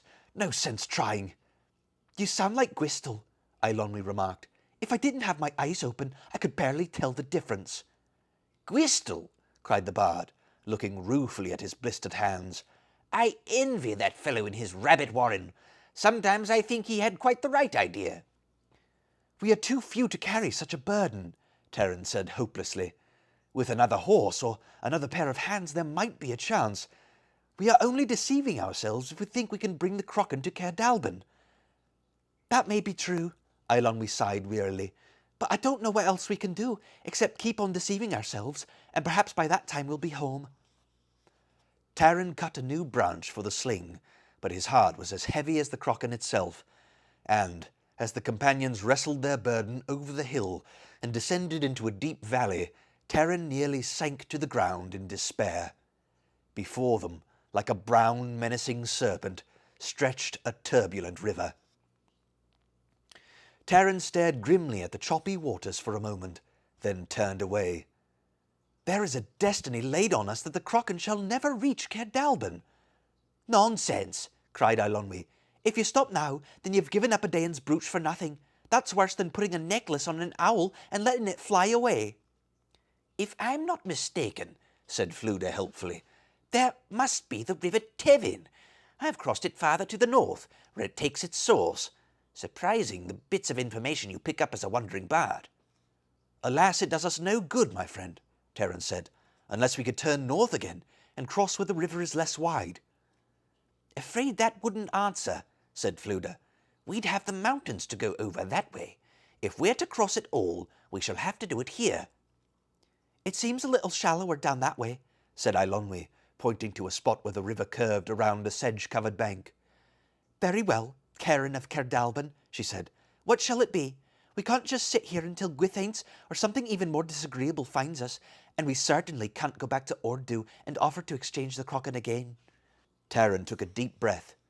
"If you are all willing," he said, "we shall try to cross." Slowly, struggling under the cruel weight, the companions brought the Kraken to the river bank. While Gurgi, leading the horses, cautiously set one foot, then the other, into the stream, Taran and the bard shouldered the sling. Eilonwy followed beside them to steady the swaying cauldron. The icy water slashed at Taran's legs like a knife. He dug his heels into the riverbed, seeking a firmer foothold. He plunged deeper. Behind him, the straining, grunting Fflewddur did his best to avoid dropping his end of the sling. The chill of the river took Taran's breath away. His head spun. The branches nearly slipped from his numb fingers. For one moment of terror, he felt himself falling. His foot found a rock, and he braced himself on it. The vines creaked and tensed as the weight of the cauldron shifted. The companions were in midstream now, and the water rose only to their waists. Taran raised his streaming face. The opposite bank was not far. The ground appeared smoother, the forest not as dense. "Soon there!" he cried, taking heart anew. Gurgi, he saw, had already led the horses from the water and was turning back to help the toiling companions. Closer to the bank, the river bottom turned stony. Blindly, Taran picked his way through the treacherous rocks. Ahead rose a number of high boulders, and he warily guided the Kraken past them. Gurgi was reaching out his hands when Taran heard a sharp cry from the bard. The cauldron lurched. With all his strength, Taran heaved forward. Eilonwy seized the cauldron by its handle and tugged desperately. Taran flung himself to dry ground. The Kraken rolled to its side and sank in the muddy shallows. Taran turned back to help Fflewddur. The bard, who had fallen heavily against the boulders, was struggling to shore. His face was white with pain. His right arm hung uselessly at his side. "Is it broken? Is it broken?" Fflewddur moaned as Taran and Eilonwy hurried to lead him up the bank. "I'll be able to tell in a moment," Terran said, helping the stumbling bard to sit down and prop his back against an alder. He opened Fluda's cloak, slit the sleeve of his jacket, and carefully examined the damaged arm.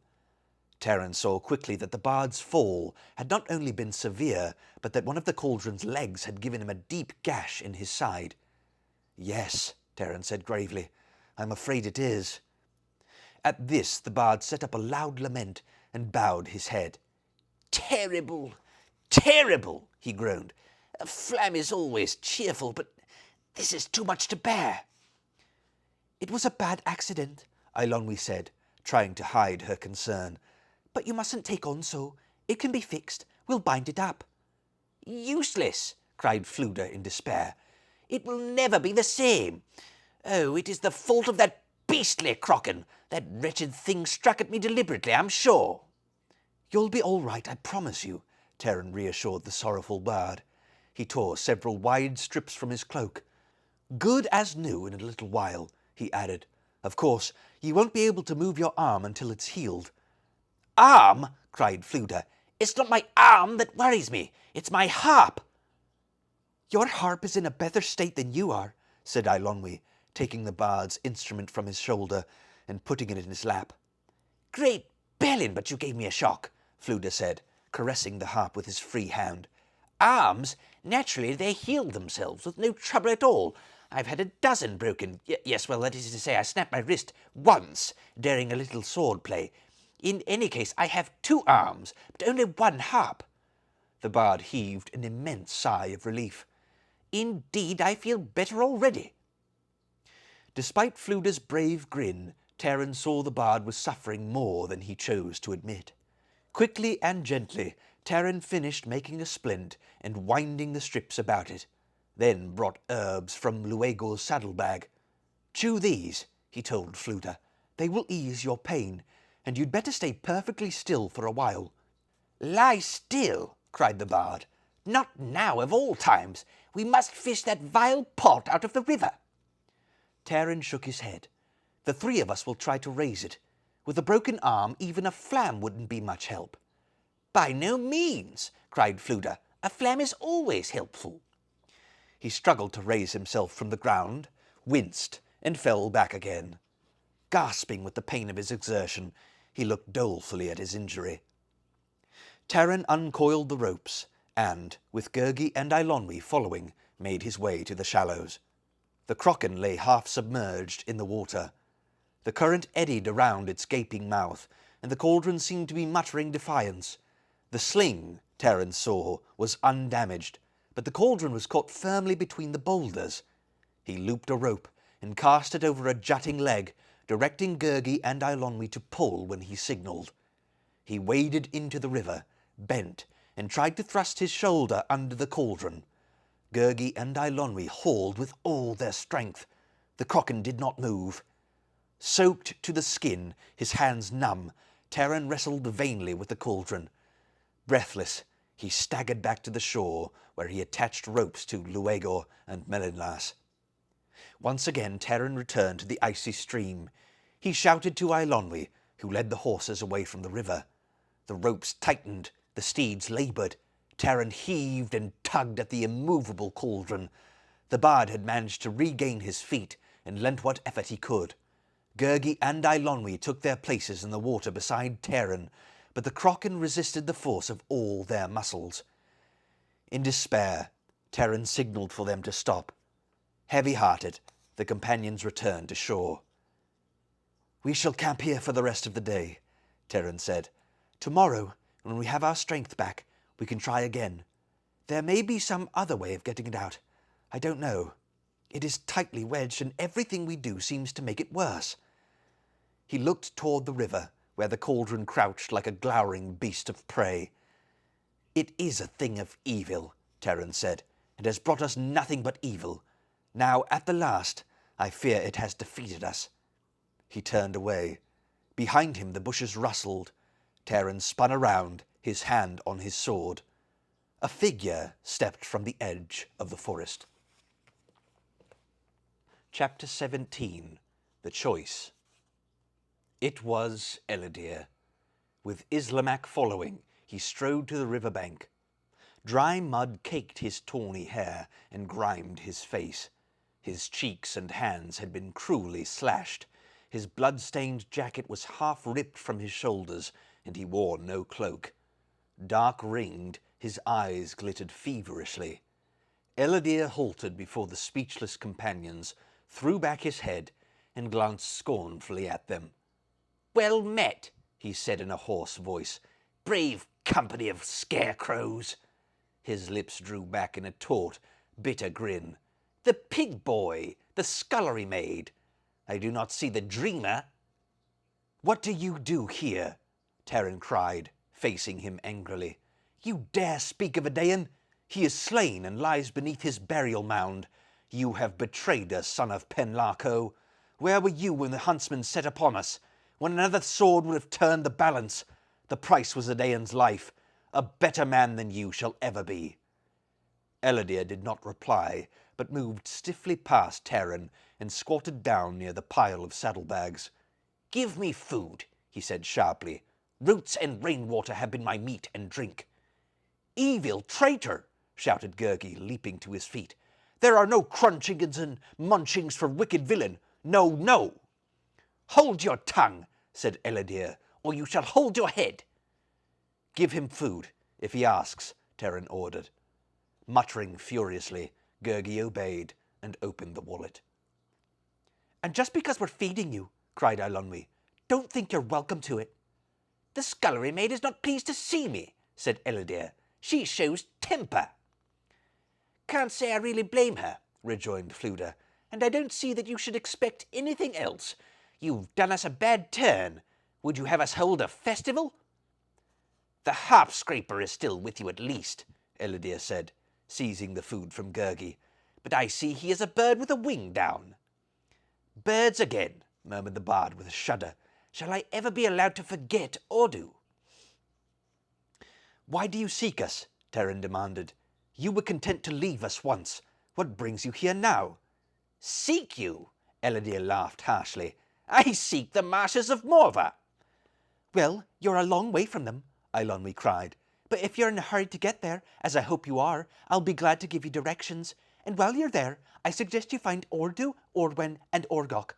They'll be happier to see you than we are." Ellidyr wolfed down his food and settled himself against the saddlebags.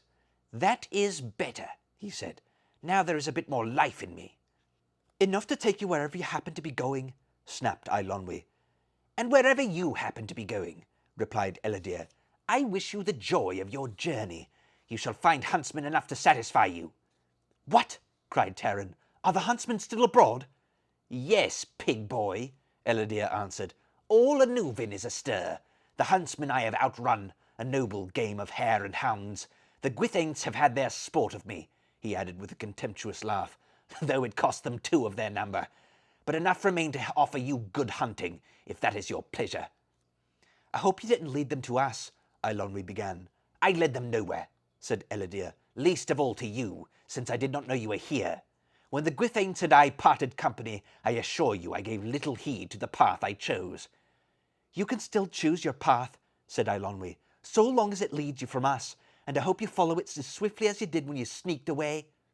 "Sneaked away?" laughed Ellidyr. "A son of Penlarco does not sneak. You were too slow-footed for me. There were matters of urgency to attend to." "Your own glory," Taran replied sharply. "You thought of nothing else. At least, Ellidyr, speak the truth." "It is true enough I meant to go to the marshes of Morva," Ellidyr said with a bitter smile. "And true enough I did not find them, though I should, had the huntsmen not barred my way."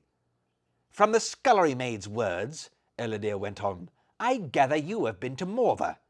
Taran nodded. "Yes, we have been there. Now we return to Caer Dallben." Ellidyr laughed again.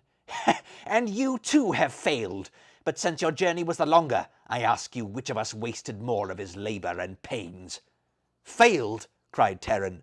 "We did not fail. The cauldron is ours. There it lies," he added, pointing past the riverbank to the black hump of the Crocken. Ellidyr sprang to his feet and looked across the water. "How then?" he shouted wrathfully. Have you cheated me once more?" His face darkened with rage. "Do I risk my life again so that a pig boy may rob me of my prize?" His eyes were frenzied, and he made to seize Taran by the throat. Taran struck away his hand. "I have never cheated you, son of Penlarco," he cried. "Your prize? Risk your life? We have lost life and shed blood for the cauldron. Yes, a heavy price has been paid, heavier than you know, Prince of Penlarco." Eladir seemed to strangle on his rage. He stood without moving, his face working and twitching, but he soon forced himself to seem again cold and haughty, though his hands still trembled. "So, pig boy," he said in a low, rasping voice, "you have found the cauldron after all. Yet indeed it would seem to belong more to the river than to you. But who but a pig boy would leave it stranded thus? Did you not have wits enough or strength enough to smash it, that you must bear it with you?" "The Kraken cannot be destroyed unless a man give up his life in it," Taran answered. "We have wits enough to know it must be put safely in Dallben's hands." "Would you be a hero, pig boy?" asked Eladir. "Why do you not climb into it yourself? Surely you are bold enough. Or are you a coward at heart when the test is put upon you?" Taran disregarded Eladir's taunt. "We need your help," he said urgently. "Our strength fails us. Help us bring the Kraken to Caer Dallben, or at least aid us to move it to the riverbank." "Help you?" Eladir threw back his head and laughed wildly. "Help you, so that a pig boy may strut before Gwydion and boast of his deeds, and the Prince of Penlarco can play the churl? No, you shall have no help of me. I warned you to take your own part. Do it now, pig boy." Eilonwy screamed and pointed to the sky. "Gwithaints!" A flight of 3 gwithaints soared high above the trees. Racing with the wind-driven clouds, the gigantic birds sped closer. Taran and Eilonwy caught up Fluda between them and stumbled into the bushes. Gurgi, almost witless with fear, pulled on the horses' bridles, leading them to the safety of the trees. While Eladir followed, the gwithaints swooped downward, the wind rattling in their flashing feathers. With harsh and fearsome shrieking, the gwithaints circled around the cauldron, blotting out the sun with their black wings. One of the ferocious birds came to rest on the Kraken, and for an instant remained poised there, beating its wings. The gwithaints made no attempt to attack the companions, but circled once again, then drove skyward. They veered north, and the mountains quickly hid them. Pale and shaking, Taran stepped from the bushes. "They have found what they were seeking," he said. "Oron will soon know the Kraken waits to be plucked from our hands." He turned to Eladir. "Help us," he asked again. "I beg you. We dare not lose a moment." Eladir shrugged and strode down the riverbank into the shallows, where he looked closely at the half-sunken Kraken. "It can be moved," he said when he returned, "but not by you, pig boy. You will need the strength of Islamak added to your own steeds, and you will need mine." "Lend us your strength, then," Taran replied. "Let us raise the Kraken and be gone from here before more of Oron's servants reach it." "Perhaps I shall. Perhaps I shall not," answered Eladir with a strange look in his eyes. "Did you pay a price to gain the cauldron? Very well. You shall pay another one. Hear me, pig boy," he went on. "If I help you bear the cauldron to Caer Dallben, it shall be on my own conditions." "This is no time for conditions," cried Eilonwy. "We don't want to listen to your conditions, Eladir. We'll find our own way to get the Kraken out, or we will stay here with it, and one of us can go back and bring Gwydion." "Stay here and be slain," Eladir replied. "No, it must be done now, and done as I say, or not at all." He turned to Taran. "These are my conditions," he said. "The Kraken is mine, and you shall be under my command. It is I who found it, not you, pig boy. It is I who fought for it and won it. So you shall say to Gwydion and the others, and you shall all swear the most binding oath." "No, we shall not," cried Eilonwy. "You ask us to lie, so that you may steal the Kraken and steal our own efforts with it? You are mad, Eladir." "Not mad, scullery maid," said Eladir, his eyes blazing, "but weary to my death. Do you hear me? All my life I have been forced into the second rank. I have been put aside, slighted. Honour! It has been denied me at every turn, but this time I shall not let the prize slip from my fingers." "Adain saw a black beast on your shoulders," Terran said quietly, "and I too have seen it. I see it now, Eladir." "I care nothing for your black beast," shouted Eladir. "I care for my honour." "Do you think," Terran said, "I care nothing for mine?" "What is the honour of a pig boy," laughed Eladir, "compared to the honour of a prince?" "I have paid for my honour," answered Terran, his voice rising, "more dearly than you would pay for yours. Do you ask me now to cast it away?" "You, pig boy, dared reproach me for seeking glory," said Eladir. "Yet you yourself cling to it with your dirty hands. I shall not tarry here. My terms or nothing. Make your choice." Terran stood silent. Eilonwy seized Eladir by the jacket. "How dare you ask such a price?" Eladir drew away. "Let the pig boy decide. It is up to him whether he will pay it." "If I swear this," Terran said, turning to the companions, "you must swear along with me. Once given, I will not break an oath, and it would be even more to my shame if I broke this one. Before I can decide, I must know whether you too will bind yourselves. On this we must all agree." No one spoke. At length Fflewddur murmured, "I put the decision in your hands, and abide by what you do." Gurgi nodded his head solemnly. "I shall not lie," Eilonwy cried. "Not for this traitor and deserter." "It is not for him," Terran said quietly, "but for the sake of our quest." "It isn't right," Eilonwy began, tears starting in her eyes. "We do not speak of rightness," Terran answered. "We speak of a task to be finished." Eilonwy looked away. "Fflewddur has said the choice is yours," she murmured at last. "I must say the same." For a long moment Terran did not speak. All the anguish he had felt when Adain's brooch had left his hands returned to him, and he recalled Eilonwy's words in his blackest despair, the girl's voice telling him that nothing could take away what he had done. Yet this was the very price Eladir demanded. Terran bowed his head. "The cauldron, Eladir, is yours," he said slowly. "We are at your command, and all things shall be as you say. Thus we swear." Heavy-hearted and silent, the companions followed Eladir's orders and once again lashed ropes around the sunken Crochan. Eladir hitched the 3 horses side by side, then attached the lines to them. While Fflewddur held the bridles with his uninjured hand, the companions waded into the shallows. Eladir, standing up to his knees in the rushing water, commanded Terran, Eilonwy, and Gurgi to post themselves on either side of the Crochan and keep it from slipping back against the boulders. He signalled an order to the waiting bard, then bent to his own task. As he had done with Merenlas long before, Eladir thrust his shoulders as far below the cauldron as the rocks allowed. His body tensed, the veins rose to bursting on his streaming forehead. Still the cauldron did not yield. Beside him, Terran and Eilonwy heaved vainly at the sling. Gasping for breath, Eladir turned once more to the Crochan. The sling creaked against the boulders, the rope strained. Eladir's shoulders were cut and bleeding, his face deathly white. He choked out another command to the companions. His muscles trembled in a final effort. With a cry, he pitched forward into the water, stumbling to gain his balance. Then he gave an exultant shout.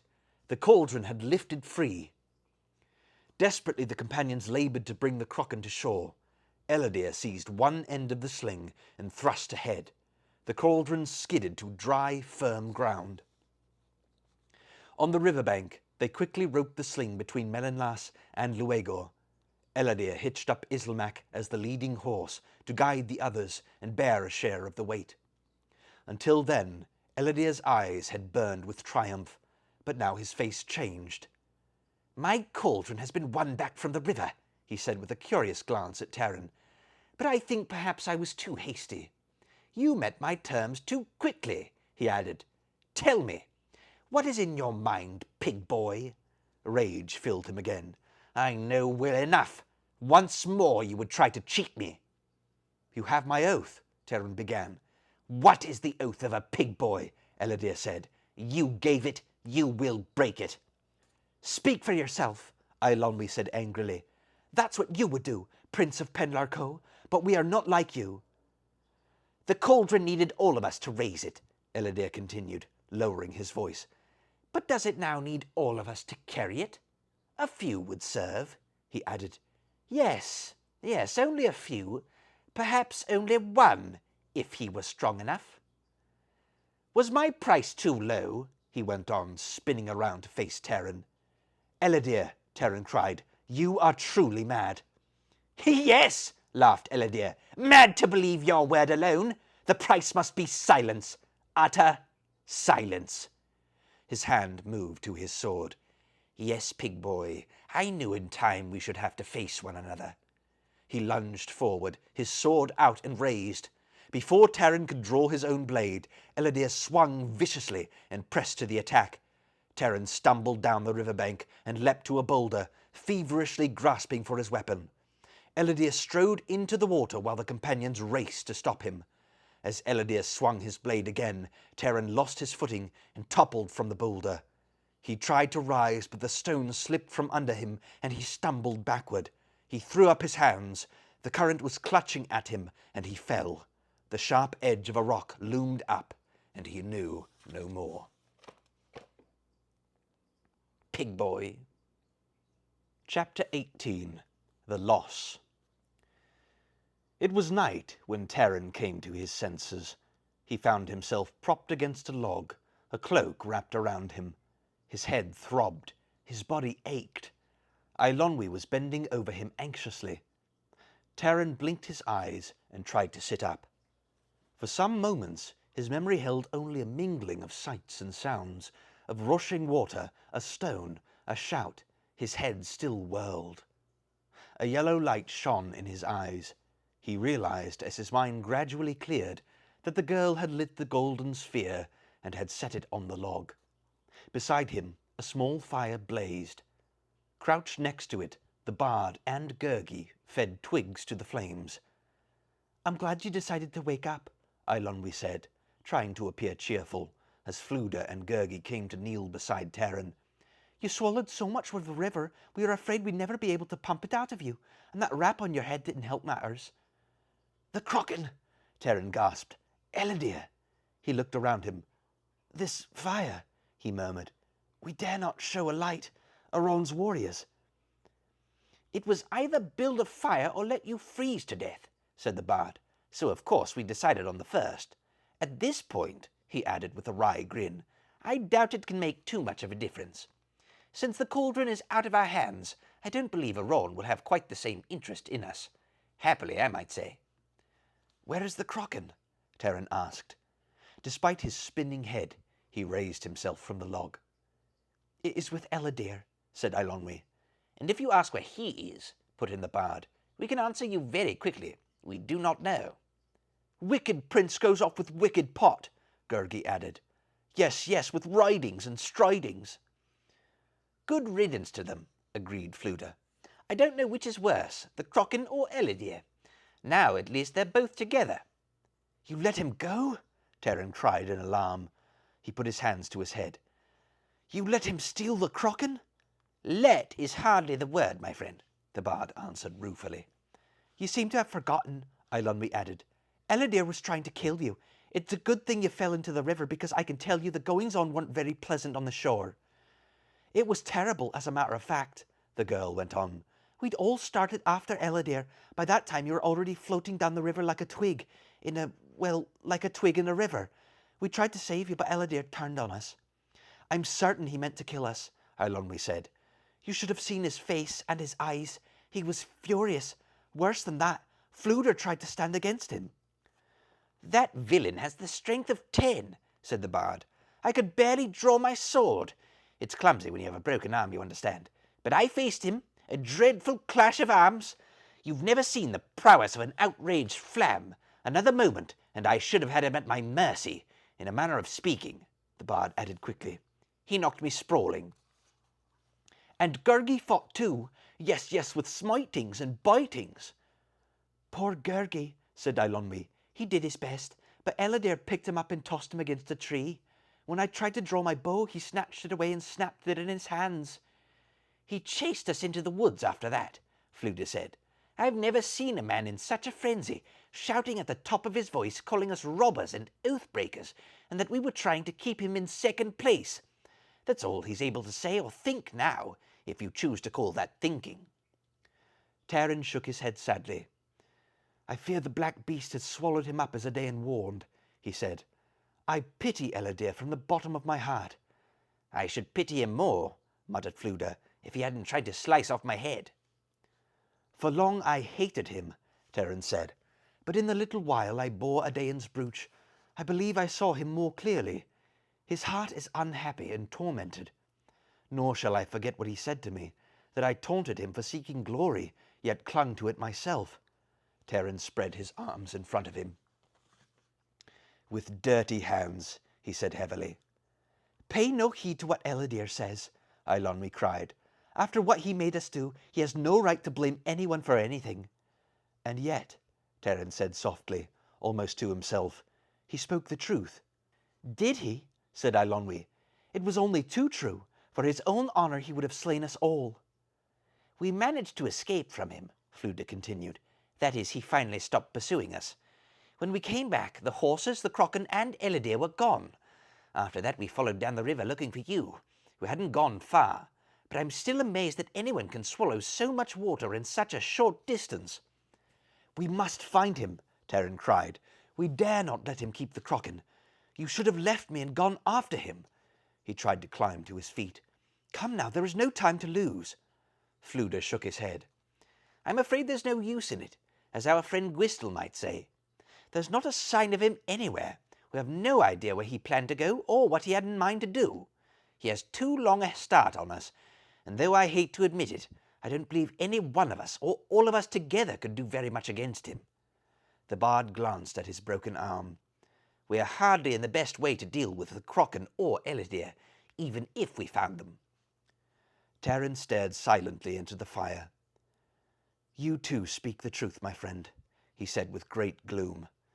"You have all done more than I could ever ask. Alas, much better than I. Yes, it would be useless now to seek Ellidyr, as useless as our quest has been. We have forfeited all for nothing. Edain's brooch, our honour, and now the Crochan itself. We shall return to Caer Dallben empty-handed." "Perhaps Ellidyr was right," he murmured. "It is not fitting for a pig boy to seek the same honour as a prince." "Pig boy!" Eilonwy cried indignantly. "Don't ever speak of yourself that way, Taran of Caer Dallben. No matter what has happened, you're not a pig boy. You're an assistant pig keeper. That's honour in itself.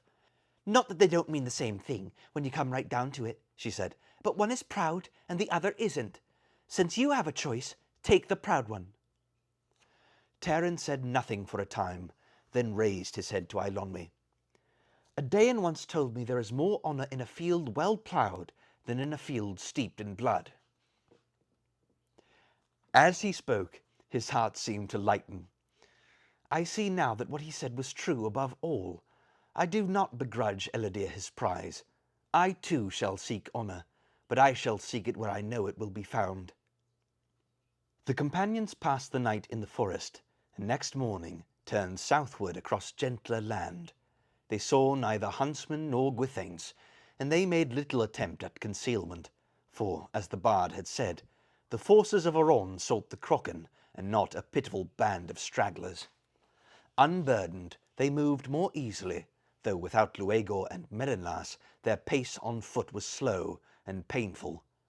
Taran trudged silently, his head bowed against the bitter wind. Dead leaves drove against his face, but he paid them no heed, filled as he was with the distress of his own thoughts. Some while after midday, Taran caught sight of movement among the trees covering a hill crest. Foreseeing danger, he urged the companions to hurry across the open meadow and find cover in a thicket. But before they could reach it, a party of horsemen appeared at the rise and galloped toward them. Taran and the bard drew their swords. Gurgi knocked an arrow into his bowstring, and the weary band made ready to defend themselves as best they could. Fflewddur suddenly gave a great shout, and waved his sword excitedly. "Put up your weapons," he cried. "We're safe at last. Those are Morgant's warriors. They bear the colours of the House of Maddock." The warriors pounded closer. Taran, too, cried out with relief. They were indeed King Morgant's riders, and at their head rode King Morgant himself.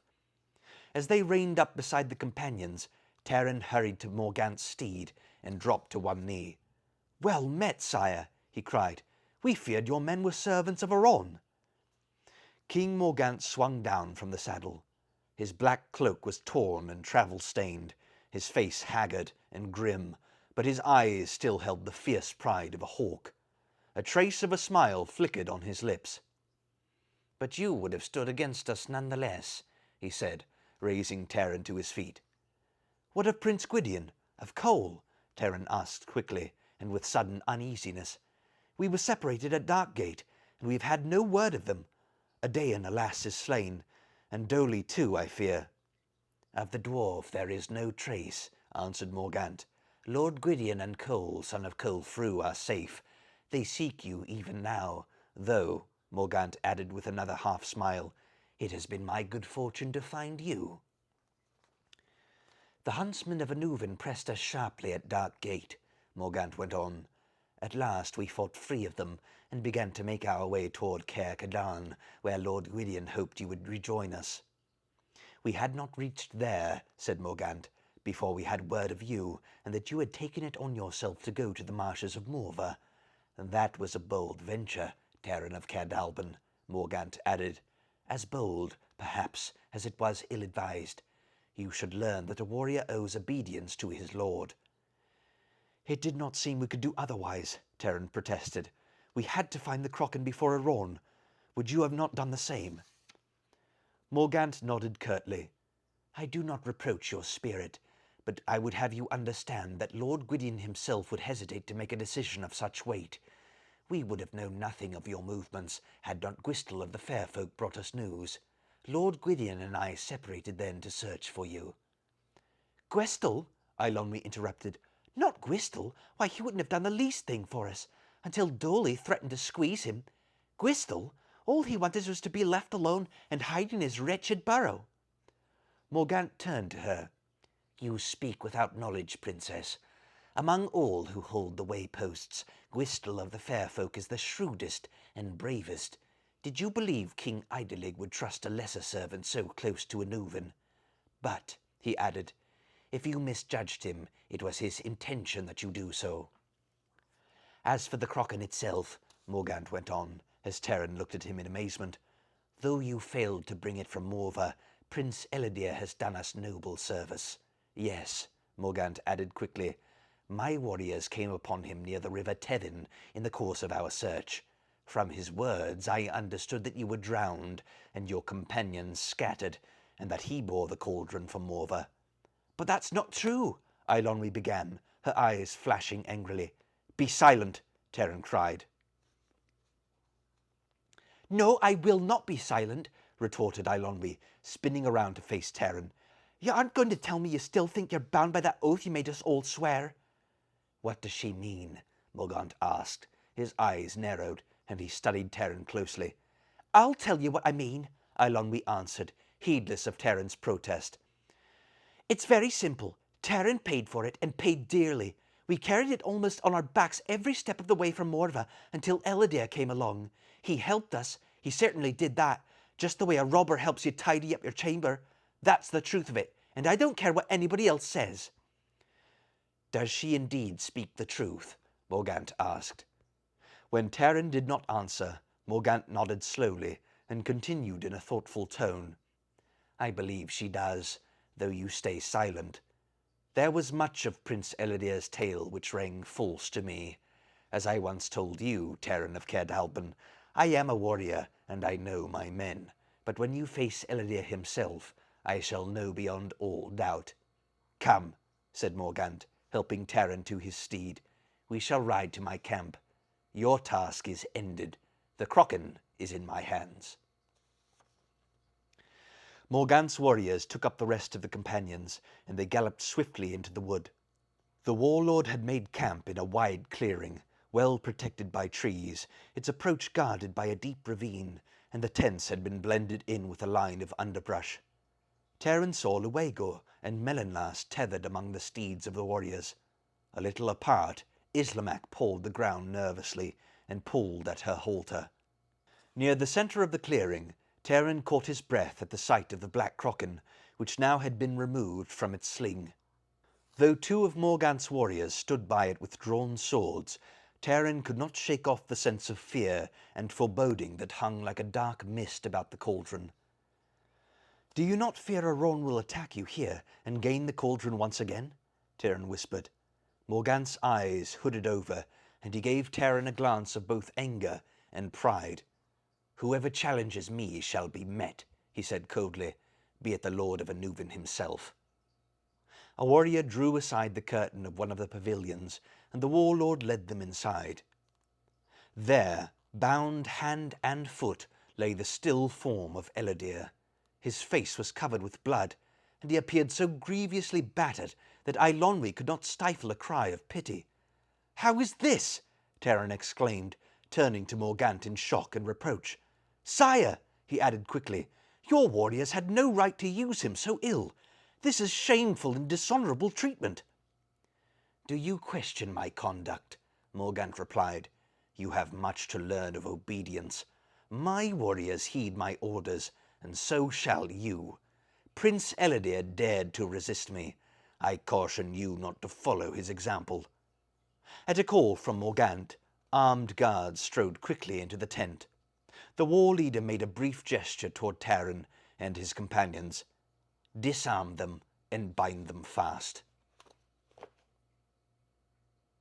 Chapter 19. The Warlord. Before the startled Taran could draw his blade, a guard seized him and quickly lashed his arms behind his back. The bard, too, was seized. Screaming and kicking, Eilonwy fought vainly. For an instant Gurgi broke loose from his captors and flung himself towards King Morgant. But a warrior struck him brutally to the ground, leaped astride the limp figure, and trussed him tightly. "Traitor!" Eilonwy shrieked. "Liar! You dare to steal—" "Silence her," Morgant said coldly, and in another moment a gag muffled her cries. Frantically, Taran struggled to reach the girl's side before he was thrown down and his legs secured with thongs. Morgant watched silently, his features fixed and without expression. The guards stepped away from the helpless companions. Morgant gestured for the warriors to leave the tent. Taran, whose head still spun with confusion and disbelief, strained against his bonds. "You are already a traitor," he cried. "Will you now be a murderer?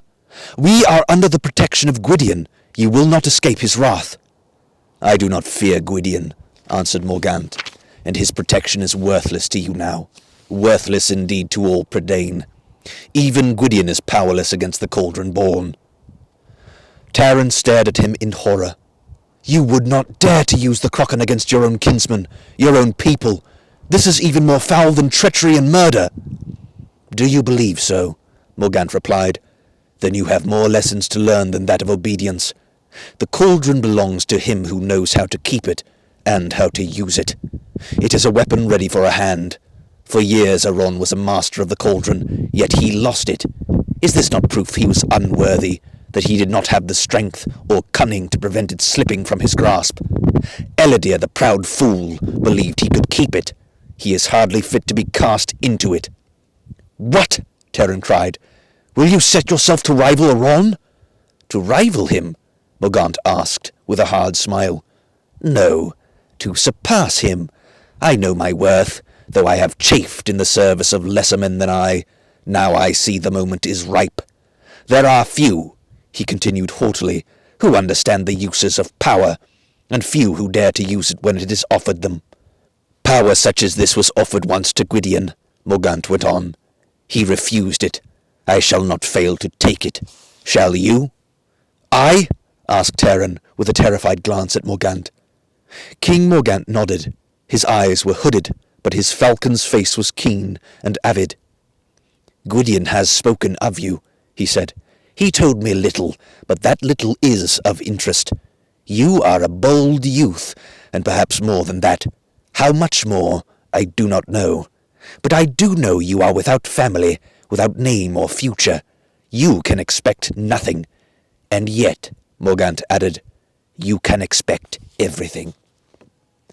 I would not offer this to one such as Ellidyr, Morgant continued. He is too prideful, weakest where he believes himself strong. Do you remember I told you that I know good metal? There is much that is possible with you, Terran of Caer Dallben, and this is what I offer. Swear that you shall serve me as your liege lord, and when the time is right, you shall be my war leader, second only to me in all Prydain. Why do you offer me this? Terran cried. Why should you choose me? As I have said, Morgant answered, there is much you might achieve if the way is opened for you. Do not deny you have dreamed long of glory. It is not impossible for you to find it, if I judge you well. Judge me well, Terran flung back, and you would know I scorn to serve an evil traitor. I have no time to hear you vent your rage, Morgant said. Many plans must be made between now and dawn. I shall leave you with this to consider. Will you be first among my warriors, or first among my cauldron-born? Give me to the cauldron, then, Terran shouted. Cast me in it now, even as I live. You have called me traitor, Morgant answered, smiling. Do not call me fool. I, too, know the secret of the cauldron. Do you think I would have had the Kraken shatter even before it began its work? Yes, he went on, I, too, have been to the marshes of Morva, long before the cauldron was taken from Anuvan, for I knew that sooner or later Gwydion must make this move against Aron, and so I prepared myself. Did you pay a price for the Kraken? I, too, paid a price for the knowledge of its workings. I know how to destroy it, and I know how to make it yield a harvest of power. But you were bold, none the less, to hope to trick me, Morgant added. You fear me, he said, drawing closer to Terran, and there are many in Prydain who do, yet you defy me. To dare that, there are few. This is rare metal indeed, ready to be tempered. Terran was about to speak, but the war leader raised his hand. Say no more. Think, instead, carefully. If you refuse, you shall become a voiceless, mindless slave, without even hope of death to release you from your bondage. Terran's heart sank, but he raised his head proudly. If that is the destiny laid on me, it will be a harder destiny than you believe, Morgant said, his eyes flickering. A warrior does not fear to give up his own life, but will he sacrifice that of his comrades? Terran gasped with horror as Morgant went on. Yes, said the war leader. One by one your companions shall be slain and given to the Kraken. Who will it devour before you cry a halt? Will it be the bard, or the shabby creature that serves you, or the young princess? They shall go before you, even as you watch, and at the last, yourself. Weigh this carefully, said the warlord. I shall return for your answer. He flung his black cloak about his shoulders and strode from the tent. Terran struggled against his bonds, but they held firm. He sank back and bowed his head. The bard, who had been silent this while, heaved a sorrowful sigh. "Oh, in the marshes of Morva," he said, "if I had only known, I should have asked Ordu to change me into a toad. At the time, I didn't care for the idea. As I think of it now, it's a happier life than being a cauldron warrior. At least there would have been dew circles to dance in." "He will not succeed in this," Terran said. "Somehow we must find a way to escape. We dare not lose hope." "I agree absolutely," Fluda answered. "Your general idea is excellent. It's only the details that are lacking. Lose hope? By no means. The Flam is always hopeful. I intend to go on hoping," he added ruefully, "even when they come and pop me into the Kraken." Gurgi and Ellidyr still lay unconscious, but Eilonwy had not ceased working furiously at the gag, and now, at last, she succeeded in forcing it out of her mouth. "Morgant!" she gasped. "He'll pay for this! Why, I thought I'd stifle. He might have kept me from talking, but he didn't keep me from listening. When he comes back, I hope he tries to put me in the cauldron first. He'll soon find out who he's dealing with. He'll wish he'd never thought of making his own cauldron born." Taran shook his head. "By then it will be too late. We shall be slain before we are taken to the Crochan. No, there is only one hope. None of you shall be sacrificed because of me. I have decided what I must do." "Decided?" Eilonwy burst out. "The only thing you have to decide is how we shall escape from this tent. If you're thinking of anything else, you're wasting your time. That's like wondering whether to scratch your head when a boulder's about to fall on it." "This is my decision," Taran said slowly. "I will accept what Morgant offers." "What?" Eilonwy exclaimed in disbelief. "For a while, I thought you'd actually learned something from Adain's brooch. How can you think to accept?"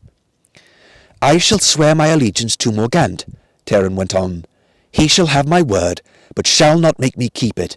An oath given under threat of death cannot bind me. This way, at least, we may gain a little time." "Are you sure Morgant's warriors didn't strike you on the head and you didn't notice it?" Eilonwy asked sharply. "Do you imagine Morgant won't guess what you plan? He has no intention of keeping his part of the bargain. He'll slay us all anyway. Once you're in his clutches, I mean more than you are, you won't get out of them. Morgant might have been one of the greatest war leaders in Prydain, but he's turned evil, and if you try to come to terms with him, well, you'll find it's worse than being a cauldron warrior. Though I admit that isn't very attractive either." Taran was silent for a time. "I fear you are right," he said, "but I don't know what else we can do." "Get out first," Eilonwy advised. "We can decide what else when the time comes. Somehow it's hard to think about where to run as long as your hands and feet are tied up." With much difficulty, the tightly bound companions struggled closer and sought to undo each other's thongs. The knots refused to yield, slipping from their numb fingers, and only bit more deeply into their flesh. Again and again, the companions returned to their labours until they lay breathless and exhausted. Even Eilonwy no longer had the strength to speak. They rested a while, hoping to gain new energy, but the night moved as a heavy, tormented dream, and the moments they passed in fitful drowsing did nothing to restore them, nor did they lose too much precious time. Morning, Taran knew, would come swiftly. The cold, grey trickle of dawn had already begun to seep into the tent. All night, as they had toiled, Taran had heard the movements of warriors in the clearing, the voice of Morgant crying harsh, urgent commands. Now he dragged himself painfully to the curtain at the entrance of the tent, pressed his cheek against the cold ground, and tried to peer out. He could see little, for the rising mists swirled above the turf, and he made out only shadow shapes hastening back and forth. The warriors, he imagined, were gathering their gear, perhaps making ready to strike camp. A long, pitiful whinny came from the line of tethered horses, and he recognized it as that of Islamak. The Crochan still squatted where it had been. Taran made out the dark, brooding mass, and it seemed to him, in a flare of horror, that its mouth gaped greedily. Taran rolled over and pulled himself back to the companions. The bard's features were pale. He appeared half-dazed by fatigue and suffering. Eilonwy raised her head and looked silently at him. "What?" murmured Fflewddur. "Has the moment already come for us to say farewell?" "Not yet," Taran said, "though Morgant will be here soon enough, I fear. Then our time will be upon us. How does Gurgi fare?" "The poor thing is still unconscious," Eilonwy answered. "Leave him as he is. It is kinder thus." Ellidyr stirred and groaned feebly. Slowly his eyes opened. He winced, turned his blood-stained, broken face to Taran, and studied him for a time, as though without recognition. Then his torn lips moved in his familiar, bitter grimace. "And so we are together again, Taran of Caer Dallben," he said. "I did not expect us to meet so soon." "Have no fear, son of Penlarco," Taran answered. "It shall not be for long." Ellidyr bowed his head. "For that I am truly sorry. I would make up the ill I have done all of you." "Would you have said the same if the cauldron was still in your hands?" Taran asked quietly. Ellidyr hesitated. I shall speak the truth. I do not know. The black beast you saw is a harsh master. Its claws are sharp, yet I did not feel them until now. But I tell you this, Eladir continued, trying to lift himself. I stole the cauldron out of pride, not evil. I swear to you, on whatever honour remains to me, I would not have used it. Yes, I would have taken your glory from my own, but I too would have borne the Crocken to Gwydion and offered it for destruction. Believe this much of me. Terran nodded.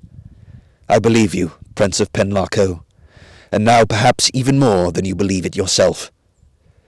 A wind had risen, moaning through the trees and shaking the tent.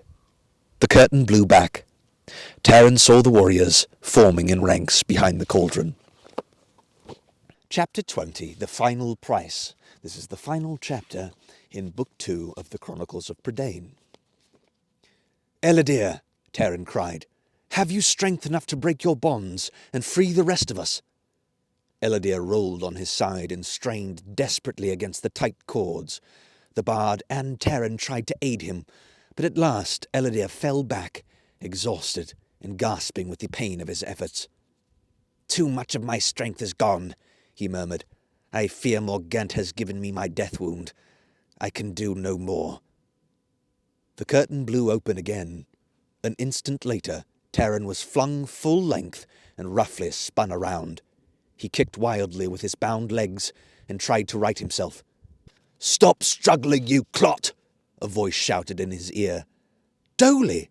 Terran's heart leapt. Is it you? Clever question, snapped the voice.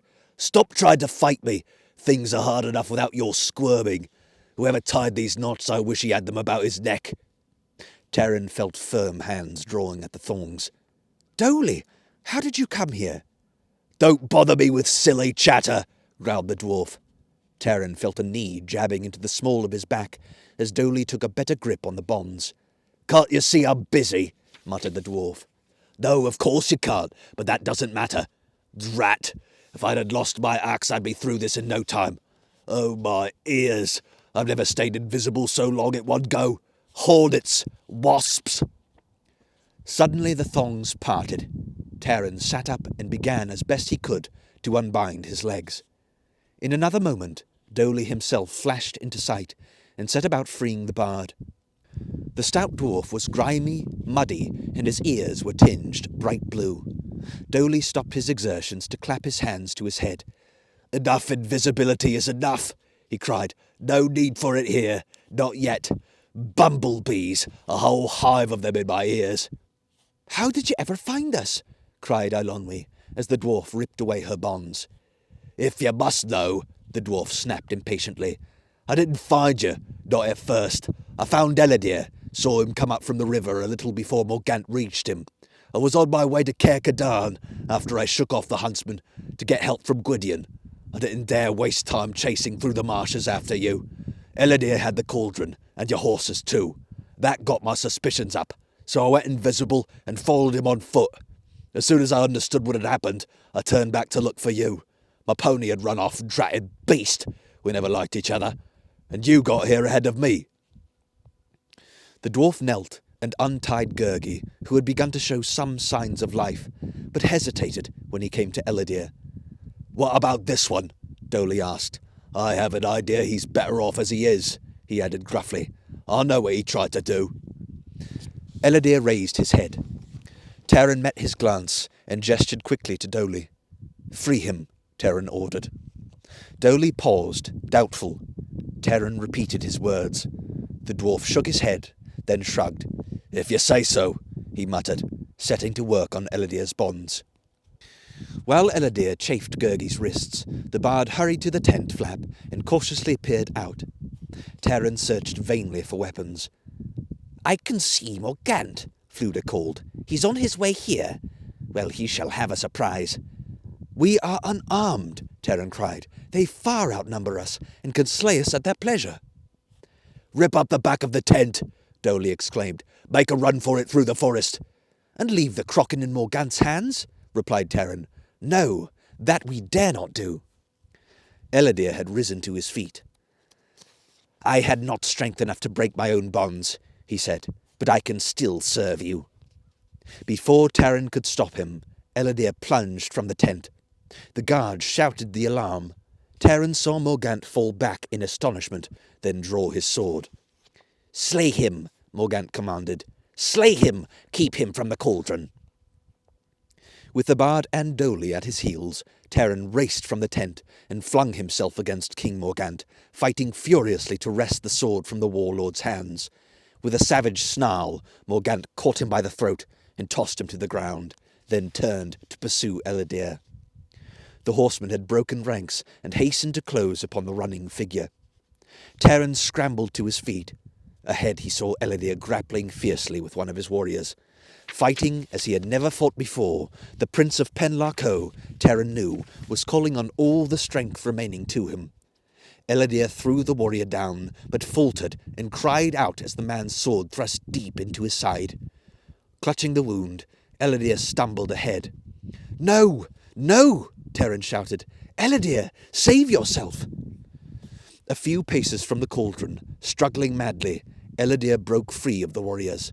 Then, with a cry, he flung himself into the Crocken's gaping mouth. The Crocken shuddered like a living thing. In horror and dismay, Taran cried out again to Ellidyr. He fought his way toward the cauldron, but in another instant, a sharp clap, louder than thunder, rang above the clearing. The leafless trees trembled to their roots. The branches writhed as if in agony. Then, while echoes ripped the air and a whirlwind screamed overhead, the cauldron split and shattered. The jagged shards fell away from the lifeless form of Ellidyr. A war-horse burst from the thicket. Astride it rode King Smoit, a naked sword in his fist, a shout of battle on his lips. Behind the red-bearded king streamed mounted warriors who plunged against the men of Morgant. In the press of combat, Taran glimpsed a white steed galloping to the charge. "Gwydion!" Taran shouted, and struggled to reach his side. He caught sight of Cole then. The stout old warrior had drawn his sword and struck mightily about him. Gwistel, with Caer clinging to his shoulder, dashed into the fray. Bellowing with rage, King Smoit drove straight for Morgant, who raised his sword and lashed viciously at the rearing steed. Smoit leapt to the ground. Two of Morgant's warriors threw themselves in front of him to defend their lord, but Smoit cut them down with powerful blows and strode past. Eyes unhooded and blazing, his teeth bared, Morgant fought savagely amid the shattered pieces of the cauldron, as though he sought defiantly to claim them. His sword had broken under the force of Smoit's attack, yet he slashed and thrust again and again with the jagged blade, the grimace of hatred and arrogance frozen upon his features, his hand still clutching the blood-stained weapon even as he fell. Morgant's riders had been slain or captured as Gwydion's voice rose in command to cease the combat. Taran stumbled to Ellidyr's side and tried to raise him. He bowed his head in grief. "The black beast is gone from you, Prince of Penlarco," he murmured. A high-pitched whinny behind him made Taran turn. It was Islamak, who had broken her tether and now stood over the body of her master. The rowan lifted her lean, bony head, tossed her mane, spun about, and galloped from the clearing. Taran, understanding the frenzied look in the rowan's eyes, cried out and ran after her. Islamak plunged through the undergrowth. Taran strove to overtake her and seize the hanging bridle, but the rowan sped onward to the ravine. She did not check her speed, even at the brink. Islamak made a mighty leap, hung poised in the air a moment, then plummeted to the rocks below. Taran covered his face with his hands and turned away.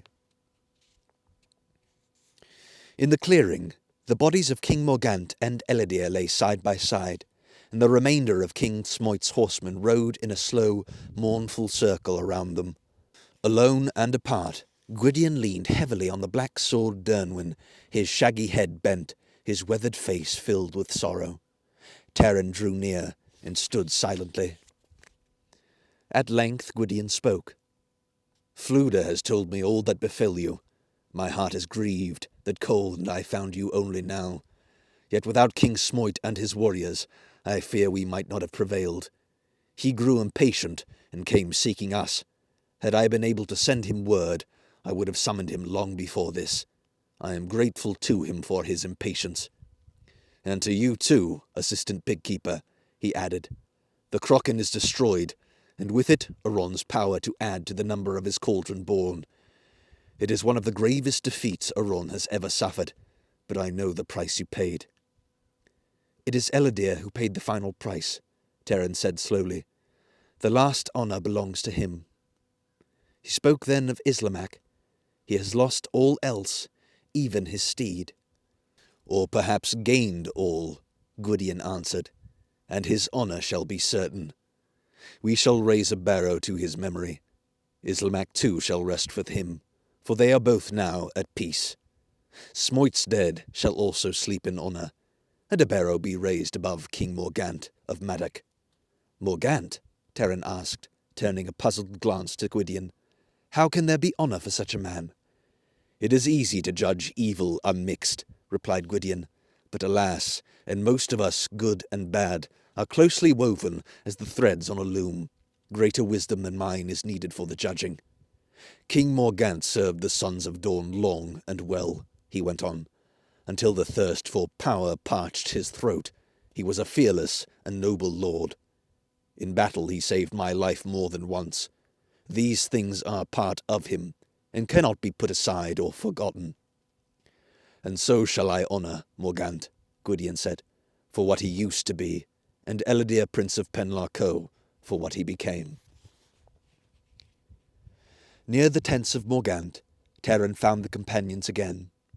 Under Eilonwy's care, Gurgi had recovered from the guard's blow, and looked only a little shaken. Poor, tender head is filled with breakings and achings, Gurgi said with a wan smile at Terran. He is sad not to fight at side of kindly master. He would have struck down wicked warriors, oh yes. There's been more than enough fighting, Eilonwy said. I found your sword again, she added, handing the weapon to Terran. But sometimes I wish Dallben hadn't given it to you in the first place. It's bound to lead to trouble. Oh, I think our troubles are over, put in Fluda, cradling his injured arm.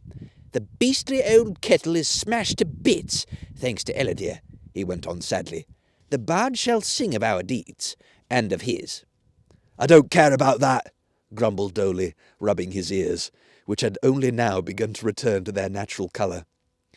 I just don't want anyone, not even Gwydion, dreaming up another scheme to have me turn invisible. Good old Dolly, Terran said. The more you grumble, the more pleased you are with yourself. Good old Dolly, replied the dwarf. Humph. Terran caught sight of Cole and King Smoit resting beneath an oak.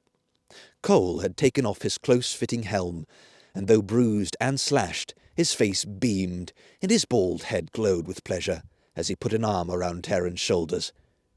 We did not meet as soon as I expected, Cole said with a wink, for I hear you were busy with other things. My body and blood, roared Smoit, giving Terran a clap on the back. You looked like a skinned rabbit last time I saw you. Now the rabbit is gone, and only the skin and bones are left. A loud squawk interrupted the red-bearded king. In surprise, Terran turned and saw Gwistel, sitting alone and morose. On his shoulder, Caer hopped up and down and bobbed his head in delight. So it's you again, Gwistel remarked, sighing heavily as Terran hurried over. Well, you shan't blame me for what's happened. I warned you. However, what's done is done. There's no sense complaining, no use in it at all. You shall not deceive me again, Gwistel of the fair folk, Terran said. I know who you are, and the valiant service you have rendered. Caer croaked joyfully as Terran smoothed his feathers and scratched him under the beak. Go on, Gwistel said. Put him on your shoulder. That's what he wants. For the matter of that, you shall have him as a gift, with the thanks of the fair folk. For you have done us a service too. We were uneasy with the Kraken knocking about here and there. One never knew what would happen. Yes, pick him up, Gwistel added with a melancholy sigh. He's taken quite a fancy to you. It's just as well. I'm simply not up to keeping crows any more. Not up to it at all. Taran! Croaked Caer. Though I warn you, Gwistel went on, pay no attention to him. Most of the time he talks just to hear himself talk, like some others I could mention. The secret is, don't listen. No use in it. No use whatever. After they had raised the barrows, Gwistel left to resume his guard at the waypost. The companions, King Smoit, and his riders departed from the clearing and turned their horses toward the great Avron. High overhead, their wings darkening the sky, flight after flight of Gwithaints retreated toward Anuvan. Of the huntsmen there was no sign, and Gwydion believed that Arawn, learning of the Crocken's destruction, had summoned them to return. The companions rode not in triumphant joy, but slowly and thoughtfully. The heart of King Smoit, too, was heavy, for he had suffered the loss of many warriors. With Caer perched on his shoulder, Taran rode beside Gwydion at the head of the column, as it wound through hills rich with autumn's colours. For a long while Taran did not speak. "It is strange," he said at last. "I had longed to enter the world of men. Now I see it filled with sorrow, with cruelty and treachery, with those who would destroy all around them." "Yet enter it you must," Gwydion answered, "for it is a destiny laid on each of us. True, you have seen these things, but there are equal parts of love and joy. Think of Prydain, and believe this. Think, too, of your companions. Out of friendship for you, they would have given up all they valued, indeed all they possessed." Taran nodded. "I see now the price I paid was the least of all, for the brooch was never truly mine. I wore it, but it was not part of me. I am thankful I kept it as long as I did. At least I knew, for a little while, how a bard must feel, and what it must be like to be a hero." "That is why your sacrifice was all the more difficult," Gwydion said. "You chose to be a hero, not through enchantment, but through your own manhood. And since you have chosen, for good or ill, you must take the risks of a man. You may win, or you may lose. Time will decide." They had come into the valley of Estrad, and here Gwydion reined up the golden-maned steed. "Melingar and I must now return to Caer Dallben," he said, "and bring word to King Marth. You shall tell Dallben all that has happened. Indeed, this time you know more of these events than I." "Go swiftly," Gwydion said, reaching out his hand. "Your comrades wait for you, and Cole, I know, is eager to ready his vegetable garden for winter. Farewell, Taran, assistant pigkeeper and friend." Gwydion waved once and rode northward. Taran watched until he was out of sight. He turned Melinlas then, and saw the faces of the companions smiling at him. "Hurry along," Eilonwy called. "Hen Wen will be wanting her bath, and I'm afraid Gergie and I left in such a hurry I didn't take time to straighten up the scullery. That's worse than starting a journey and forgetting to put your shoes on." Taran galloped toward them. The end. Well, I really, really love that book. It's probably the most popular in the series. It's great. And it's pretty cool to read it in a beautiful place like this and finish it for you guys. Once again, thanks for all your prayers and love and comments and all the stuff that you guys do. It's been awesome reading consistently for you. I think Hurricane's supposed to hit tonight around like 10 or midnight or something, Eastern time. So we'll see how much of everything survives. And we'll go from there, but I'm excited for the future and pretty much at peace with everything. God provides, opposes, disposes, giveth, and taketh away. But very, very blessed to be alive and with family and friends, and yeah, just have to rebuild the library. Anyway, I'll leave it at 2 videos for this week and start the recording of the third book next week. I brought the third book. I don't have the last two with me, so I might stop by a bookstore and get those two. Anyway, I'm kind of rambling. I really love the cold. I'm made for the cold. Florida's been awesome, but being in the woods has kind of made me want to be back here. So it might be more fun to record for you guys in places like this and switch it up a little bit. But yeah, if I can ask for you guys' prayers for anything, I just say clarity from God about where to go from here. Because it's kind of like leaving. Well, you're leaving everything behind, which is cool because you don't know if any of it's going to survive. But I feel like when God does these kinds of things, it's like always a signal of bigger things to come and better things to come. And moving locations has always been pretty cool for me. It's always been something that heralds a lot of growth, mentally and financially and spiritually and stuff like that. So anyway, I love you guys. Thanks for everything, and I'll be back soon. I brought a couple more books that were precious to me. I didn't have time to grab everything, but there was one book I grabbed, which I've been planning on reading to you all, and we'll continue with the Chronicles of Prydain and see what happens from there. So anyway, much love. God bless y'all. Hope you all in Florida are safe, and speak soon. Hi, you want to buy something? You can check the description for my books and audiobooks. Thank you so much for watching, and don't forget to like and subscribe for more content.